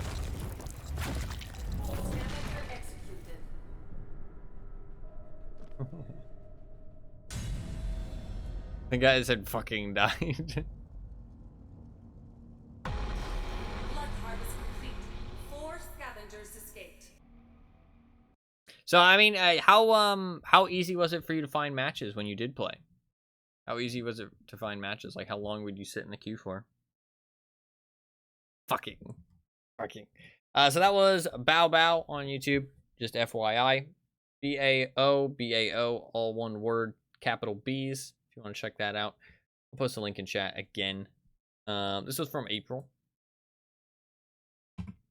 I did showcase how you can supposedly play the game yourself earlier. I think that is all the gameplay we're gonna watch though, because I think we've watched pretty much a little bit of everything at this point. So I think that's it for the gameplay. I did say I would show some images, so I'll do that real quick. Showcase some images.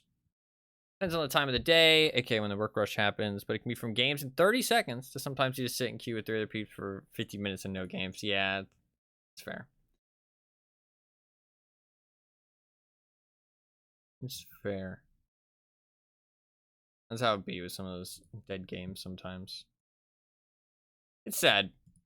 It is sad. Generally, times do people get on like gotcha. So it's become very much like a community thing. Like VHS. No, yeah, VHS is another dead one. Evil Dead also kind of died. Pretty sure Evil Dead is dead, right?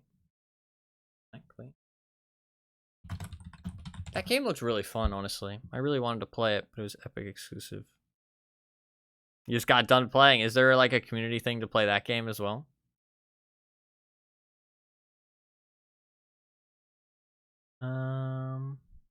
Gotcha.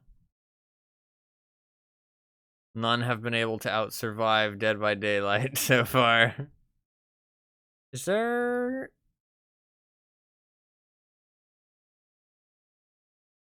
Okay, so on September 19, 2023, it was announced that live content support for Evil Dead the game would cease immediately, although there were no plans to shut down the servers in the foreseeable future. Saber Interactive did not elaborate on the decision, but the large-scale restructuring program of parent company Embracer Group was named as a possible reason. So they're not shutting down the servers, but they're not releasing any more content for it, which, from what I understand, the no content is kind of what put that game down a bad route. So obviously no future content is just going to put it more down that bad route. And yeah, it has about 30 players on average. Pretty bad. Although that has console and crossplay supposedly, so maybe you can still play it. 67% off right now. I did really want to play that game. A lot of asymmetrical games die, but I think that more games just need to go free to play, honestly. The problem with that is cheaters a lot of the time.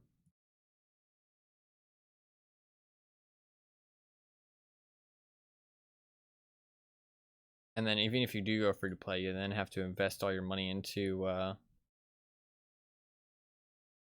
anti-cheat, and you also need to have some way to make money. Obviously, people not buying into the game means that income's gone, which is a shame.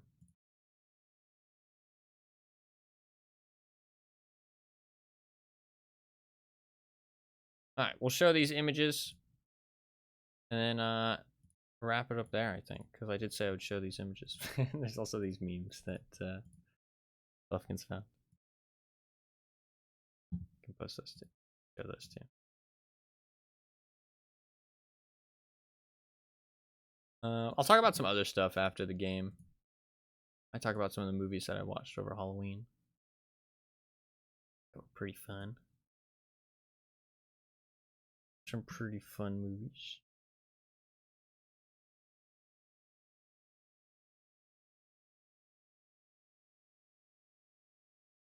Movie reviews. I can't spoil though, so it makes it a little bit harder to do movie reviews.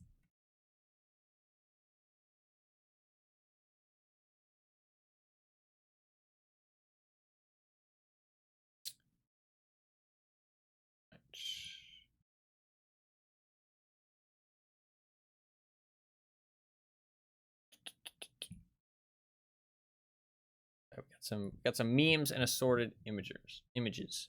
We're not spoiler warning it. I don't know, it's hard, especially because I like save stuff in the VOD. You know what I mean? So I don't want to like spoil stuff for people in a video. Like if they click through the video and they just randomly pop on to a movie that they wanted to watch. You know what I mean? I don't know. I just don't like the risk of it. Got some memes. Some memes. General memes. Deathgarden memes. Dye Orchard Fluid Collection. Some images? I really like some of the artwork, actually. If you know when you're going to talk about spoilers, you could cut the VOD. Yeah, but I don't know. Not sure how big of a fan of that I am. Some fan art. The scavenger on the left's really well done, actually. Like the hair and the outfit and stuff. Reminds me a lot of Wraith. A lot like Wraith. Some poster art they did for the game. The veteran. And then just some, these are the screenshots that were on the store page that you can't see anymore. I was able to get with the Wayback Machine.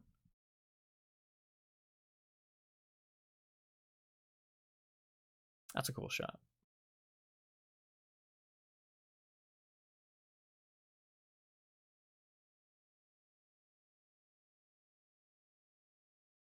Some of these are pretty cool shots. That one not so much, but it shows the gameplay. That's a pretty cool shot. Matchmaking. That's also a cool shot. I guess that's of the Enclave, right? In the distance. Overall, bring up that image. Overall, I think that from what I've watched today, I think another reason that I would say game probably failed is some of the short-sighted gameplay decisions. That when you make short-sighted decisions like that and you kind of have to rectify them after the game's released, after you've kind of shot your shot in terms of the game succeeding, in terms of garnering a player base, the problem is that your game needs to be very unique. It needs to be very compelling. It needs to be very addictive, like gameplay loop-wise, to really keep people held in while you rectify those short-sighted mistakes. And I don't think this game really had that. So when they had to rectify those short-sighted mistakes, like with the execution system and with the like exit gate system, it just took too long. You know what I mean? Not that they took too long to do it. I mean, they did it quite quickly, but the player base just started to dwindle. And I think it's that in combination with the other stuff I said, like the fact that they were literally competing for players in a genre that they already had a successful game in, which just makes so little sense. And I do really want to know like what the conversation was behind the scenes that really brought this game to be. I feel like it must have been like that there was either like they really liked the idea, like the concept, like the lore concept, or they already had like a working prototype and they were like, oh, we don't have to put that much work into it to get it, you know, ready to go. And then they just had to sink more and more work into it, kind of like a dying car. And then it was already too late at that point and they were like, fuck, we've already sunk so much effort into this. Like, we've really got to make sure it's successful. And then it didn't end up being successful, and so they had to pull the plug.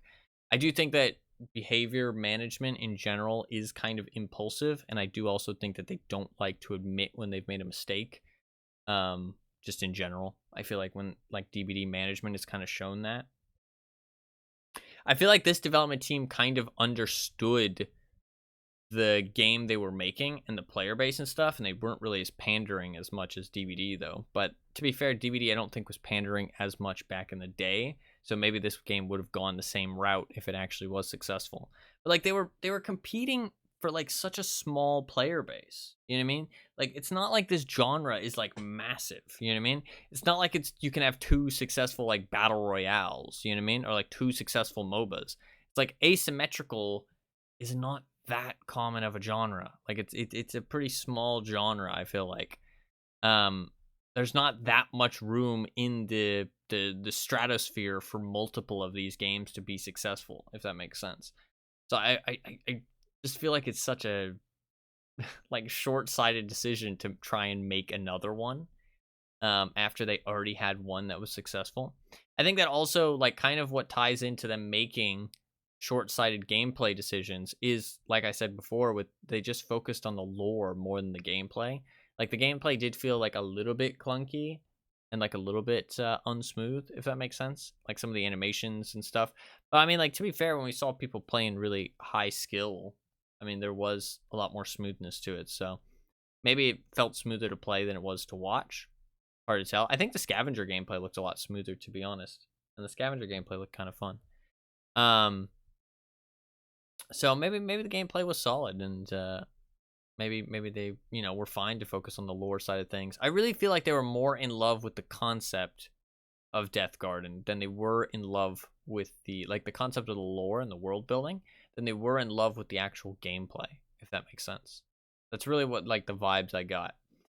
And I also think that it was just like the advertising probably just wasn't that great, because I don't think many people actually heard about this game. That's kind of like how I felt, and that's kind of how it seems like people talking about it felt, that it just wasn't advertised to people outside of DBD.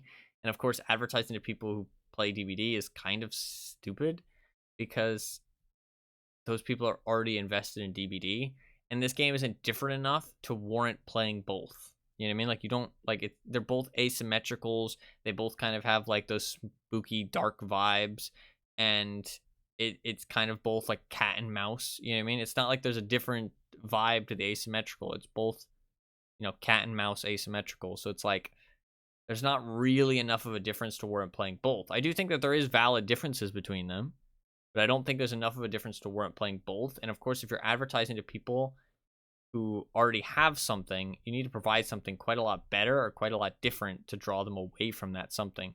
Especially when it comes to games, people suffer from sunk time fallacy a lot, to the point where they won't go and play a different game. I mean, you can look at MMOs, and that's pretty much how they live and die, is based on that fallacy of people just feeling like they would rather keep playing something that is objectively worse because they've already played more of it. You know what I mean? And I mean, like, it's kind of understandable, but also kind of a silly fallacy, but it's hard to fight it. So, it's not really people's fault, but you kind of need to understand that when you're doing advertising, because like if they already invested in something, it's like a new MMO coming out and advertising to people who play World of Warcraft. You know what I mean?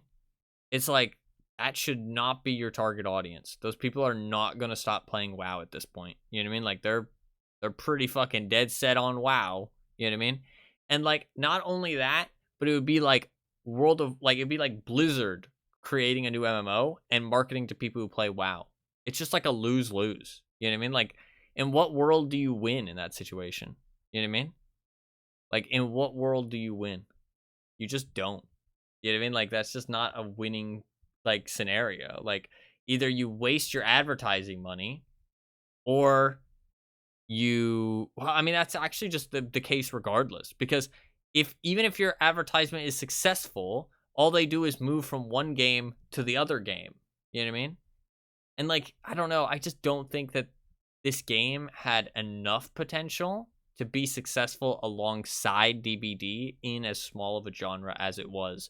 So I think it was just doomed to fail, honestly.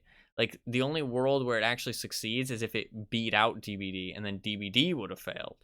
But I don't think that ever would have happened, because DBD was already successful. You know what I mean? It was already pretty stable. It already had, like, Michael Myers. Like, I just don't think that would have happened.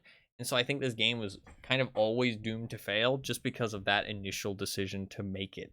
You know what I mean? Like, I don't think it was ever going to be stable enough to support itself. But also, like, the monetization is kind of short-sighted as well. Like, they didn't have any way to monetize the game by the time it shut down. Like, what was the monetization? Just new people buying into the game. But I mean, to be fair, it's not that they ran out of money. It's that they ran out of players. So it's not the monetization that specifically killed the game. It was the amount of players. Because they weren't trying to monetize the game. They were just trying to retain players, and it just didn't work out. And I disagree very heavily with what that review that we read yesterday, talking about how they like shut it down too early. They didn't give it a chance to be successful. I think they did everything they should have, honestly. Like, I think that, honestly, they did everything they should have. And I think, honestly, they did have passion for the game. Like, I mean, they gave it a good shot, and they did an early access. They took the feedback from the early access. They rebooted the game, like, quite a lot. It seemed like they did alphas. They seemed to try and communicate with people. They tried to let people know what they were doing. They made changes to, like, the fatal gameplay flaws. And honestly, it seemed like they fixed them in a roundabout way at times, but it did seem like they fixed the issues. So, like, I do feel like they were getting there and, like, fixing the problems. But I also feel like I said, it's just a bit too late because the game wasn't, like, compelling enough to keep people around for them to fix the short-sighted issues that they kind of created. But they did fix those issues, but it was just too little too late because they didn't give themselves enough time. So maybe it just needed to stay in the oven a little bit longer and kind of have one big release. But again, it would have had to compete with DBD and probably would have just sunk eventually because of that. So I don't know. It's a bit weird. It kind of like is just inherently kind of probably just never going to succeed just because of DBD. Which is a bit of a shame, but also they're the ones that made it.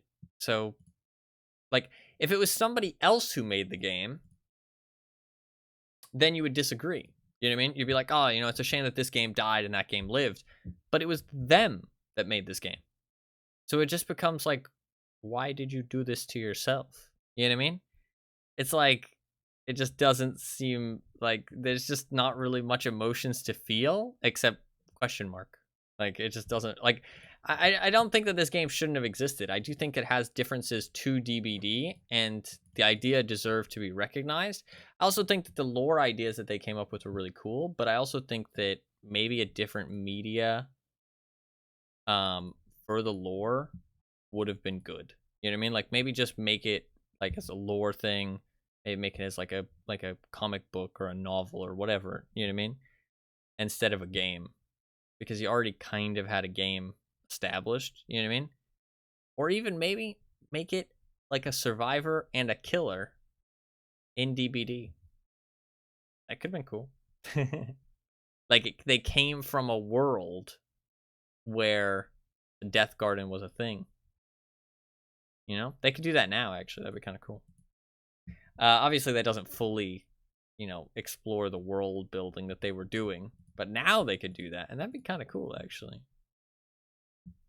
They could add, like, But to be fair, the killer has guns, so... doesn't exactly work out, but... I mean, honestly, maybe it's time to add a killer to DBD with a gun. Maybe it's time. I would have liked to play more of this, though. I like to play these games before they die and kind of experience them. Obviously, I did play an hour and a half of it back in 2019, late 2019, but never really got to play much more of that. So, more than that. That was a long time ago, 5 years ago, right?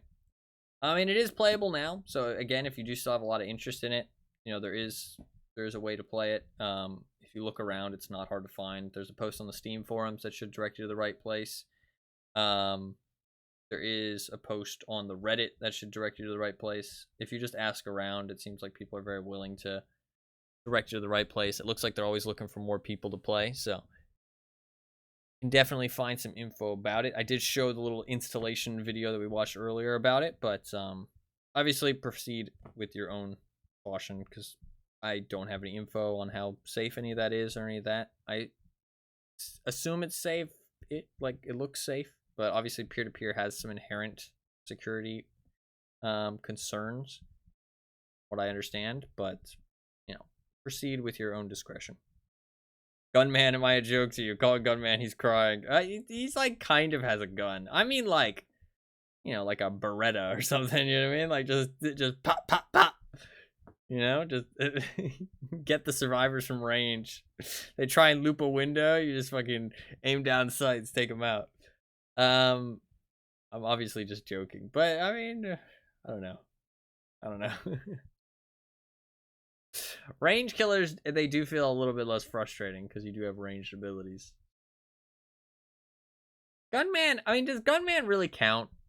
Like, he doesn't really have a gun. You know what I mean? Like, it's like a harpoon, basically. It's like a harpoon gun. It's not like an actual gun.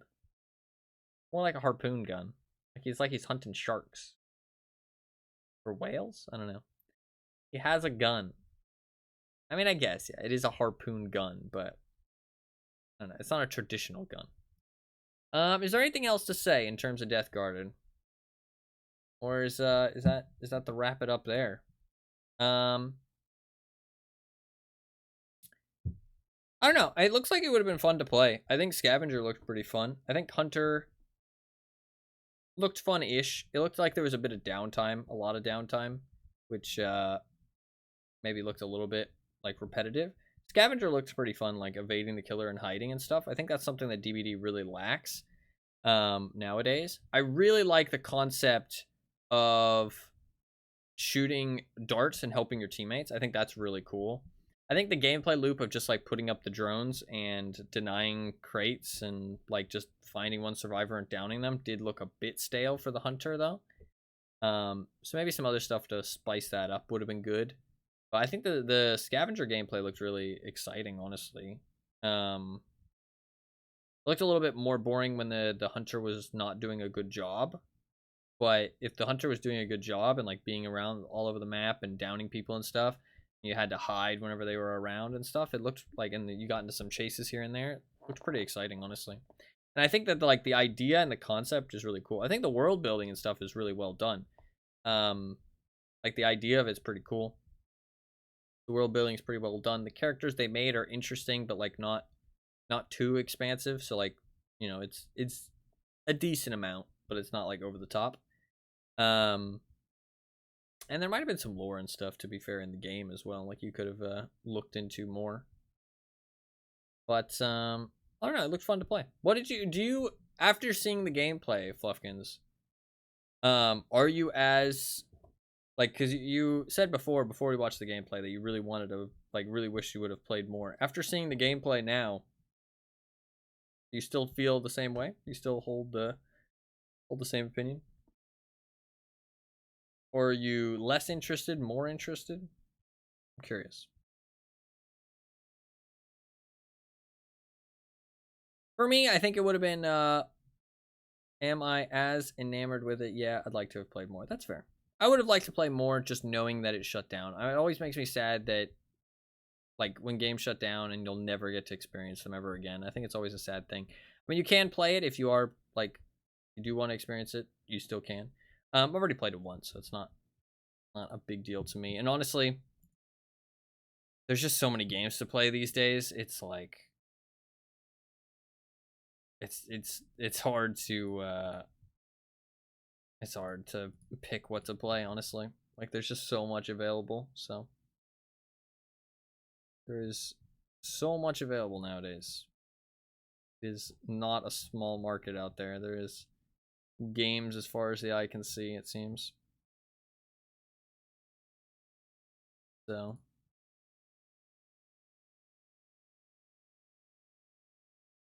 kind of crazy how many games there really is. Well, I think that's about it. You know, we did our due diligence. We took a look at the game, looked around, we watched some gameplay, looked at their old Twitch, Twitter, Facebook, Instagram, I don't know. Considering trying out Rebirth, but honestly, life only gets busier, and I am really more enamored with DVD, and also trying to play new games. So, yeah, I completely understand with that. Completely understand. There's only so much out there, or like only so much time to do the stuff that's out there. But I think that's about wraps it up for the Deathgarden Bloodharvest. It was fun to take a look at it. We crossed it off the list. Crossed off a list of terms of things that I plan to do. And yeah, I think that about wraps it up. It was fun to take a look at all the stuff. Honestly, I enjoyed it. I know it was like wasn't the most exciting or extravagant streams or anything, because it was just me talking about old stuff for about 8 hours. But honestly, I enjoyed it. I enjoyed looking at old stuff, watching some gameplay, and kind of speculating and kind of like looking through bits of history and seeing like where the game failed and where it succeeded, seeing some cool ideas, seeing people who are passionate about the project and seeing like the history of it, and also seeing some people play it and stuff like that, which is pretty cool. Seeing like gameplay, seeing the fact that it also got brought back as a community thing, and seeing people like still attached to it is also cool to see. You know what I mean? Because like it's one of those things where like the world's a very big place. You know what I mean? And in the different little corners of the internet, you'll find people who are really attached to certain things, and it's pretty wild and it's pretty cool. So I do have a lot of respect for the people who put in effort to salvage old games like that. I really do wish that multiplayer games had a way of being salvaged. I think that if we could just like, I don't know, it's like I talked about before, but like it'd be so cool if we could get some kind of like consistent way to get games to stay up with that peer-to-peer connection, and make it safer as well, and make it a more mainstay of games, so that when the servers do shut down, you still own the game, you can still play it. Even if the player base is small, you can still have a chance to get some matches and play these games, even if they're really old. You know what I mean? Because it is sad that, like, I mean, everything dies eventually, right? Eventually, every game on the internet will be gone forever. You know what I mean? Every game that you know of right now will cease to exist. But we should try and salvage them for as long as possible. You know what I mean? So that the people who really like them can still jump onto them and hold on to them for as long as they can, as long as there's other people who are interested. You know what I mean? I think that that's one thing that is kind of plaguing online games. In the past, I think it's getting a little bit better, but it still kind of plagues the games, especially for these bigger companies, is that kind of I think it's called DRM, but it's essentially where you have to be online to play video games, and even logging into like the main menu, you're required to connect to their services. So if they shut it down, it's fucking totally kaput. You can't even load it up, can't even play single player, can't even play against bots. You know what I mean? Like you can't even do peer-to-peer, like nothing. It's just dead, like just completely dead. And it's a bit of a shame. I know there's smaller game companies who are kind of very against that stuff, but a lot of bigger companies kind of have that where you just have to connect to their services to even load the game up. It's a big shame. Even like multiplayer games, even some or even some single player games are like that. You have to connect to their services to just even load the game up, which means that if you're offline, or if you're somewhere you don't have connection, or maybe you lose your login, for example, if you have to log in, or that company shuts down, that game is dead. You know what I mean? You lost what you paid for, which is a big shame. So we do still need to move away from that stuff in terms of gaming in general, but obviously there's nothing I can do about that. I mean, you could try and like fight against it and not buy games that support that stuff, but like I don't know, man. I feel like that's a long fight to be had. Like, there's so many games you would have to just not purchase. And I feel like it is evil, but I mean, I don't know if I'd call it evil. It's just like, it's not consumer friendly. I mean, ideally, we're not going to go to a world where we lose internet. I don't know. Just be a console player. This is true. But are you saying that all games on console you do need to be online for? Or are you saying that if you are a console player, you aren't supporting it? Am I dumb? I am dumb. I don't have all the knowledge on the subject. I'll admit that first. First and foremost. I think console games are like mostly you have to connect to their services, right? I think most console games act that way. I'm pretty sure like a lot of Sony games and Xbox games work that way. Any game on console has to be playable without an internet connection. Really? Interesting. Huh, that's really good, actually. I guess that's a law that was put in place a long time ago. Yeah, some people are probably fucking trying to get that revoked. I don't know why that is. Is it that, like, it's harder to design a game? To, like, do you know, does anybody in chat know why, like, companies want games to have to be played with an internet connection? Like, is it that it counts for, like, more users for their service? Is it that it's, like, cheaper for them? Is it that it's, like, you can make the game smaller or, like, require less back-end stuff? I mean, like, I don't know. I don't know why they would want that so much. Like, I don't know what the desire is that they want. I don't know if anybody in chat has info on that, but it just seems strange to me, like, why they care so much about everybody being connected while they play. I mean, like, maybe, I mean, could it be like an anti-cheat thing? I don't think it's that consumer friendly, though. One, they can sell your data. Two, it deters piracy for like 10 seconds. Deters piracy for like 10 seconds. What does that mean? Actually, wait, maybe don't talk about that in chat. Yeah, maybe not. Because that sounds like it might sound like encouraging piracy, which I do not encourage. Give people money for their products. They deserve it. If they make something good. They can sell your data. Yeah, they do. Companies do like to sell data. Yeah, they're just generally not consumer friendly a lot of the time. But I mean, that's pretty normal. So that's pretty normal stuff. But I think that is gonna wrap it up for the Deathgarden Bloodharvest. So if you were here just for that game, I appreciate it. If you do play the Rebirth, I wish you the best. I hope that you guys get enough players to keep the game playable for a long time. And I'm always happy to see people attached to a video game, even if it's an old one, even if it's a dead one. Doesn't matter. I can really appreciate people who are very fond of a video game and want to keep playing it, you know, regardless of the turbulence that comes their way. So thank you for hanging out. Thank you for listening to me talk. Take a look at the game, all that good stuff. If you did enjoy the stream and you are new, you can hit that little follow button, little heart down below. I do stream pretty much every single day, and I play a wide variety of games. I do play a lot of Dead by Daylight, which is also made by Behavior, the people who made Deathgarden. So if you do want to watch some of that, you can check me out. But yeah, I do stream pretty much every day and play a little bit of everything. So chances are, if you enjoyed the stream, you'll see me playing something else that you're interested in. You can hit that follow button down below to be able to tune in the future. Other than that, we're going to be talking about just some random other stuff, to be honest.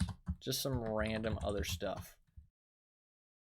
I'll probably get off relatively soon, maybe like an hour. But I'm going to talk about maybe some movies that I watched recently, or some video games, that kind of stuff. Talk about my plan for the next couple days, potentially. Something like that. Nothing too crazy. I'm probably going to get off relatively soon. But yeah, we're not going to end just yet. We're just done talking about the Bloodharvest stuff, because we've pretty much talked about everything there is to talk about. Watched all the gameplay there is to watch. On the surface of it, it sounds like it'll stop a game being pirated, and that sounds appealing to execs who don't understand anything. Of course, everything is crackable, so at best it delays piracy for maybe a week if it's particularly unique DRM. That's fair. Yeah. Yeah, I feel like executives a lot of the time don't look at the big picture, or they don't look like beneath surface level of things. You know what I mean? They're just like, oh, that sounds good, and they don't look any deeper than that. It's weird, because you'd think the executives would be the smartest people in the room, but they're not. I feel like they never are. It's very odd. Like, how do they get there? Well, probably because, I don't know, somebody promotes them for some other reason outside of work qualities. They bought him a boat or something. Who knows?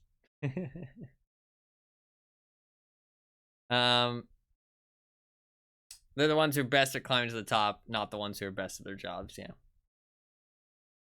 Climbing to the top by whatever means necessary, right? Whatever means they can accomplish. I did want to ask you, Anima, actually, what did you think of Dragon Age Veilguard?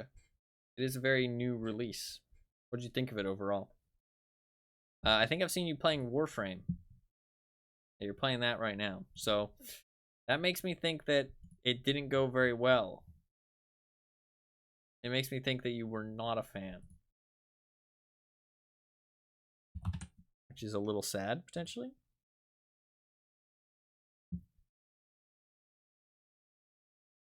I don't know how much you played of it. 10 hours? I've only put 10 hours into it so far. A friend is calling me back into Warframe, though. Ah, okay. Gotcha. Gotcha. Fair enough. That's fair. Well, how has the Warframe been, actually? That's something I'll ask, too. I need to play some Warframe at some point. That is on the list. How has the Warframe been? It's been fun. I saw the new expansion for Warframe. There was like racing and there was like a tank or something. There was like bikes. I don't know. It looked fucking wild. And it also looked like people went back to like 1980 or something. And it was fucking weird. It was like Warframe is like a sci-fi game as far as I understand. I don't know. That looked, as somebody who knows nothing about Warframe, that expansion or that like content looked fucking wacky as shit. Like I was super confused. I thought I was watching a completely different game, and then it shows up fucking Warframe at the end, and I'm like, what the fuck am I watching? I don't know. It was definitely misleading. I was confused. I've enjoyed it for the most part. The combat is a big step up from the older Dragon Age games. The writing is too early to tell. That's fair. Combat is a big step up. That's cool. Sorry, I didn't expect you to give any info about Dragon Age. I thought you were saying that like you hadn't played enough. They're making another game, I think. Warframe 1999. What the fuck? It's a new game? I thought it was like an expansion. What? Okay, I'm super out of the loop then.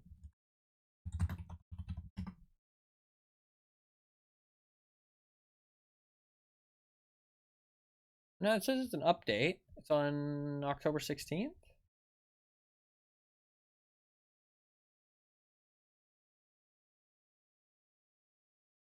Yeah, it's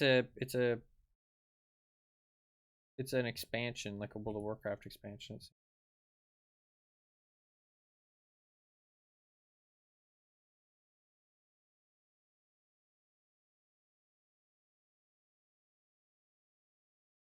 There's like a sexy, weird general lady.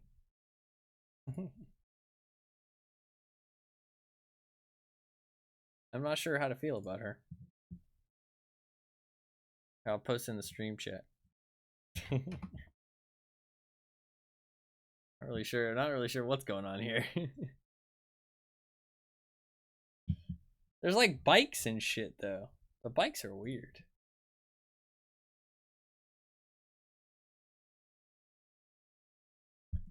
There's fucking bikes. All I really saw is that there's a demo of it you can play in your orbiter. I assumed calling it a demo meant it was going to be a separate game. Gotcha. That's fair. There's like going to be bikes and shit? I don't know. It seems fucking weird. Warframe 1999? Like, I don't know. Seems kind of wacky. There was a tank. I remember seeing a tank. There is indeed a tank. Look at this tank. I like tanks. Tanks are cool. She looks like you could rip your heart out of your chest. I know. It's hot. I'm just joking.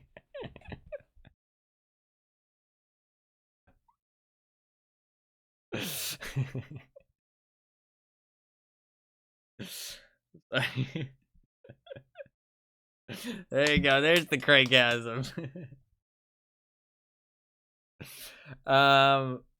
Yeah.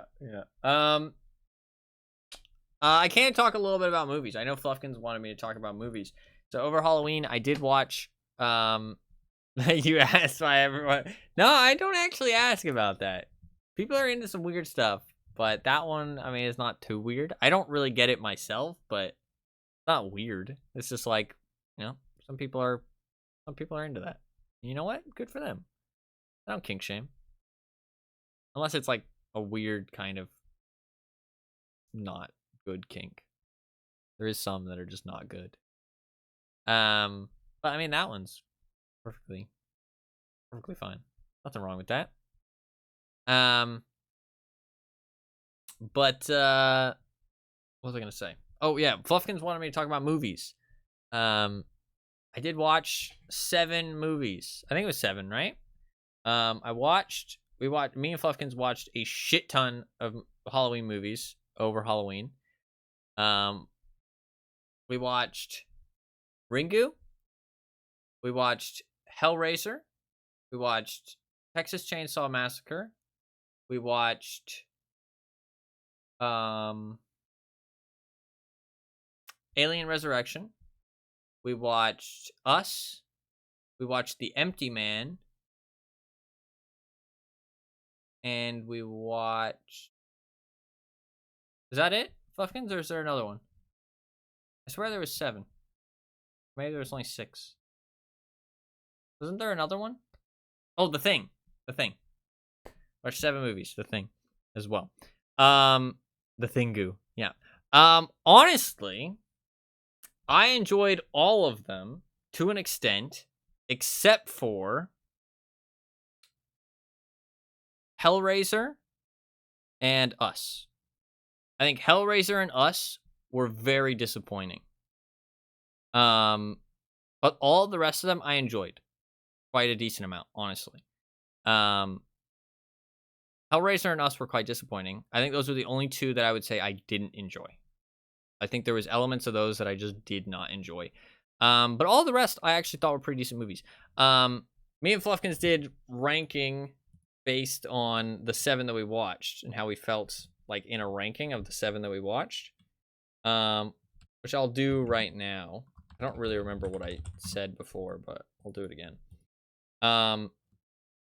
So it's Alien Resurrection, Hellraiser, Us, The Thing, Texas Chainsaw.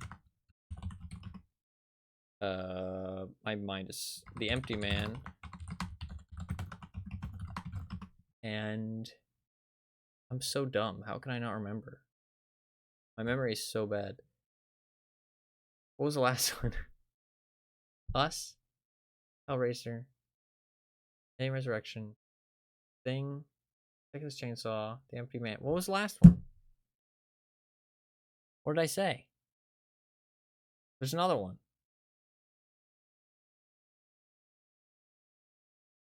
The Ringu. Ringu. That's what it was. If you go in order, it might be easier. Yeah, maybe. Okay, so out of the worst movies I watched, what was the worst movie I watched out of those 7? I think it has to be Hellraiser. Sadly, I think it has to be Hellraiser. I think out of those 7 movies, the worst one in my opinion is Hellraiser for me. I think the second worst one is Us. I really thought I was going to enjoy Us more. It was kind of disappointing. After that, it gets a lot harder because the rest of the movies I actually feel like I enjoyed. I think Texas Chainsaw is probably the next, though, because Texas Chainsaw did have some elements which weren't great and were definitely a bit eh. What next? I really liked The Empty Man, actually. Fluffkins did not like it, but I really liked The Empty Man. I thought The Empty Man was really good, but I'm a big fan of Cthulhu stuff, so that's probably why. I think Fluffkins didn't really appreciate the concept as much. Was this the original Texas Chainsaw? It was the original Texas Chainsaw.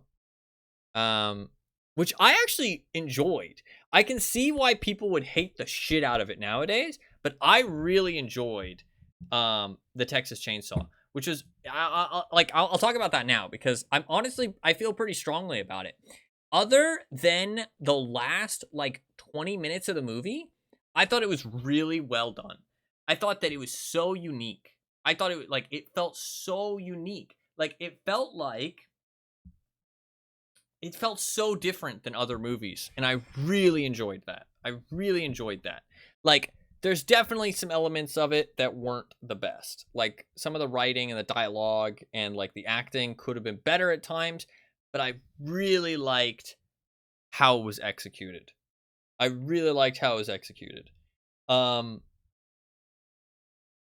don't know. Something about Texas Chainsaw I really liked. Like, it just felt so different than most other movies. Like, it felt so different. I really liked The Empty Man, and I really liked Alien Resurrection, honestly. I thought Alien Resurrection was a good, fun movie. I like, it wasn't horror, so to speak. It was like action horror, but I thought it was a good, fun movie. Like, I thought Alien Resurrection was fun. Like, I had fun throughout the entire movie. It was so much better than 3. So much better than 3. It's fun. I would not call it good. That's fair. I really liked Ripley's character. I liked her more, honestly. I liked her way more. I think it's still worse than 2 for me, but it's better than 3 and 1. I think Alien Resurrection was like my second favorite. I think I'd still say it's worse than 2. I think 2 was really well done. I think the atmosphere was really well done, and like the storytelling and stuff. I think Alien Resurrection was fun, and I think they did a good job with it. I don't know that the plot is that great, but I think the plot was fun, if that makes sense. Like, I can see where people would be like not liking it, because it does kind of take the genre in a different direction, and it's also maybe not the best movie at times. But I think it's fun, and I think that kind of makes it, like, gives it some points, in my opinion. I really enjoyed watching it. The Thing I enjoyed. I do think The Thing could have been better. I really would like to watch The Thing again, honestly. I also would like to watch The Empty Man again. What would I say is next? Maybe Ringu? I really liked Ringu, though. I think Ringu is really well made. The problem is that Ringu doesn't have... Like, I feel like Ringu has less of a ceiling, but it was very complete. It was a very complete experience. It was very complete. It was a very good movie. But I feel like it doesn't have as high of a ceiling as some of the other movies, if that makes sense. Which makes me kind of put it lower, I feel like. I don't know. I enjoyed all the rest of these movies, though. They all had elements that I think weren't the best, but I think the rest of them were very, very, like, they were all very good. I mean, they're all pretty classics at this point. I mean, Alien Resurrection is not as fondly received. The Thing, I can understand why people really like The Thing. I really was a big fan of how they did the... Fuck, I don't really want to say anything, because I think, like, the little you know about The Thing, the more you're going to enjoy the experience, for sure. I don't want to do spoilers, but I really enjoyed how they did the... I don't know. I really can't say what it is that I enjoyed, because it spoils. The Empty Man, if you are a fan of Lovecraftian stuff, the idea of those existential stuff going on and stuff like that, I actually really highly recommend The Empty Man. I think it's a great experience to watch. Is it a great movie? Not particularly, but I think it's a great experience to watch if you like that kind of Cthulhu existential Cosmo kind of thing. I think it's a very fun movie from that aspect. I think if you're not as big of a fan of those things, you're not going to enjoy it as much. Fluffkins did not enjoy it as much. But I really enjoyed the concept and what was happening. I think it was very fun, and I'd like to watch it again at some point, honestly, because I think it's I think it's cool. I think you can definitely see the Lovecraft inspiration, like, super heavily, I feel like, at certain times. So that was a very fun movie. I I did really enjoy The Thing as well. I kind of wish The Thing went a little bit more in a different direction, but I really enjoyed it. I also think that I would have liked it if it was just longer. I wanted more. You know what I mean? I wanted more, and I don't know, a little bit less action. I feel like a little bit less action. I wanted more, and a little bit of different direction at times. I think, but I really liked the concept. I really liked the concept. I think the concept was great. I think that the like cinematography and stuff. For cosmic horror, reading it always impacts me more, and also I don't think the movie left enough clues for the ending to have felt as satisfying. I agree that reading is maybe impacts you more, but you got to think of it like an adaptation. I think that because the idea is it's like I don't want to spoil the movie. I had a hard time explaining it to you. Like I don't know. It's just like it's I don't know. And then I have Tulpa, which is a vaguely Buddhist concept. No, yeah, I mean like it is. Have you seen it? Have you seen it?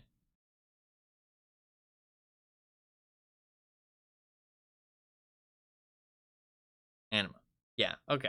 I don't know. I think it kind of is, though, because it's the idea of... It's like... I don't know. I don't want to spoil anything. Hard to talk about.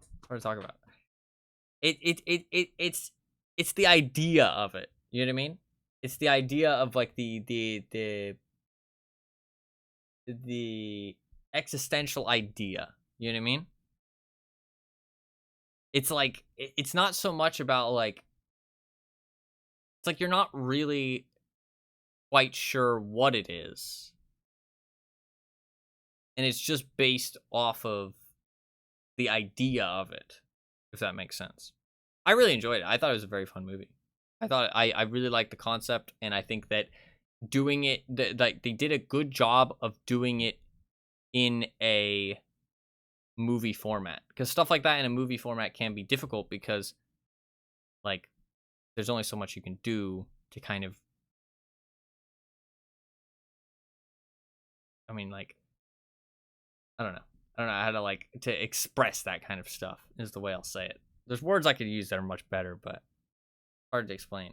I haven't heard that much about that movie, so I don't think it's that popular. So I think a lot more people should watch it. I liked the idea a lot. I think it was fun. I think the concept of it was really fun. I enjoyed a lot of the movies, honestly, though. I think Hellraiser deserves to be talked about. Man, I do not know how the Hellraiser concept got popular off of that movie, because that movie was not that great. To be honest, I think that part of it is that personally see a distinction between cosmic horror and the direction Empty Man went in. I think it's kind of adjacent, though. I'm not saying it's like exactly the same, but I'm just saying that it's adjacent. It's in that same realm, and I do feel like it has connections, if that makes sense, to the similar kind of stuff. I mean, there is stuff in Lovecraft that is similar to it, I feel like, where like it's hard to explain. It's hard to explain without spoiling. But yeah. I don't know. I thought it was a good movie. I mean, you are also saying it's a good movie, so I don't know if Hellraiser was just bad or if we just had way too different expectations of it for it, because what the fuck was that film, man? Yeah, I don't know. Hellraiser was not that great. It was a weird movie. It was a weird movie that just was weird. Like it just was weird. I do not know how Hellraiser got popular off of that film. But I mean, was it written before? Was Hellraiser written? No, that was something else that we looked at, right? Our faces the whole time watching Hellraiser. Yeah, I know, it was like just not good. It was missing the mark. And there's some elements of it that I think are good, and I think it could have been good as like a a short horror story, but I don't know. I do think that expectations going into it kind of soured our experience for sure. But I also feel like it just wasn't that great. Like I just think like it had some weird stuff going on. Some stuff like just wasn't super like well explained. And it was just very like, I don't know. Hellraiser is based on a book by Clive Barker, who also directed the original, I think, from memory. Gotcha. Clive Barker does ring a bell. I do think that it said his name. So, it's based off a book. That might makes more sense. Oh, yeah, we did talk about that. Me and Fluffkins did talk about that after, because we looked it up and did say a book. So maybe that's why it felt a bit weird. I did mention that. We agreed that that might be why, because obviously it is like an adaptation from a book, so that might have explained some of the weird bits. Yeah. If the book was anything like his movie. No, you did also say that maybe it was like that because the book had more time to flesh things out. You know what I mean? I don't know. I feel like there was too many like plot holes and just stuff that just wasn't super explained and stuff that just didn't really quite fit. And it was just like kind of like just all over the place at times. I don't know. I think Ringu... I don't know. We ended with way more questions than we started with. Yeah, honestly. I do think expectations kind of like definitely put like if I had not known it was Hellraiser before going in, I think that would have made part of the movie better and part of the movie worse. And I think Fluffkin knows exactly what I mean. Because like so much more shit would have been so weird if I had not known what Hellraiser was before going in. But then also it would have made like other parts of the movie better. So it's just like, it was just a lose-lose, I feel like. Like, I think that movie was just a lose-lose. Like, it was just like, no matter what going in, like, you're just gonna come out of it like, what the fuck? And not like a good what the fuck. Not like a mind fuck what the fuck. But like a what the fuck was that? Like, what? That just fucking happened. I don't even want to talk about like the ending, like after scenes thing. Because that's like... That was wild. If anybody knows what I'm talking about, I don't know what the fuck that was. That was genuinely like a jaw open, like, what? Like, what the fuck? What was that? I know. Like, it felt like, I don't know, dude. I don't know. It was fucking weird. It was weird. Anyways, I think Ringu probably is above Texas Chainsaw. There is one element of Ringu that I did not like very much. Ringu feels like a very complete experience, though. I don't know. I think Ringu, Empty Man, The Thing, and Alien Resurrection are all like a tier above the other three, though. Texas Chainsaw, Us, and Hellraiser. I think that the other three, like those other three are just kind of a tier below for sure. I liked those other four movies a lot. I think, what would I put next? Maybe The Empty Man, and then maybe Thing, and then Alien Resurrection. I really like the concept of The Thing. Yeah, I think I'll go with that. Like, it's hard for me to narrow down like the finer details of those top four. So what would you say your order is, Fluffkins? I'm actually curious. I meant to ask you at some point, but never got around to it. To be fair, I didn't really make a full list ever either. I think we just started talking about the movies and got distracted.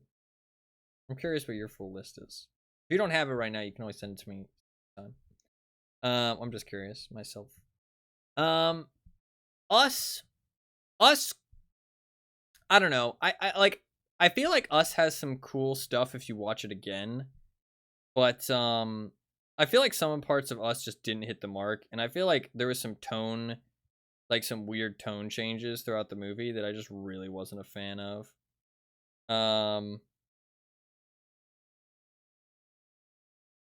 Ringu, Alien Resurrection, Us, The Empty Man, The Thing, Hellraiser, Texas Chainsaw Massacre. Wow, your list is very different. Why'd you not like The Thing as much? I'm curious about your reasoning of that, actually. Ringu's peak? I can, like, totally respect that. I think Ringu was a good movie.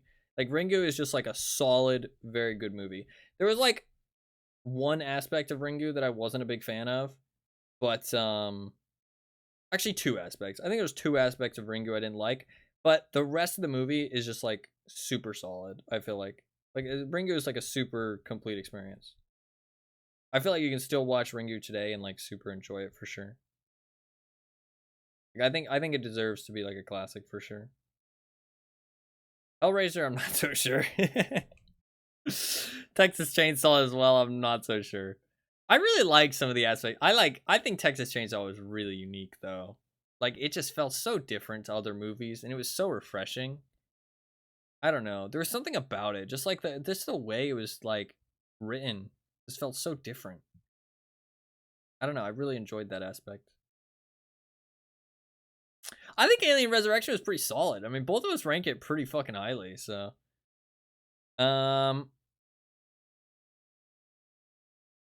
Didn't drip me or draw me in as much. That's fair. That's fair. I really liked it personally. But that's fair. I can understand that. I agree with your point that you said though. I agree with that point. There was a lot of action. I would have preferred a bit less action for sure. Like a considerable less action. It was a very action movie, I feel like. Especially towards the, like, some parts of it. But honestly, pretty good amount of movies. They'll go at every point. No, yeah. That's fair. That's fair. I don't think the pacing of it was bad. Just not what I would have preferred. But I think it was a good movie. There's one element of it that I really liked. And I'm gonna put it in the spoilers chat. I'm gonna put it in the chat. Just for the people who care. Because I do want to say it, because this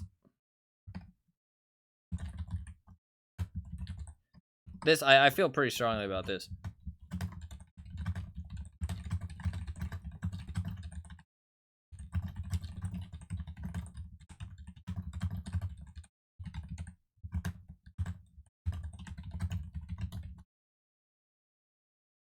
There you go.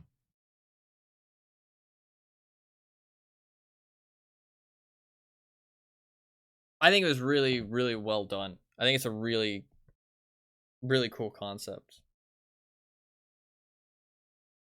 Like, I think the way the concept was portrayed was, like, really well done for me. Like, I'm a fan for sure. I think that was really cool. Definitely, like, a big highlight of the movie. Honestly though, like, I think it was overall pretty fucking solid movie sesh. I mean, 7 movies is a lot of movies. I mean, how much is that? Like, if every movie's like 2 hours, let's say. I mean, it's more likely like an hour and a half. Some of them will have credits as well. So like an hour and a half per movie. I mean, 3, 6, 9, like 10.5 hours of movie watching. Shit. A lot of movie watching. 7 movies were all we could spare. Yeah, I know. A lot of movie watching. It's pretty good though. I'm happy to have watched all of them, honestly. They were all movies that I would like to have watched, so yeah.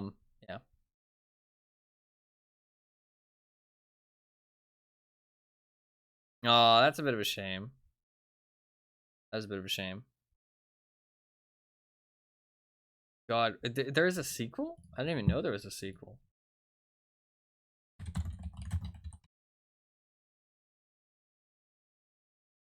Prince of Darkness? Is that accurate?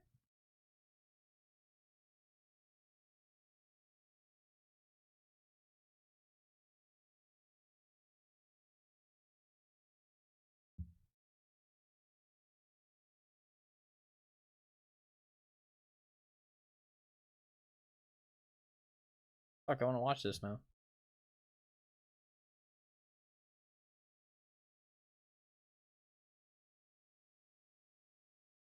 No, it's just called The Thing again, because helpful. What the fuck? What the fuck is a Prince of Darkness then? Why did that pop up when I looked up The Thing sequel? The Thing sequel movie? Is it?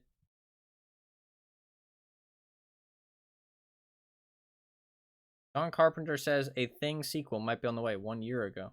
What the fuck? The Thing returns?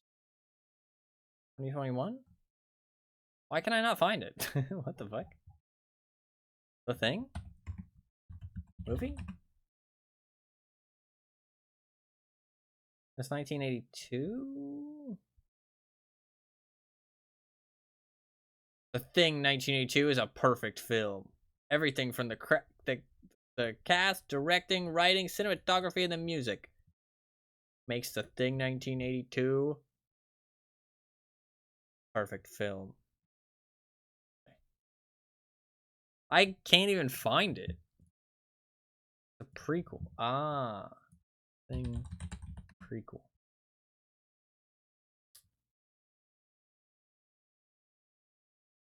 $2011? 2011? Is that what I'm looking at?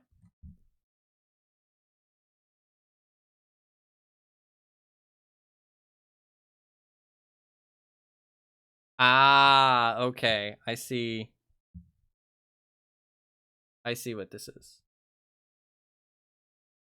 I see what this is. I get it. I get it. Just reading the description, I immediately know what's going on. Okay. Okay, that would be pretty cool to watch, but I don't know how good it is.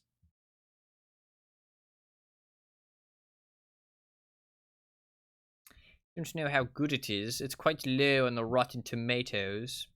34% reviews and 43% popcorn meter. Not good. Not good. It serves the bare serviceable minimum for a horror flick, but The Thing is all boo scares and a slave to the far superior John Carpenter version. That is not a good review. Pretty bad. Apart from the CG and an ending plot hole, it's pretty decent. Okay, okay. I'd like to watch it. I really liked the concept. So, I'd like to watch it. Good potential movie watch right there.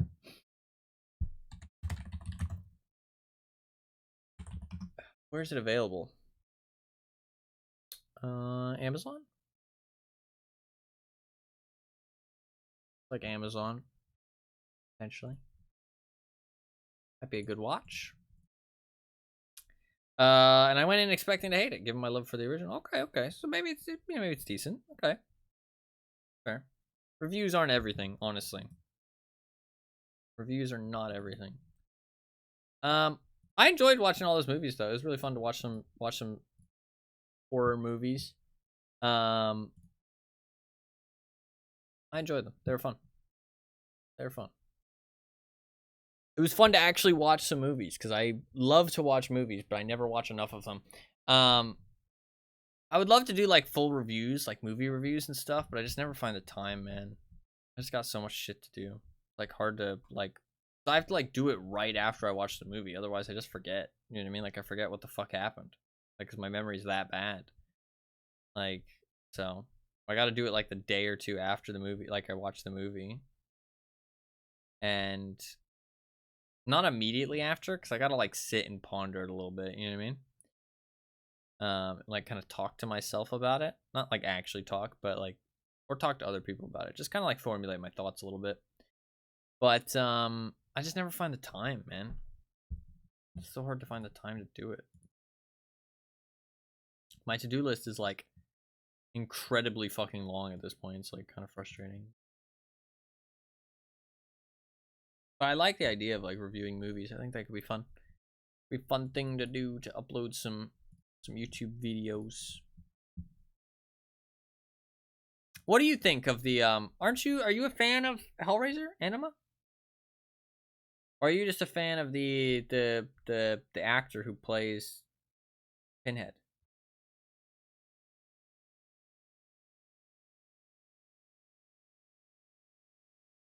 I always thought you were a fan of Hellraiser in general, but to be fair, I feel like maybe you're just a fan of the actor who plays Pinhead. And like his portrayal of him, maybe? I've never really seen you express that much love for Hellraiser in general. Just the Pinhead guy. Because I don't know, that movie was not my favorite. I'm curious if you like the movie, like what you have to say about it.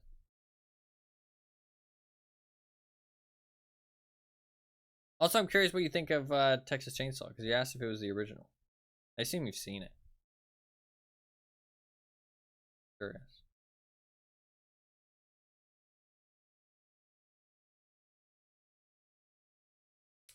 I don't know. I liked a lot of the movies, honestly. I'm pretty easy to please, though. I'm pretty like, I'm just kind of a, I don't know.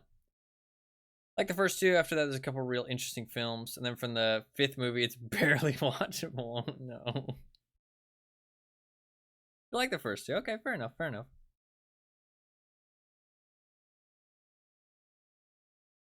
I don't know. I mean, like,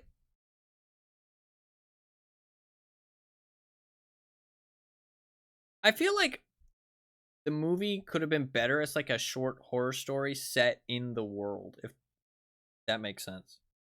You know what I mean? Like, I feel like as a movie, as like a standalone movie by itself, it's not that great. That's what I'd say about the first one. I feel like it's better as like a short horror story. I don't know. If I were to order the movies you watched yourself, ooh, that's interesting. The Thing, The Empty Man, Hellraiser, Us, Ringu, Texas Chainsaw, Alien Resurrection, probably. Interesting. Interesting. Man, what didn't you like about Ringu? I think you're a pretty big Alien fan. So an Alien Resurrection is a pretty big genre shift from like the original two. So I can understand a little bit of frustration there. So what's wrong with Ringu? Yeah, I'm curious what you didn't like about Ringu. Us above Ringu is crazy to me. And above Alien Resurrection. Like, Us, I do not think deserves to be that high. Like, above Texas Chainsaw, absolutely. I agree. But, I mean, I agree, and I did put it below Texas Chainsaw. But I really enjoyed the like, how Texas Chainsaw was made, to be honest. Except for, like, the last 20 minutes. I didn't enjoy the last 20 minutes. But I don't know, Ringu, I felt like Ringu was like a pretty good movie, honestly. It's cool to see that you like The Empty Man too. I really liked The Empty Man. I thought it was like, I went in with like no expectations. I didn't know what it was about at all.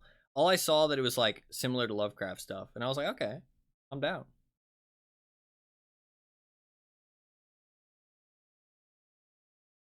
Ringu felt like the most solid one to me. No, yeah, I feel like it's like the most complete experience. I think Resurrection is fun, but I still think it's a bad movie. And the shit that goes down in the last maybe 20 minutes really did not impress me.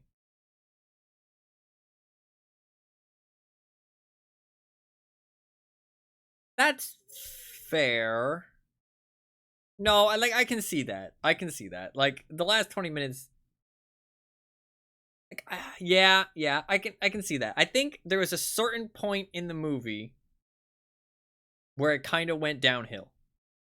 I feel like there was a certain point in Resurrection where it went downhill. And the last 20 minutes sounds accurate. But I still think it was a fun movie.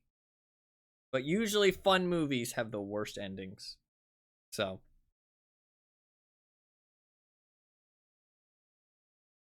Like, I wouldn't give Alien Resurrection like a high rating.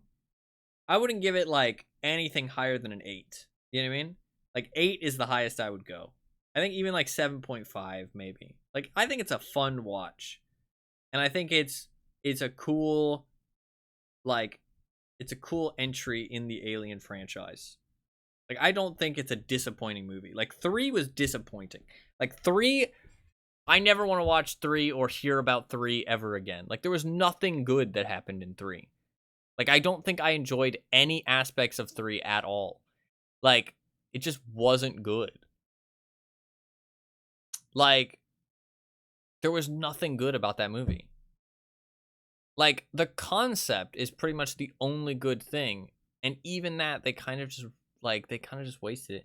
I did like one character. I think there was like one character that I liked. There was like one character and then the concept, and that was about it. Everything else was fucking whack, I feel like. But I don't know.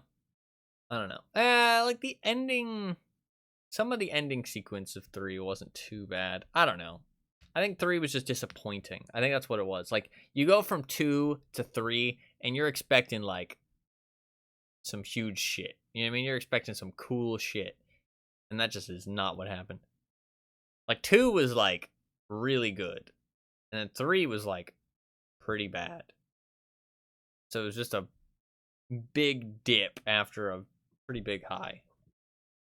So. But I think Resurrection at least brought some of that back, though. I think it was a fun movie. I enjoyed watching it. I'm happy to have watched it. I give it a solid, like, I think I give it like a 7.5. I didn't hate the ending as much, but I can understand why not liking the ending or in the last like 20 minutes. That's fair. I'm curious about the opinion on Ringu, though. I'm still waiting for that. Ringu is well made and well executed for sure, but I felt like the premise isn't enough to carry a full-length movie. Would have enjoyed it more as part of an anthology or something, a snappy short. It failed to grip me.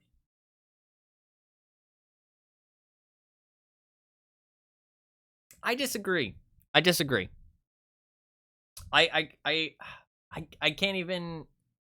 I'm not saying it's invalid, but I can't even like. I can't resonate with that. I'm not saying your opinion's invalid, but I don't know. I just disagree with that. I don't know. I think it like carried a full-length movie pretty well. I think there was only 2 aspects about Ringu that I did not super like, but I think overall it was like really solid. There was only like 2 aspects that I wasn't a big fan of. Everything else I felt like really was really like well strung together personally. And I felt like throughout the whole thing it was like pretty like succinct. It was good pacing. It like, you know, like the movie like was interesting throughout the whole thing. I feel like it did all right as a full-length movie. I think it did fine.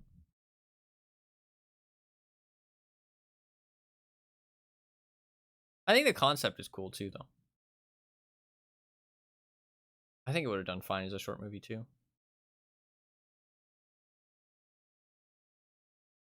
Oh, the fucking Warframe tank again. That's a cool looking tank. I'm probably gonna delete this spoiler. I don't want other people to look at. Did I delete my other spoilers or did I leave them? I don't know if I left them.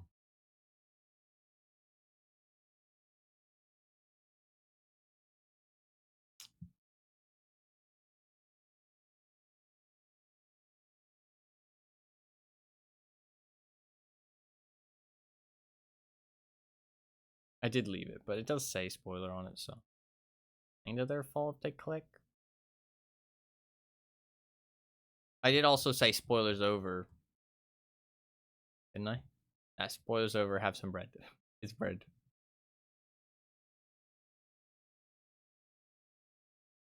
It's bread. Yeah, it was fun though. It was fun to watch a lot of movies.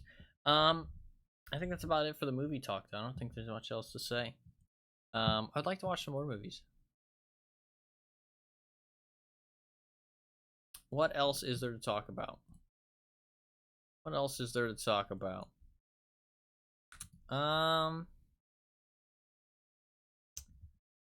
Need to figure out what I want to do. I'm still waiting to do a killer fun tier list. I already as in to play them. Okay. I was like wondering if that was like a trick to like see if I remember doing it. I thought maybe you were like trying to see if my memory was that bad. You were like seeing if what I'd say. Like I've already done that. I don't understand. As in to play them. I haven't played all of them. That's the thing. I haven't played all of them. I can only do the killers that I've played. Also, I don't want today's stream to go on too long. I gotta upload a YouTube Shorts. Only the ones you've played. Can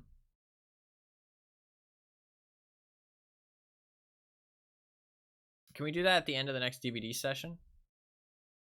Fair? Sorry? No, you're all good. You're all good. You're all good. I said today was only gonna be like a 4-hour stream. It's already been like 5.5. Keep that idea. Not a bad idea. I can do that. But not at the end of this stream. That's okay. I think tomorrow will be some DVDs, so I think tomorrow gonna be some DVD, and we're gonna try the overclocking thing and see how it goes. I think that's the plan for tomorrow's DVD. So potentially might be a scuffed stream if my PC like shuts down and shit, but I'm gonna try it and see how it goes. I am getting that new SSD soon, but the problem I've kind of realized is that I don't think it'll fix the issue. I don't remember exactly why, but over the last 2 days, I thought to myself, and I thought, hey, wait a second, this doesn't really match up, and it won't fix the issue, because like there's just no chance for it to be the issue, like it just doesn't line up. But I can't remember what my reasoning was to make it like that I didn't think it would line up. So my hope is pretty low that it'll fix the issue. So there's a chance at this point that it won't, and I'm screwed, and pointless.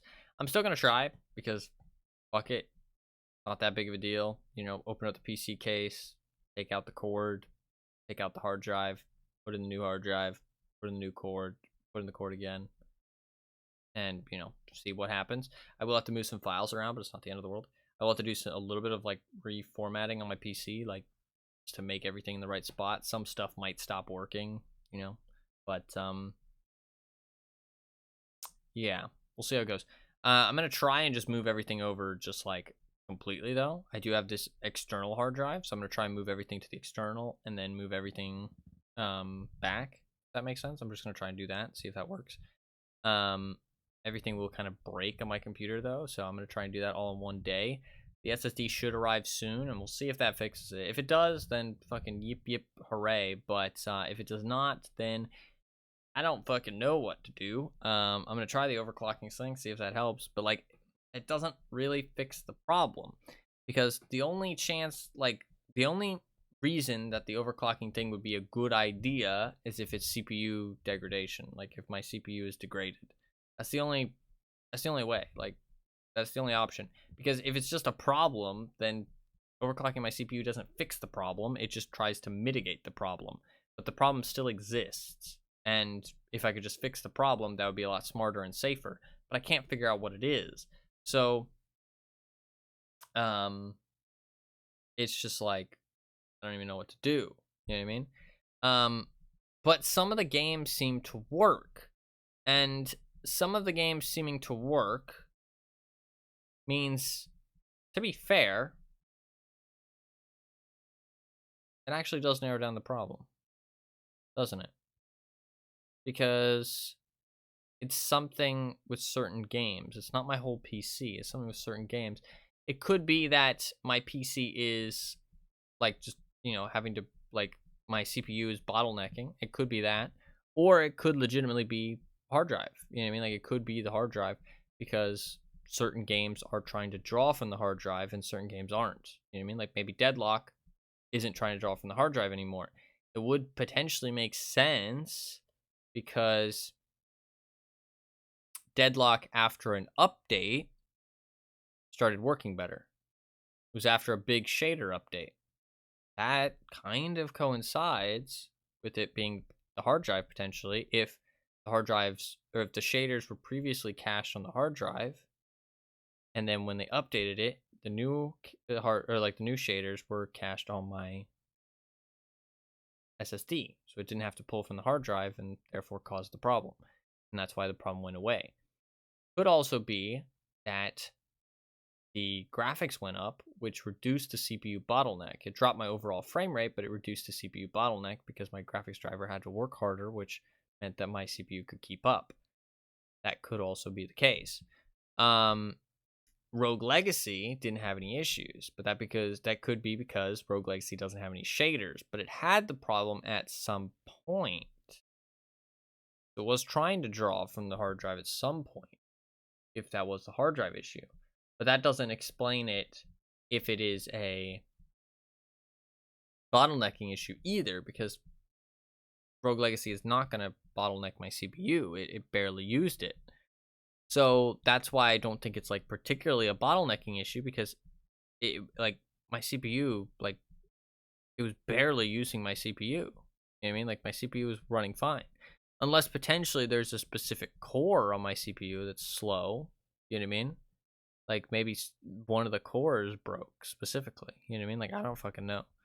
I don't know. It's like, it's such a convoluted issue, but yeah, I don't know. And I could look up like frame drops, frame stutters in DVD.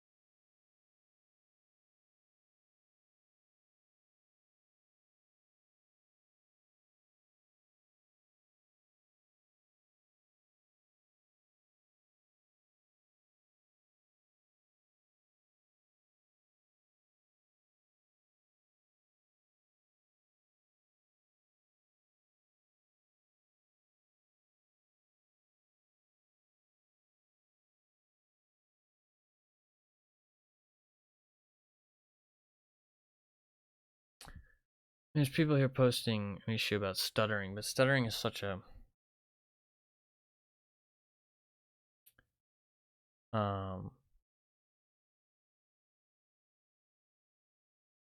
stuttering is such like a generic, like, it's such a broad term. Like, people use it for fucking everything.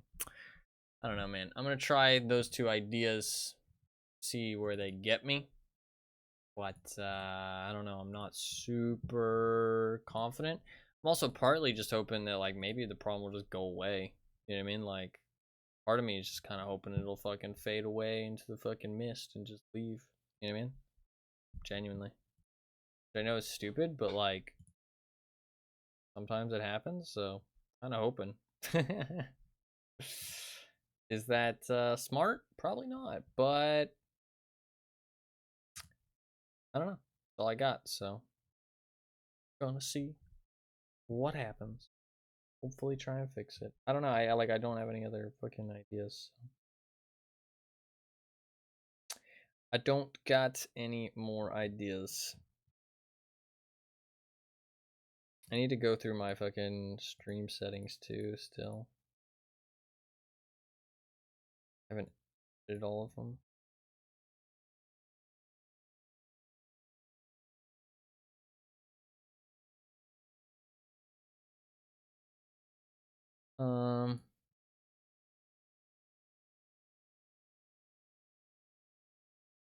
There's a Matroska video, MKV. What is that? Matroska.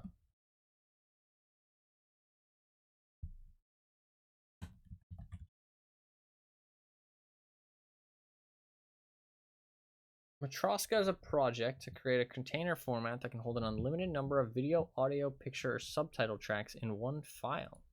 Huh. MKV. Because Matroska is the term for like one of those dolls that goes inside of itself. Kind of cute. I've never heard of an MKV before. MKV file. I saw this one TikTok where it was this girl and she was doing, it was like a skit, and she dressed up as every different type of file, and she like played out a scenario. That like she like interacted with herself as different file types, and they all had their own like little personalities. It was pretty cute, pretty funny. Pretty hilarious. I have no idea where it is or how to find it, but if it sounds very appealing, you can probably search for it and find it. It was a good video. I enjoyed it. Humorous. Very humorous. I don't think there's that much else to talk about. So, hey, you know what we can do? Cross off fucking Deathgarden. MKB has been a pretty common video file extension for a while. Interesting. I have not heard of it. I did look up, the Wikipedia says like 20 years old, so I have not heard of it. I've heard of MOVs and MP4s and stuff, but and cross Deathgarden Bloodharvest off the list. Boom. Another game crossed off the list. Didn't even need to play it. Look at this guy. I was also on time today? Who is this guy? Crossed the game off the list? Was on time?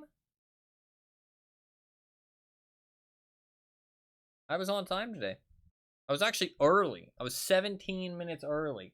I tried out a new strategy. For being on time. Worked flawlessly. The new strategy was to start the stream, try and start the stream 30 minutes before I said I would. And that ended up me being on time. Pretty magical.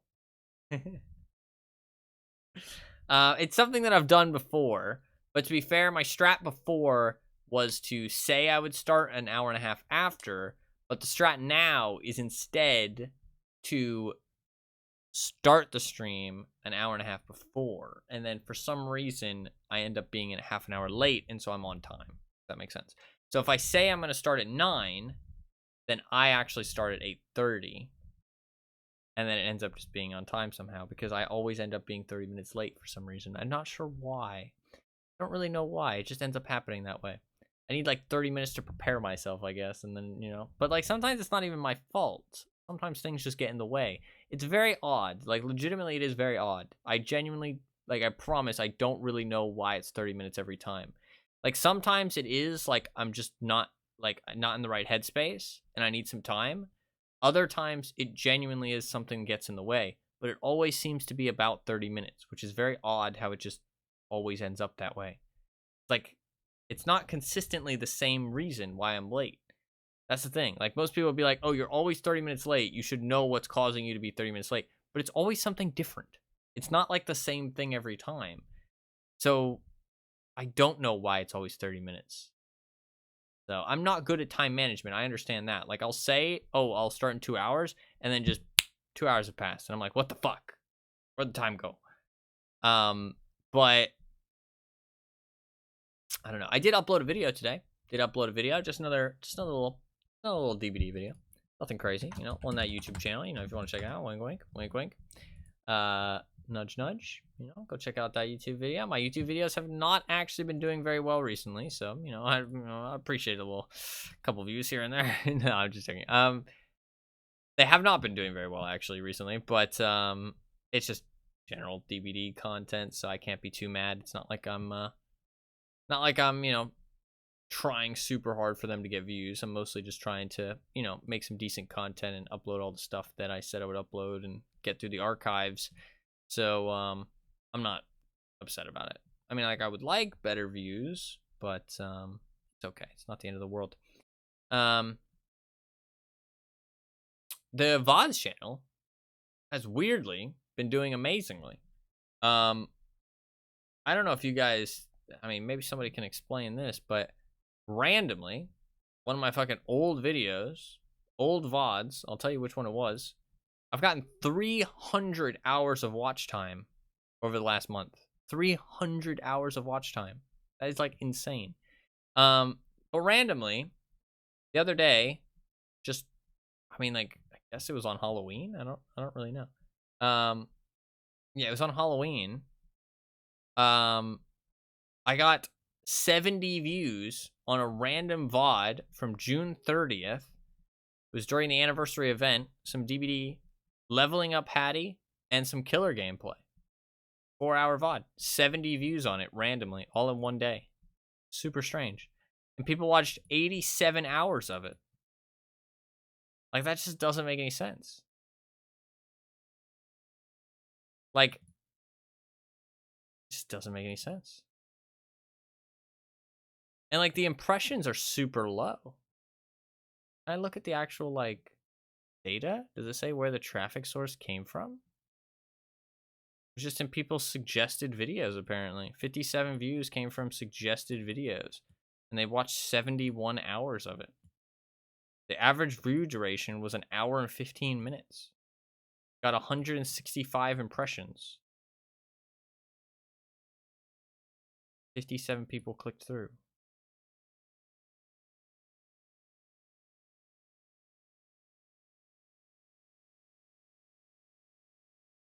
Ten people viewed it from direct or unknown. Traffic from direct URL entry, bookmarks, or unidentified apps. And those people watched for 1.5 hours, average. Geography? They're a majority in the United States. Okay. I don't know what city they were in. They don't have that information available. I don't know. All of them were unsubscribed. They watched it on their TV. What the fuck? Who was watching a VOD of me play DBD on their TV on October? Like, on Halloween? Is that spooky gameplay? Is my gameplay really that bad? That's so weird. What the fuck?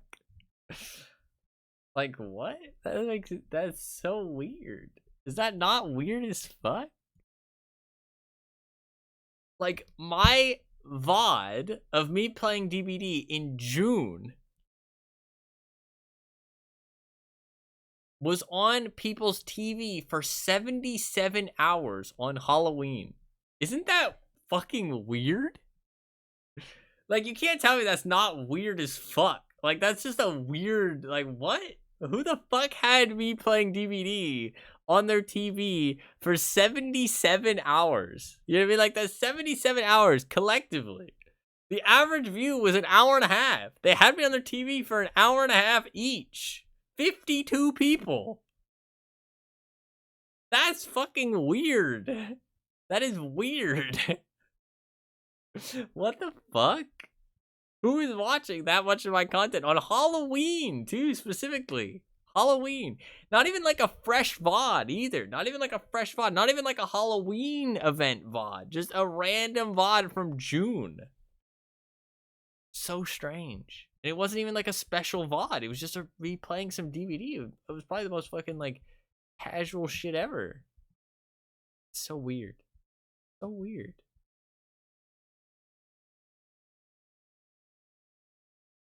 So weird. I don't know. I really want to know where they all came from. I mean, it just got recommended to people, apparently, and they clicked on it. They thought it was good content, and they watched, apparently, on their fucking TVs. The idea of me, I don't know. Ari had to put something on he's chowing through his Halloween candy. Hell yeah. I don't know. Like, the idea of me being on someone's TV is fucking weird. Like, that is a weird thing to think about. Like, just little old me just playing some DVD on someone's television. Like, that's wild. The idea that people watch 300 hours of me a month is insane. And that's not including, like, bro, if I add everything up, it's actually fucking insane. So, I'll add everything up. Look at this. Over the last month, okay? Okay? After the last month,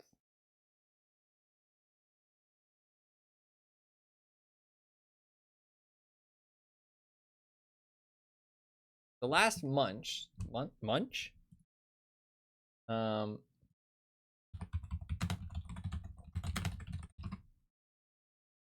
Holy fucking shit, dude. Okay. So this first number, 283. That's how many hours people have watched me on Twitch in the last month. This next number, 100. That's how many hours people have watched of my main channel in the last month. And this next number, 298. Is how many hours people have watched of my VODs channel in the last month. That is 98 plus 83, 181, 681 hours. 681 hours of me people have watched in the last month. That's insane. That is a lot. 681 hours. That's wild to think about. I'm very humbled and honored. It's crazy that people want to watch that much of my stuff at all. Like those crazy numbers. 681 hours is like, I mean, that's like a lot over a month. I mean, how many hours are there even in a month? 730. Crazy. It's crazy that with that many hours, my stream is like still not successful though. Like the amount of following you need is like insane to be able to stream. Like, I'm not saying that that's, like, I'm disappointed by it. It's still crazy. But, I mean, that still just, like, isn't successful. You know what I mean? Even though that is, like, crazy numbers. Like, that's still crazy numbers. For me, just, like, you know what I mean? Just being myself, playing some games, talking to stuff. And, like, people watch that much of my stuff. But,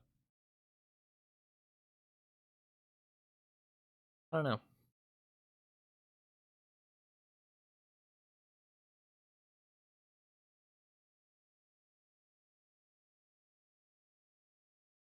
Went from 1 a.m. to 1 a.m. Do not know what that means. What does that mean?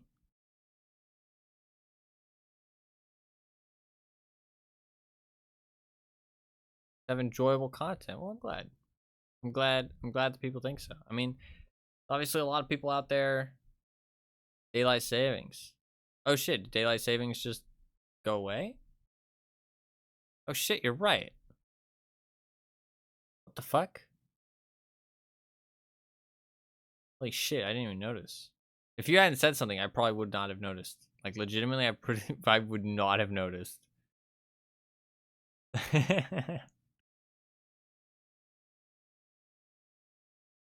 So, daylight savings just went away, right? If I'm not mistaken?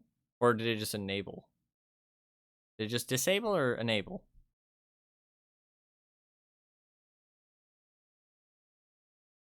No, it just enabled, didn't it? It enabled. And it'll be until February or something?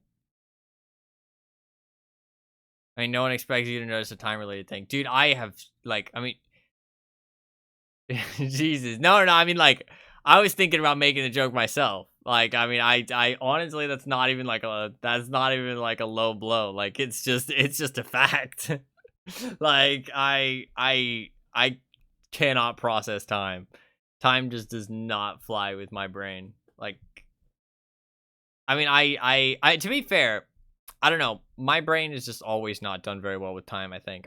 To be fair, part of it's because I just don't sleep, like, properly, like a normal human. Apparently my mom has said that even when I was a baby, it was just always just like, go, go, go, go, go, go. Like, it just immediately just, like, go until I just can't stay up anymore and then just fall asleep. And that's just still how I am to this day. Like, like, until my body is, like, yelling at me to go to bed, I just do not sleep. So it's just like, that's just the way I operate. That's the way I operate. You know, I was hanging out with Fluffkins, obviously, and we were cooking something, and I was eating handfuls of brown sugar, and she took it away from me. I was enjoying it, and she took it away from me. Because apparently I'm not allowed to eat like that, and it's not good for me. Good.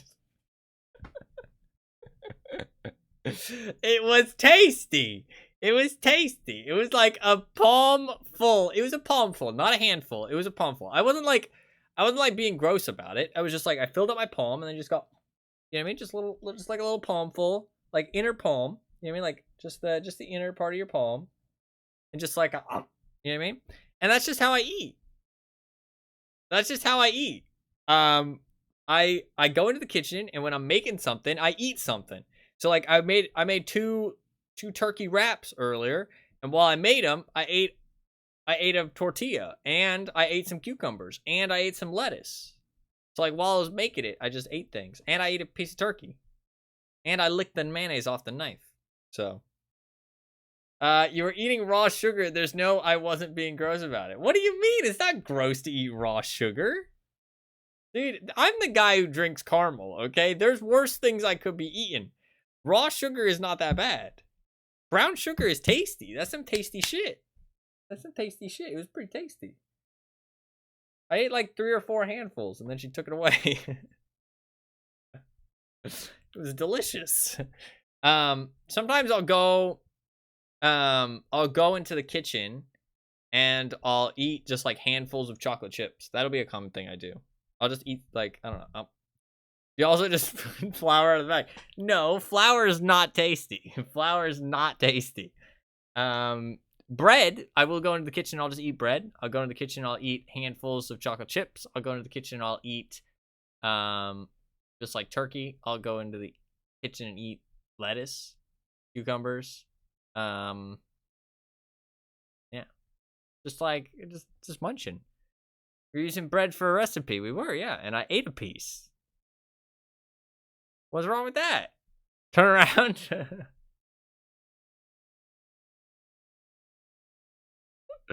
I was just having a little piece, a little snack. Fine. That's fine. What's wrong with that? Whole slice poking out of his mouth.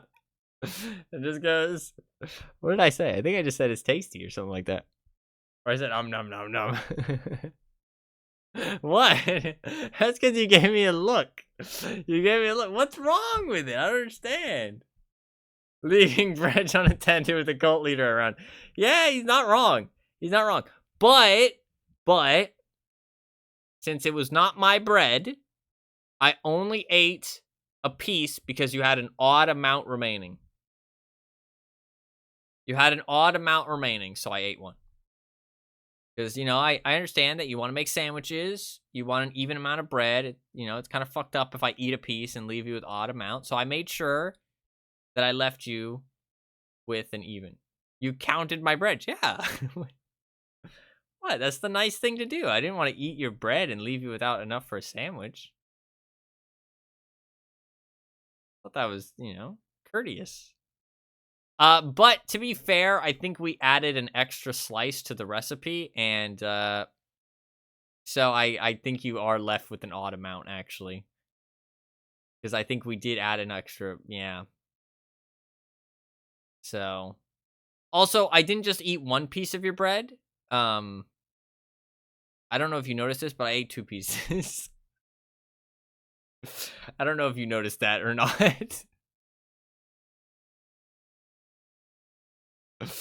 I had a sandwich during stream with the last 2 slices. Okay, that's good. Yes, I saw you. Okay, I ate 2 slices. I ate both the end pieces because people don't like the end pieces as much. You had the good bread though. You had good bread. So I don't know. He sees bread and he understands how much there is. Yeah. Also, what's next? I'm scared.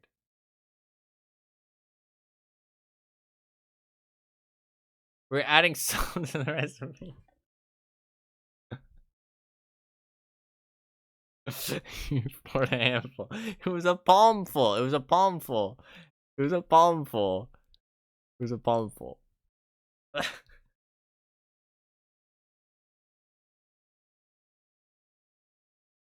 It was a palmful.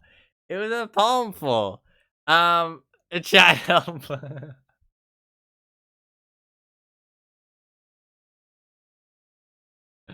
It was a palmful. It was about this much. I had poured too much for the recipe because the recipe asked for half a pinch of salt. So I had poured way too much because she had one of those things which is just like a big container and it just pours out. So I poured out way too much. And so I was going to do what I usually do, which is I stick my tongue up against my hand and I go, and I stick all the salt to my tongue and I eat it and then I throw away the rest. So I eat as much as my tongue can grab, and then I throw away the rest.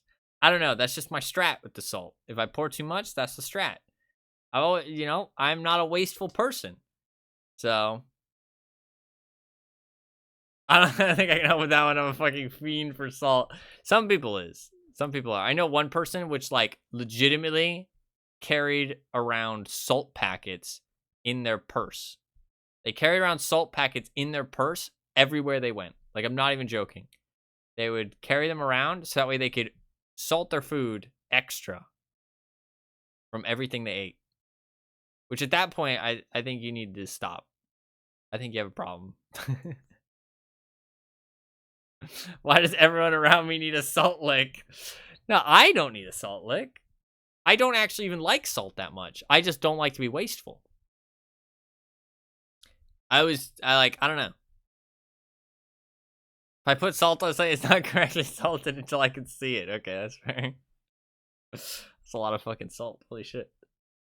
I don't even like salt that much, like, to be honest. I prefer pepper, personally. I'm a big pepper fiend. I'll pepper things until, like, they look like they just, like, got dipped in pepper. Like, they're just pepper flakes all over it. But salt I'm not a big fan of. But I just don't like to be wasteful. Like, I was always taught to not be wasteful. Also, when you don't have that much, you learn to not be wasteful. Like, it's like, oh, why would I throw that away? I can eat it. I always think it's extra calories, you know what I mean? Like, it's extra stuff to fill me up. Like, why would I throw away something that's going to help get me full? And that way, I won't need to eat more food later. So why would I throw away that sugar? I didn't throw away the sugar. I ate the sugar. But why would I throw away that salt? You know what I mean? Just eat it. You know what I mean? Just, like, extra calories, extra sustenance. Although salt's not particularly good for you, so I don't know. But I'm not a healthy individual. I'm not. I accept that. But I also, like, I don't know. I don't really care. Don't really care. It's fine. Or just put it back in the container. I've never put salt back in the container. I've never heard of anyone doing that. The only person that I've seen do that is you. And I honestly forgot that you did it. So that's why I was just going to eat it. Like, I've never seen other people. I did force them at gunpoint to drink water, though. That's because you don't own any other beverages. If you had anything else that was tasty to drink, I would drink it. But you have nothing. You just have water. Like, it's like there's no choice. I either drink the water or I dehydrate and die. Like, those are my two choices. Like, I mean, like, I would rather drink water than die, yes. But as soon as I get home, no fucking water. I'm not drinking a single drop. I'm not, like, there's tea. Tea is disgusting. Tea legitimately tastes like dirt water. Like, it tastes like water with dirt in it. Like, I don't want to drink dirt water. You should spend more time with Flup. I would like to. As much as she would force healthy habits upon me, I would like to. I have lots of tea. Fuck your tea. Fuck your dirt water, okay? I don't want to drink your dirty water, which tastes gross. Like, I just don't understand the point of tea. Like, it just is not good. I know I'm not welcome in England, ever.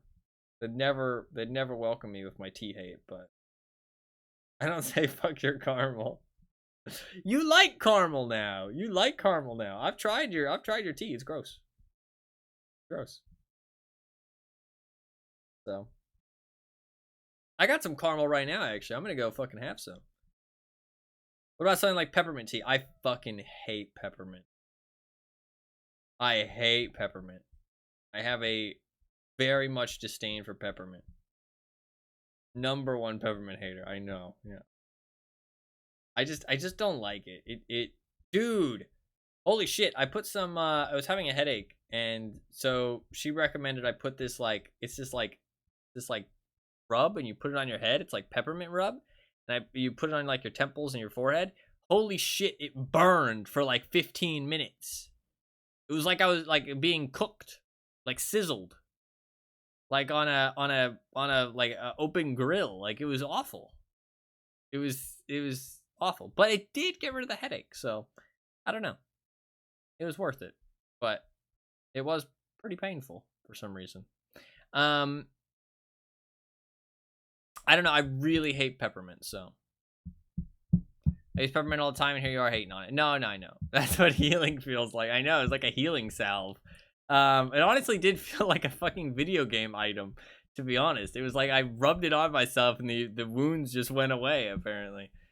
No, I mean, it worked really well. I mean, honestly, I can't hate on it. It worked really well. And it wasn't too bad, because I didn't have to smell it or taste it, so can't get enough of mint in general. I really like mint chocolate chip ice cream. I really like mint chocolate chip ice cream. Big fan. But candy canes, fucking disgusting. Mints, fucking disgusting. And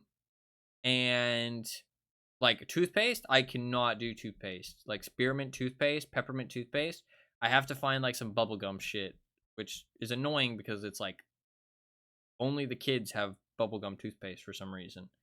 Like, if you want to get any kind of adult toothpaste, it's like cinnamon, spearmint, peppermint. It's like they just want you to suffer, apparently. If you want clean teeth, you have to suffer. Like, I don't get it. Like, why can't we have fun flavors? Why can't we have tasty flavors? Like, what's up with that? Why do I have to suffer just because I'm an adult? Like, can I not have a good flavored toothpaste? Like, what's up with that? I don't know. It's weird. Like, who the fuck wants cinnamon toothpaste? That sounds like pain. Like, no thanks. Spearmint toothpaste? Like, I know that some people are okay with spearmint and peppermint, but, like, me, no. No. I fucking hate that shit. I'll eat a bag of strong peppermints like they're candy. That's fair. I mean, some people really like that shit. I mean, like, candy canes are super popular. People like peppermint candies. Like, I like stuff like that a lot. So, I mean, I just really hate it, personally. I like this smell of it in like small doses. Like, it's very like it's very aromatic, but like I don't like the smell of it constantly because like it kind of just like, I don't know, disrupts me. Cinnamon trauma. I mean, I did try the cinnamon challenge. I don't know if I talked about that on stream, but I did try the cinnamon challenge at some point. Holy shit, do not do that. Do not do it. It was the one, like, I've always seen things in movies where people like involuntarily, like, they eat something and they gag or they throw up, and I always thought it was just such fake bullshit. I was like, you can't throw up from eating something gross. That's not a thing. You know what I mean? Like, that's not a thing. It just doesn't happen. You know what I mean? You only throw up if you're like actually sick. From that day, I realized that it was not like a movie trope or anything. It is an actual thing. Like, your body will genuinely just vomit if it feels like the need. Because I legitimately threw up. Like, I ate the cinnamon, and I tried to fucking eat it, and I, like, started gagging, and then I threw up. Like, it just involuntarily was like, get this the fuck out of me. I hate this. And, yeah, that was a learning experience, for sure. It's almost like stupid TikTok trends are stupid or something. I didn't even know what TikTok was when I did it. I was probably, like, 15, 16, something like that. I didn't even know what TikTok was. Or like that it was a trend or anything. I just heard that it was a thing that people did, like, as a joke. Like, it was a joke, and like multiple members of my family did it. And it was wild. TikTok wasn't around then. Was it really not? That's true. TikTok is a bit newer, isn't it? I don't know. I was less tuned into the internet back then. I was just in my corner of the internet just gaming. Nowadays I'm more tuned in with everything. Was Musically. What does that mean? Is that the name of it? Or are you saying that that was what people used back then? Or Are you saying that it was musically around, but it wasn't? I don't know what you're saying. It is just a stupid fucking trend, though. What? I thought, fuck it, I'll give it a try. It doesn't sound too hard. I'm one of those people that is like, oh, that doesn't seem that hard. I'll do it. And then I'll do it, and I'll be like, holy shit, this is fucking awful. That was the app name before it was bought and changed. Gotcha. I didn't know that. It, like, vaguely rings a bell, but I didn't know what you're talking about. Yeah. Wasn't for challenges like that. Gotcha.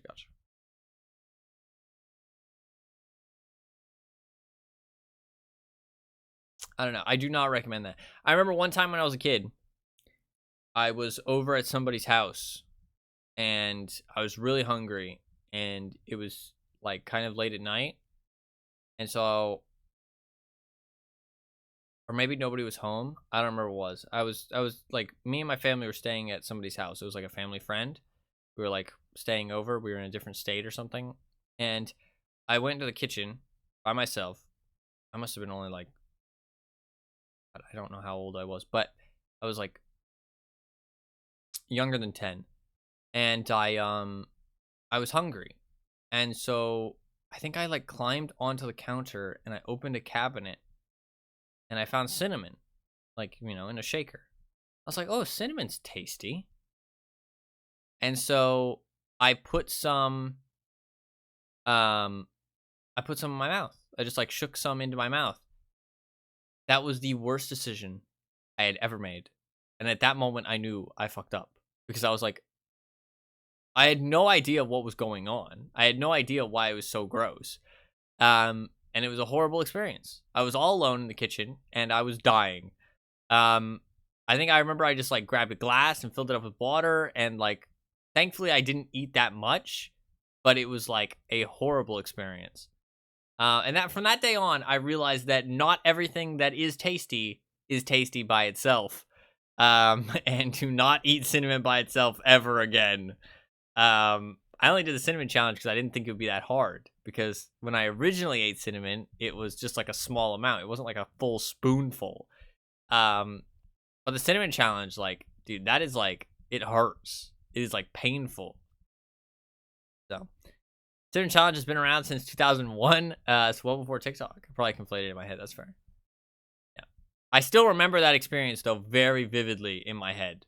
Just going into the kitchen all by myself, like either late at night or like it was when nobody was home, and just trying to eat some cinnamon because it was the only thing I found and I was hungry.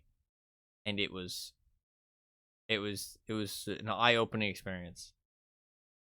An eye-opening experience.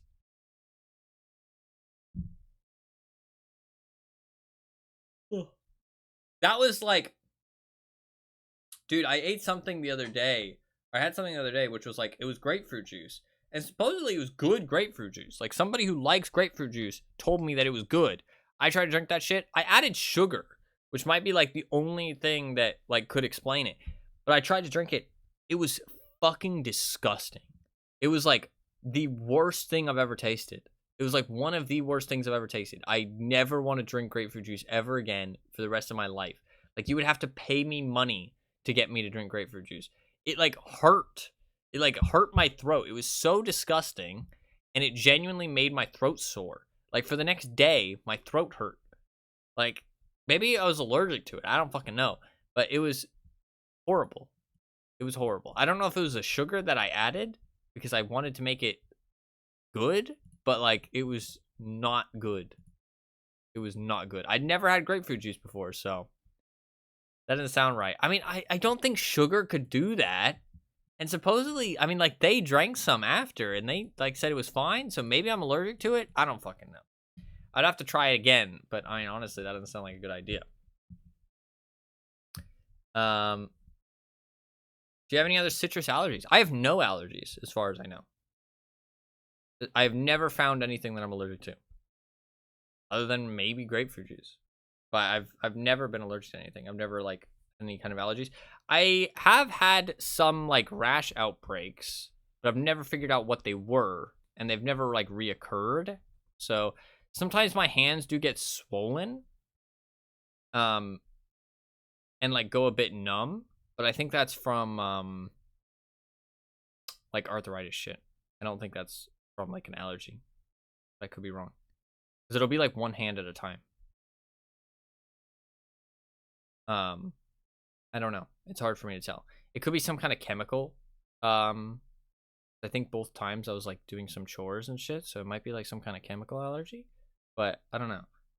Or it could just be like arthritis stuff. I'm not sure, but it like it's so rare that it's like not really worth worrying about. And like the worst that happens is my hand just like kind of swells up and gets puffy, and like it goes a bit numb, and I can't like feel it as much, and then it just goes away within like a couple hours. So,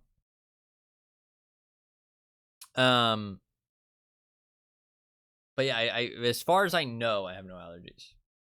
But I mean, I probably have some, but as far as I know, definitely no like serious ones. Except maybe I mean, throat hurting is not, you know, the biggest allergy, but I don't know. I did not like that experience. That was probably one of the worst things I've ever drank. Like that doesn't explain why it tasted so fucking bad though. There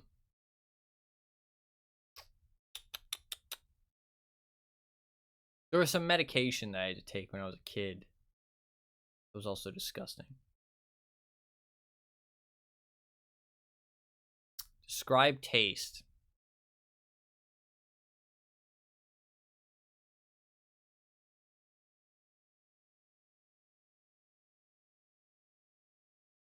Imagine like a really sweet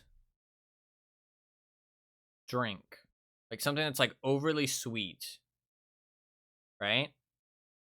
But then it immediately goes into this like tart, bitter, gross taste. Like it's like gone off.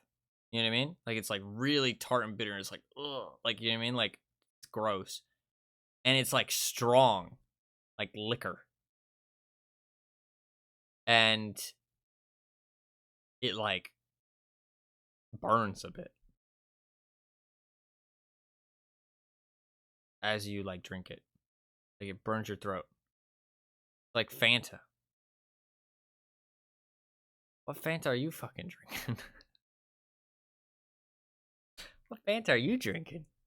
I mean, the sickly sweet part, fair enough. I agree with that. But like bitter and tart? What? What Fanta are you drinking? You get that nice, refreshing citrus taste after. Well, it's not really a citrus taste. A citrus taste is disingenuous. That orange artificial flavoring taste. Overly sweet with a bitter, shitty aftertaste. I disagree. I like the aftertaste. I like that kind of refreshing. It's like a refreshing, like, orangey flavor taste. I like it. It's why I like orange sodas. I don't think it's bitter. I think, how could it be bitter? To be fair, people's taste buds are very different. Like, I genuinely wonder if people just, like, taste things differently. You know what I mean?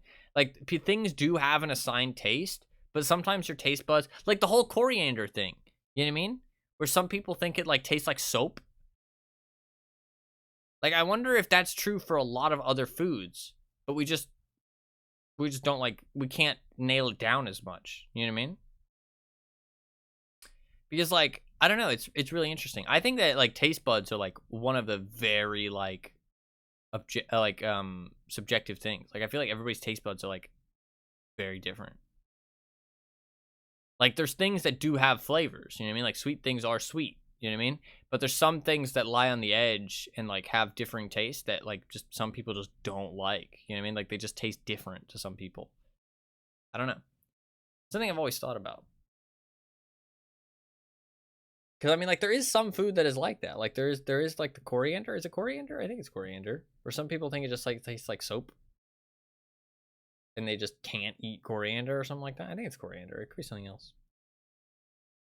But I mean, like, some people, like, very vividly hate some food. So, I feel like it might be accurate that some people, like, just taste things differently. Something that I hate is fucking lentils. I think, I had traumatic experiences with lentils, though, when I was a kid. Traumatic experiences. I also, it was not that, I don't understand the lentil hate. Okay. Let me explain to you the lentil hate, okay? When I was a kid, my mom liked to cook weird things, okay? My mom also liked to find good deals. My mom also liked to follow weird recipes. So one day, she found a good deal on lentils. So she bought a shit ton of lentils.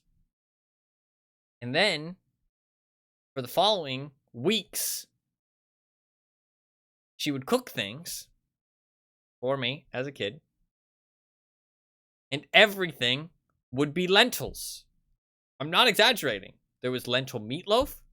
There was lentil tacos. There was lentil, like, burgers. Like, everything was fucking lentils. And it was disgusting. Everything. The texture was gross. They tasted like lentils. It was disturbing. And the worst part is that she wouldn't say that things were lentils. She would just say, do you want burgers? Do you want tacos? Do you want meatloaf? And then it would just be lentils. It was all lentils. And it was for weeks. Like 2 weeks of just pure lentils.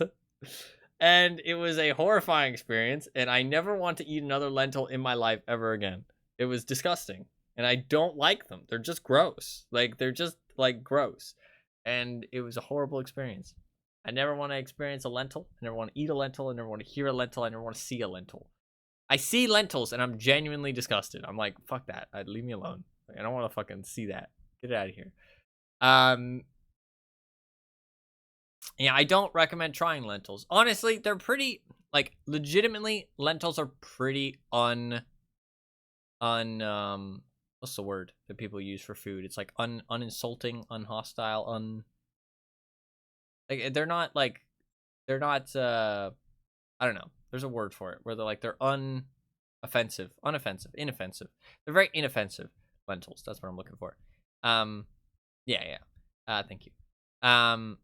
They're pretty chill, honestly. They're just like a vegetable. They kind of taste like, I can't even remember what they taste like. Just bad is all I can remember.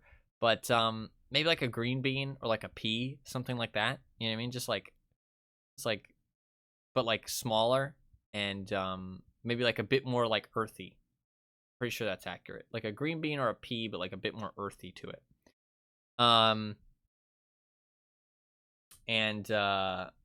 Yeah. So, did not enjoy.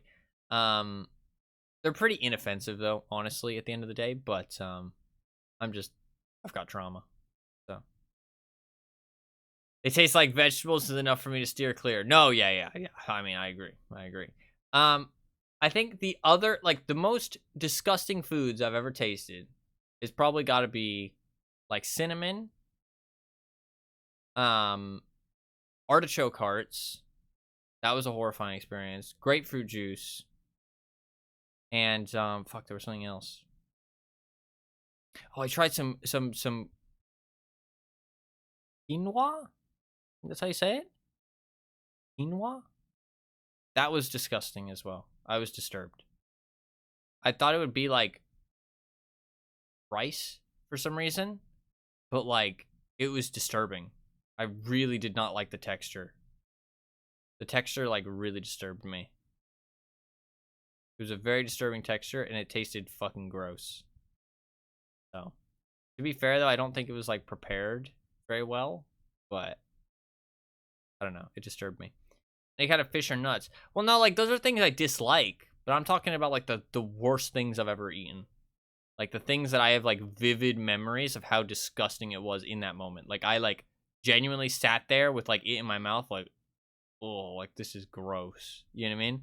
Like, you know the moment I'm talking about when you eat something and it's in your mouth and you're like, holy shit, what the fuck did I just put in my mouth? And like you just want to spit it out so bad, but it's like you're revolted at the same time. Like you are trying to find a trash can as quickly as you possibly can. Me with papayas. I've never had a papaya.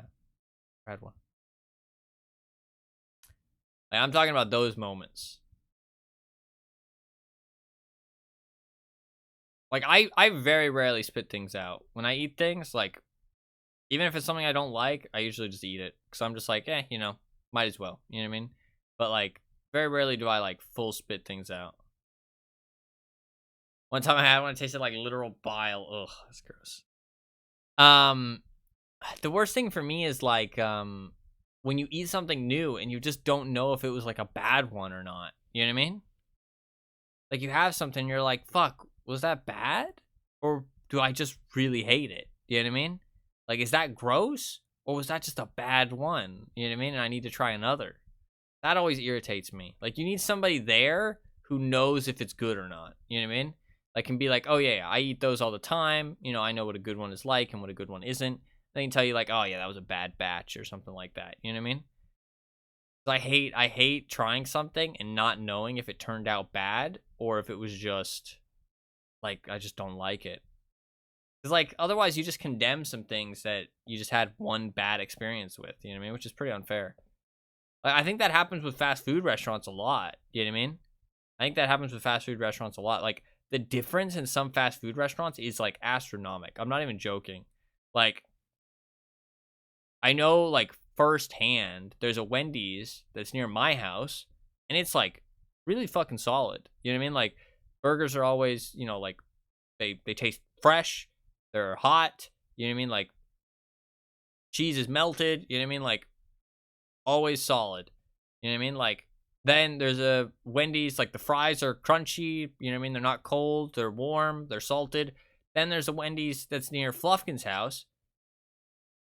It's like complete polar opposite. Like, the burgers are cold, they're old, they're kind of stale. Like, the bread, like, the fries are cold, they're not crunchy, they're barely salted. Like, it's like a completely fucking different, like, it's completely different. And I mean, I know it is completely different, but, like, other people don't realize that. I feel like I know that they're completely different restaurants. They're run by completely different people. You know what I mean? Like, but I feel like other people don't realize that. They're just like, oh, Wendy's sucks. And it's like, yeah, but you might just go to a shit Wendy's. You know what I mean? Like legitimately, you might just go to a shit fucking Wendy's. It's kind of a shame. But I mean, like, that's kind of just the way it is with chains. You need to, like, but I mean, like, to be fair, one nice thing about that for chain restaurants is that chain restaurant in that area is only selling to people in that area. You know what I mean? So, as long as the word of mouth isn't too bad, and people are still at least willing to try the one in their area for the first time, then it doesn't really matter if one's bad. You know what I mean? Because the only people that they were selling to was people in that area anyways. You know what I mean? So, as long as the word of mouth isn't so bad that new people aren't willing to try it, then it's not a big deal. Because then the areas that have good Wendy's will, you know, still sell well. So, or any chain restaurant, really, for that matter. Speaking of that, though, I should go get something to drink and go to the bathroom and eat. All that good stuff. I don't think there's that much else to talk about. I think we've had a nice chat. Talked about some movies. Talked about my plan. I think tomorrow I'll play some DVD. We'll try the overclocking thing. See how that goes. Maybe it'll go super smooth. Who knows? I'm going to give it a try, though. No handfuls of sugar, please. I'm probably going to have a squirt of caramel. Like a shot of caramel. That sounds pretty tasty. I'm really dehydrated, though, so I need to get something to drink. I had 2.5 cups of chocolate milk today. That's all I had to drink. So I'll go drink some more. That is liquid sugar. Yes, it is. She said no handfuls of sugar. So, I think I win. Actually. Not like I'm putting the sugar in my hand. I'm putting it in my mouth. What if I did a spoonful of sugar instead? Spoonful? Listen, you can't make me healthy. You can't do it. Stop all your head. Okay? Don't fuck with a man who's got nothing left to lose. Don't try and take away my caramel. Don't do it. I don't know. I don't really see the reason to be healthy. I don't see the appeal.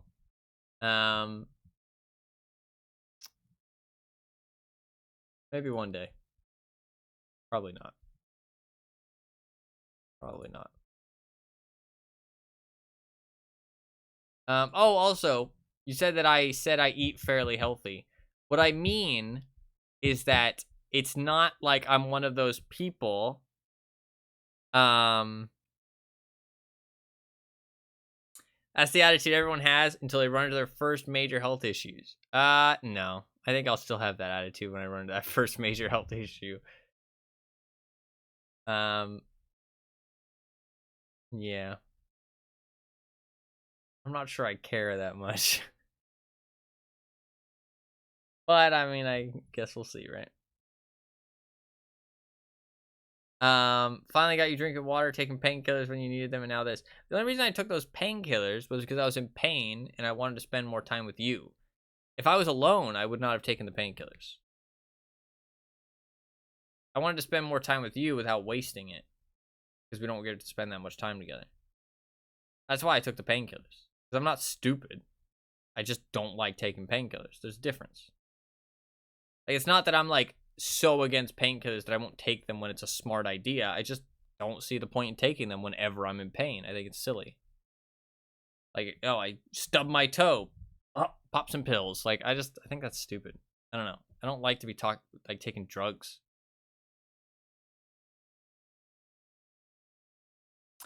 It's a lot easier to say that when you're not in chronic pain, unable to do things you want to do, etc. Are you talking about taking painkillers, or are you talking about caring about my health?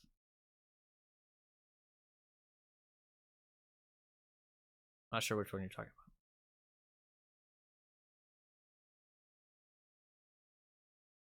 Caring about health. Gotcha. No. I completely agree with you. I don't know. I think there's other reasons I don't care about my health. Other reasons in general. I mean, I completely understand that you should care about your health, and I think other people should. And the people that I care about, I want them to care about their health. I just don't care about my own. That makes sense. But I mean, I think everybody should care about their health, and I do talk about, like, I do support good health habits. You know what I mean? Like getting some exercise, making sure you're not sitting for too long. You know, making sure you do drink water is a good idea.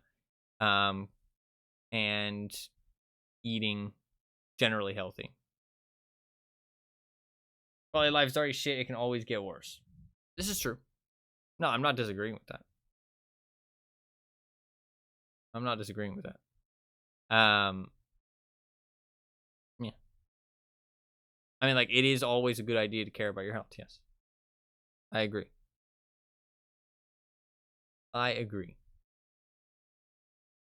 Health is important. Eat healthy. Drink water. Take painkillers if you feel like it. I mean, I think painkillers isn't really a healthy thing, actually. It's just more like quality of life. I don't know. I prefer not to, though. It makes me happier not to take them. So, kind of is a quality of life. It's a good idea, and I refuse. Yes. He says, about to drink glugs of caramel. I have my own reasons for the way I am. That's all it is. I do not care to elaborate on Twitch. That's all. I have reasons for the way I am. But I mean, like, I know that what I do is unhealthy. I'm not denying it. I'm not stupid. I just know that, like, I just choose not to. For reasons. But I know that it's a good idea. I know that I should. But I don't want to. And I just have my reasons. That's all. That's all. I'm not like disagreeing that's a bad idea. And I'm not I do not encourage anyone to be the way I am. That's the thing. Like, I don't drink water, but I know that I should. I don't go outside, but I know that I should. I don't exercise, but I know that I should. I shouldn't eat so much sugar. I should eat full meals. I mean, I eat fucking 1 time a day, for God's sakes. It's like, so that doesn't take a fucking scientist to figure out that I'm unhealthy. Like, I mean, it's not a long concept. Yeah. So it's like nothing you can say will get through to me. That's like, I don't know. People don't seem to realize this. People keep trying, but just filling up the tank efficiently. Yeah. I don't know what that meant. What were you referring to?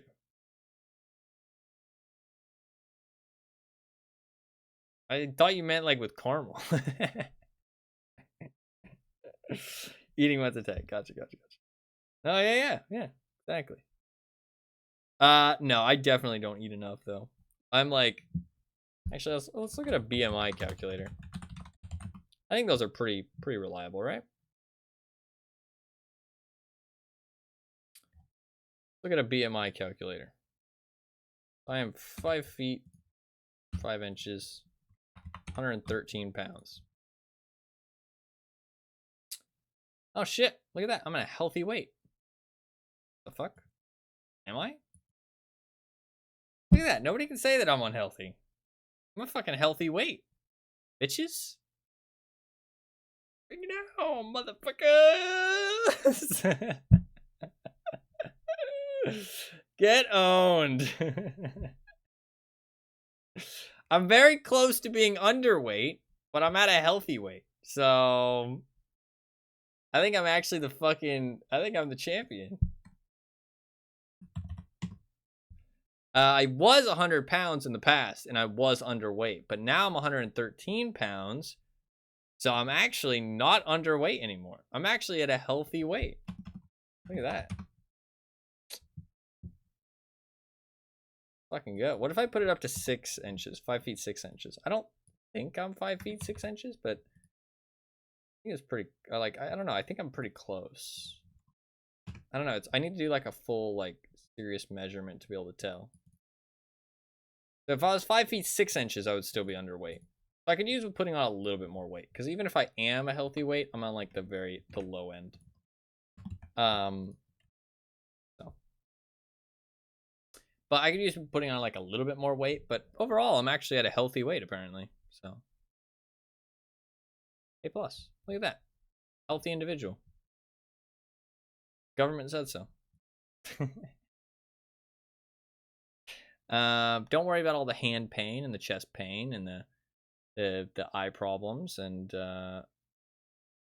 yeah, slight hearing issues and yeah, don't worry about any of that. Fine. Very healthy. To be fair, actually, the audio driver on my computer that I installed fucking like makes everything quieter now, so I can't listen to everything at high volumes anymore. It doesn't let me. It's like lowered the volume of everything on my computer. Fucking annoying, and I can't up it anymore. So I have to listen to everything at lower volumes now. I could uninstall the driver, but supposedly it's better to leave it installed, so guess I have to listen to everything quieter now. Kind of fucking annoying, because I liked everything at the volumes it was at before, but this is what it is. Good. Yeah. One number on the internet says I'm fine. I'm fine. No, I mean the BMI calculator is like supposedly pretty good info from what I understand, and it's just about like if you're like your general weight. It's just like a generalized weight number. I still am on the like the underweight side, but like I'm not in danger supposedly. I'm like mostly fine.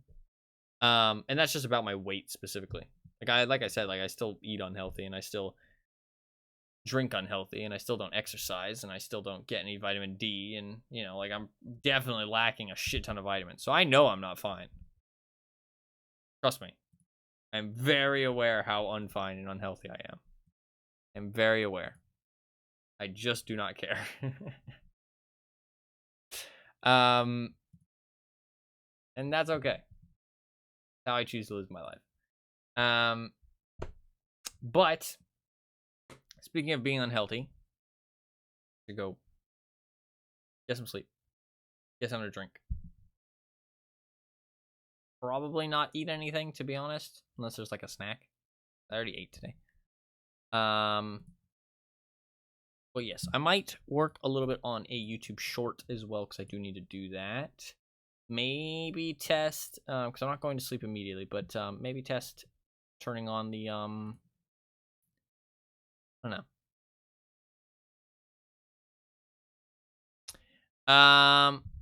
There's a lot of caveats to it based on ethnicity, for example, and it doesn't take muscle mass into account at all. It's extremely generalized to do it without a doctor making accurate measurements. Okay, fair enough.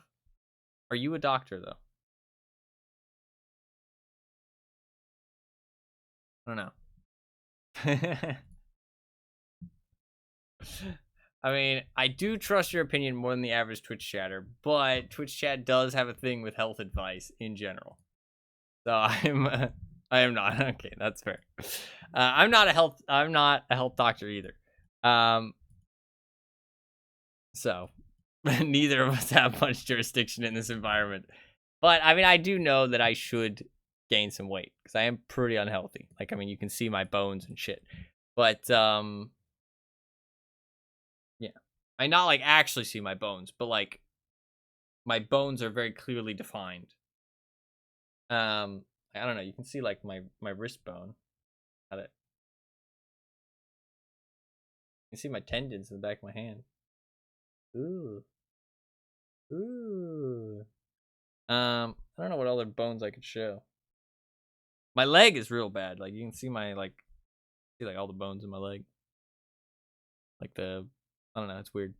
I'm just like real thin. I'm like a ghost. People joke that I'm a skeleton. Oh, my wrist tendons are real weird. Look at this. See them.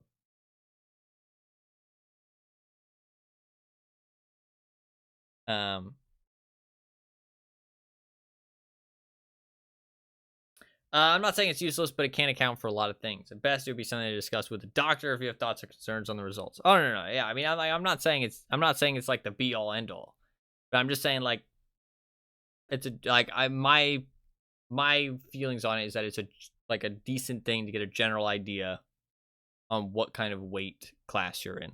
You know what I mean? Like if you're unhealthy or if you're healthy. Not like healthy, but like if you're at a healthy, unhealthy weight. And that's just like generalized weight, not like other things that can account to unhealthiness with weight. But like, yeah, if you're like underweight, normal weight, slightly overweight, or like majorly overweight. And I mean, I am on the underweight side because I'm on like the low end of healthy. So I should gain more weight because it is like a general thing. Like I said, I never said it was a joke that I said I was healthy because it classified me in the healthy department. But I know that I'm not healthy. It was a joke. That's all. Not that serious. At the end of the day, I'm okay. It is what it is. I don't recommend caring about my health that much because it won't change how I feel. So I don't recommend it for your own sake. Anyone in chat, do not care about my health that much because it will not change how much I care about it, and I'm the one in control of it, so it is a waste of your mental energy. I recommend that you care about your own health and take care of yourself and do the things that I don't. Like exercise, don't sit down for too long, get a decent amount of sleep, don't push your body, like don't stay up a lot. But if I care about yours, I can ignore mine. Yeah, shit, nice. And then we'll both die together. No, that was a joke. I would prefer you don't die. But easy, yeah. Yeah, like just do all the things that I don't. I recommend everybody does. Everybody in chat, you know, drink water. Don't sit down for too long. Don't push your body when it comes to lack of sleep. I know that sometimes life can push you in that regard, like lack of sleep, and you don't really have a choice about it. But if you do have a choice, don't push your body past lack of sleep. I definitely have seen the side effects of it. It's not smart. You know what I mean? Like a couple hours here and there, fair enough, but don't stay up for like 24 hours regularly. It's just not a smart idea. Drink water, eat food, try and eat a balanced diet so that way you get all the vitamins you need and stuff. You know what I mean? Like don't overindulge. Don't eat raw sugar, raw salt. I mean, like, you know, in large quantities. Don't eat anything in large quantities. You know, generally drink water, stay hydrated. Dehydration can cause a lot of issues. Make sure you exercise. You know what I mean? Like, get some sunlight. Maybe take some multivitamins. I don't know how good multivitamins really are, but supposedly they're good. Yeah. Go to the doctor regularly. Like, these are all good things you should do. I do none of them. But that's okay. Okay. Honestly, you know, like good good little bit of exercise every morning. Maybe like just walk around. Maybe just sit outside, you know what I mean? Like, or stand outside, you know? Just stand outside. Maybe eat your breakfast outside. I don't know. Something like that. Just get a little bit of exercise every day. Listen to a podcast or something while you take a walk around the block. I don't know. Or even like if you pay somebody to mow your lawn, just mow it yourself. A little bit of exercise, right? Save yourself some money as well. That's an idea.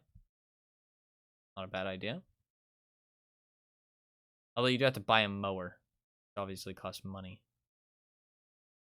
But to be fair, you'd probably save the amount of money that you pay to the mowing company to buy the mower. And then after that, it's all just profit from there.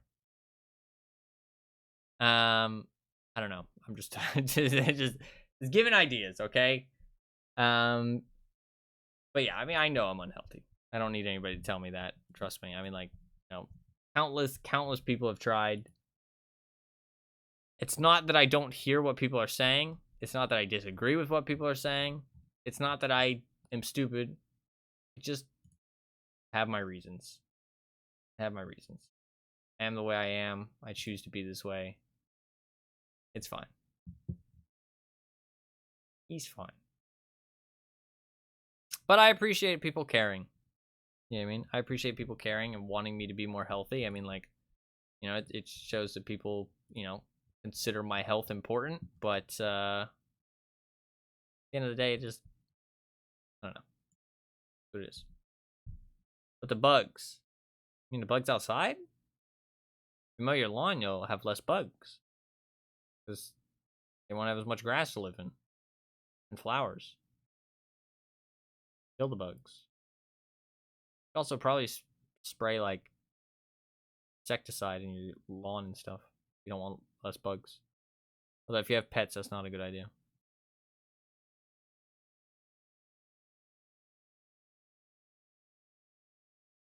Yeah, I do hate the bugs as well. I do hate the bugs. I'd like to live somewhere colder where there's less bugs. Be nice. Then there's snow. Snow is not pleasant. I'd love for my cats to see snow at some point. That'd be nice. I'd like for them to see some snow.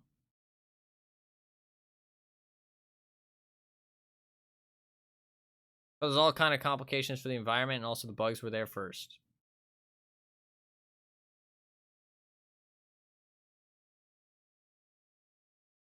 I'm not gonna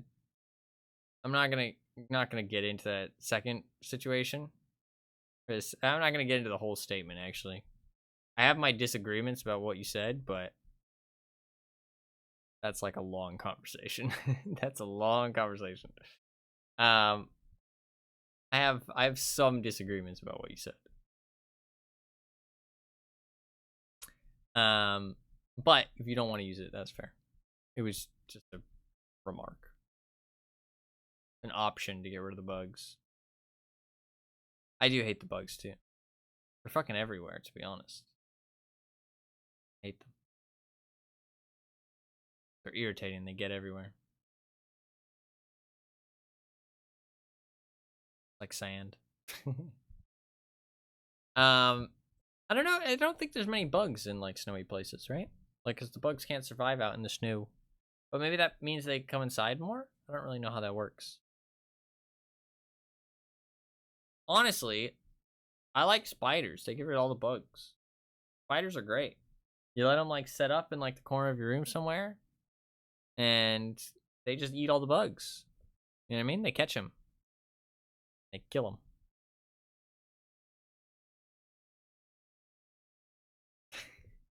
Not that I'm like inviting spiders into my home or anything. Or that I even have any spiders in my home. Occasionally I have a spider or two, but don't really want them around. But I'm looking around for a spider now. I'm not sure if there's one around.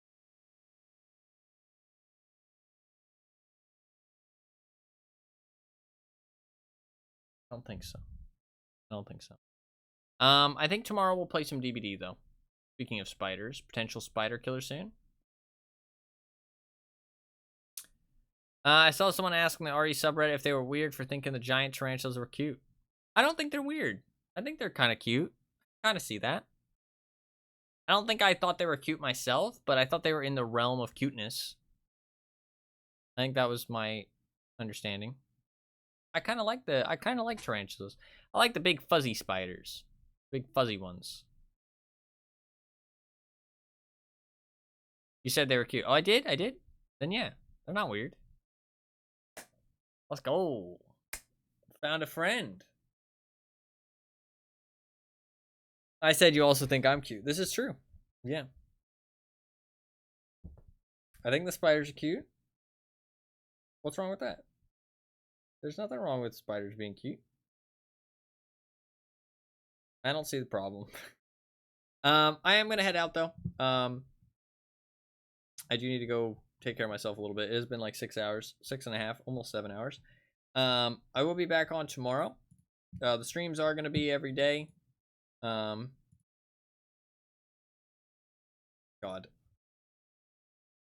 I don't know if anybody else knows about this fucking meme, but the whole, like, it's every day, bro.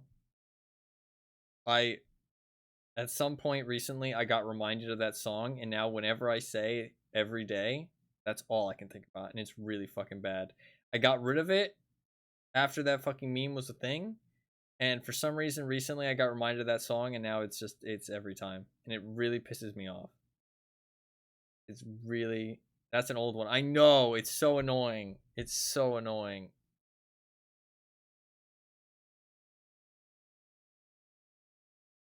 It really annoys me. Every time I say it's every day, I just think of it after. Like, part of me, like, wants to say bro after every time I say every day. It's really bad. Really bad. I need to stop. I don't know how to fucking bleach it out of my memory, though. It's painful. Anyways, the streams will be every day. And we will continue the streams. Hopefully fix the PC issues. I'm going to try the overclocking thing tomorrow. We're just going to chill out with some DBD, see how it goes. And we'll see what the stream feels like. It might be a bit unsmooth. It might be choppy. I'm going to try and play a game of DBD or two before I stream just to see if it's stable. And then we'll try and do the stream. If it doesn't end up working, then we'll just do a stream of DBD anyways. The streams will be every day. We will keep them up. Hopefully fixing the PC issues. The SSD should arrive soon. I'm going to switch that out, and maybe that'll fix things. Fingers crossed. And then we can jump into some other games, potentially. If that doesn't fix it, and the overclocking thing doesn't fix it, and there's something else I might try, but it's honestly pretty risky, and I might need to create like a backup of my, like a safe backup to boot back to. Don't know if that's worth it, but I might do that if I'm really desperate. But there's a potential that I might be getting a, like, parts of a new PC for Christmas present, a family member, because I know how much I've been struggling with my PC stuff lately and how fucking miserable it's made me. So I mean, I'm super appreciative of that, because I wouldn't be able to afford it myself otherwise. But If nothing I do fixes it, and that's kind of the last resort, and I'll just try and play whatever I can play without stutters until I can build that full new PC, and then we'll do that, and we'll switch over to that, and then play all the rest of the games for as long as I can on that. That's kind of like the long-term plan, just to give you guys an idea. But I'm still going to be trying to like somewhat fix it for now because I've got a couple ideas left, but yeah. I'm going to be waiting till the sales and stuff that are coming in like November, like late November and stuff, to buy PC parts potentially. So, I mean, by the time I build it, it'll probably be like late December, honestly, because I'll have to wait for everything to arrive, and then I'll have to start putting it together, wait for everything to kind of arrive all together.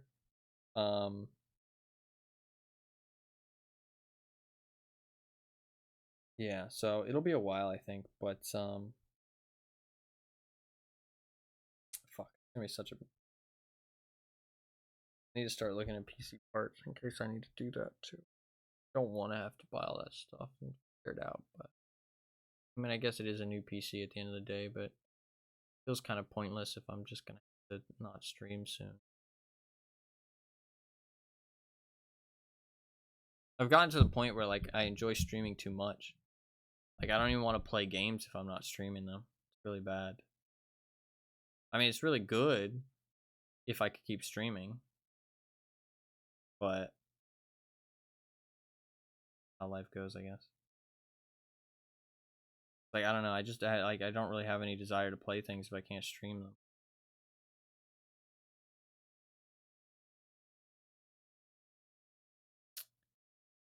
Life's a bitch. Alright. I'm gonna head out. Sorry, just thinking about the future, and that fucking depresses me. I should not do that on stream. Alright, sorry, didn't mean to smack the desk. I'm gonna head out. Thank you guys very much for watching. I had a fun time today, actually. Today was fun. Talked about Deathgarden, crossed that off the list. Got a solid stream in. I did not mean to stream for 7 hours, but you know what? This is how it went, and had a good time. So yeah, it was fun.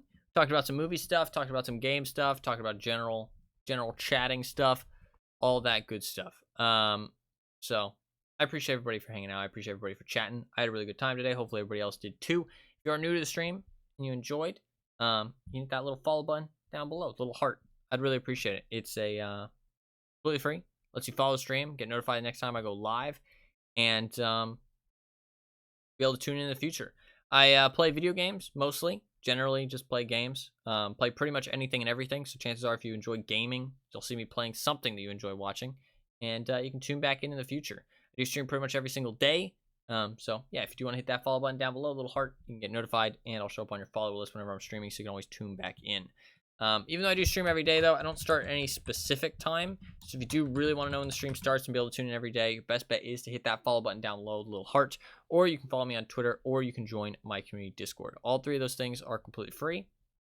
All they do is just give you a notification whenever I go live, so you can always know when the stream starts and be notified and be able to tune in if you feel so inclined. The notification will let you know how long I plan to stream for, what game I plan to play, what time I plan to start at, and when I actually go live, so you can get all the information you need. So yeah, if you do want to do any of those things, they are completely free. There's just a heart down below here on Twitch. Then there's the link in chat for my Twitter, and there is the link in chat, another link in chat for my community Discord. So if you do want to do any of those things to be able to get notifications. Other than that, I do have a YouTube channel where I post all of my streams as well, that's not the right YouTube channel.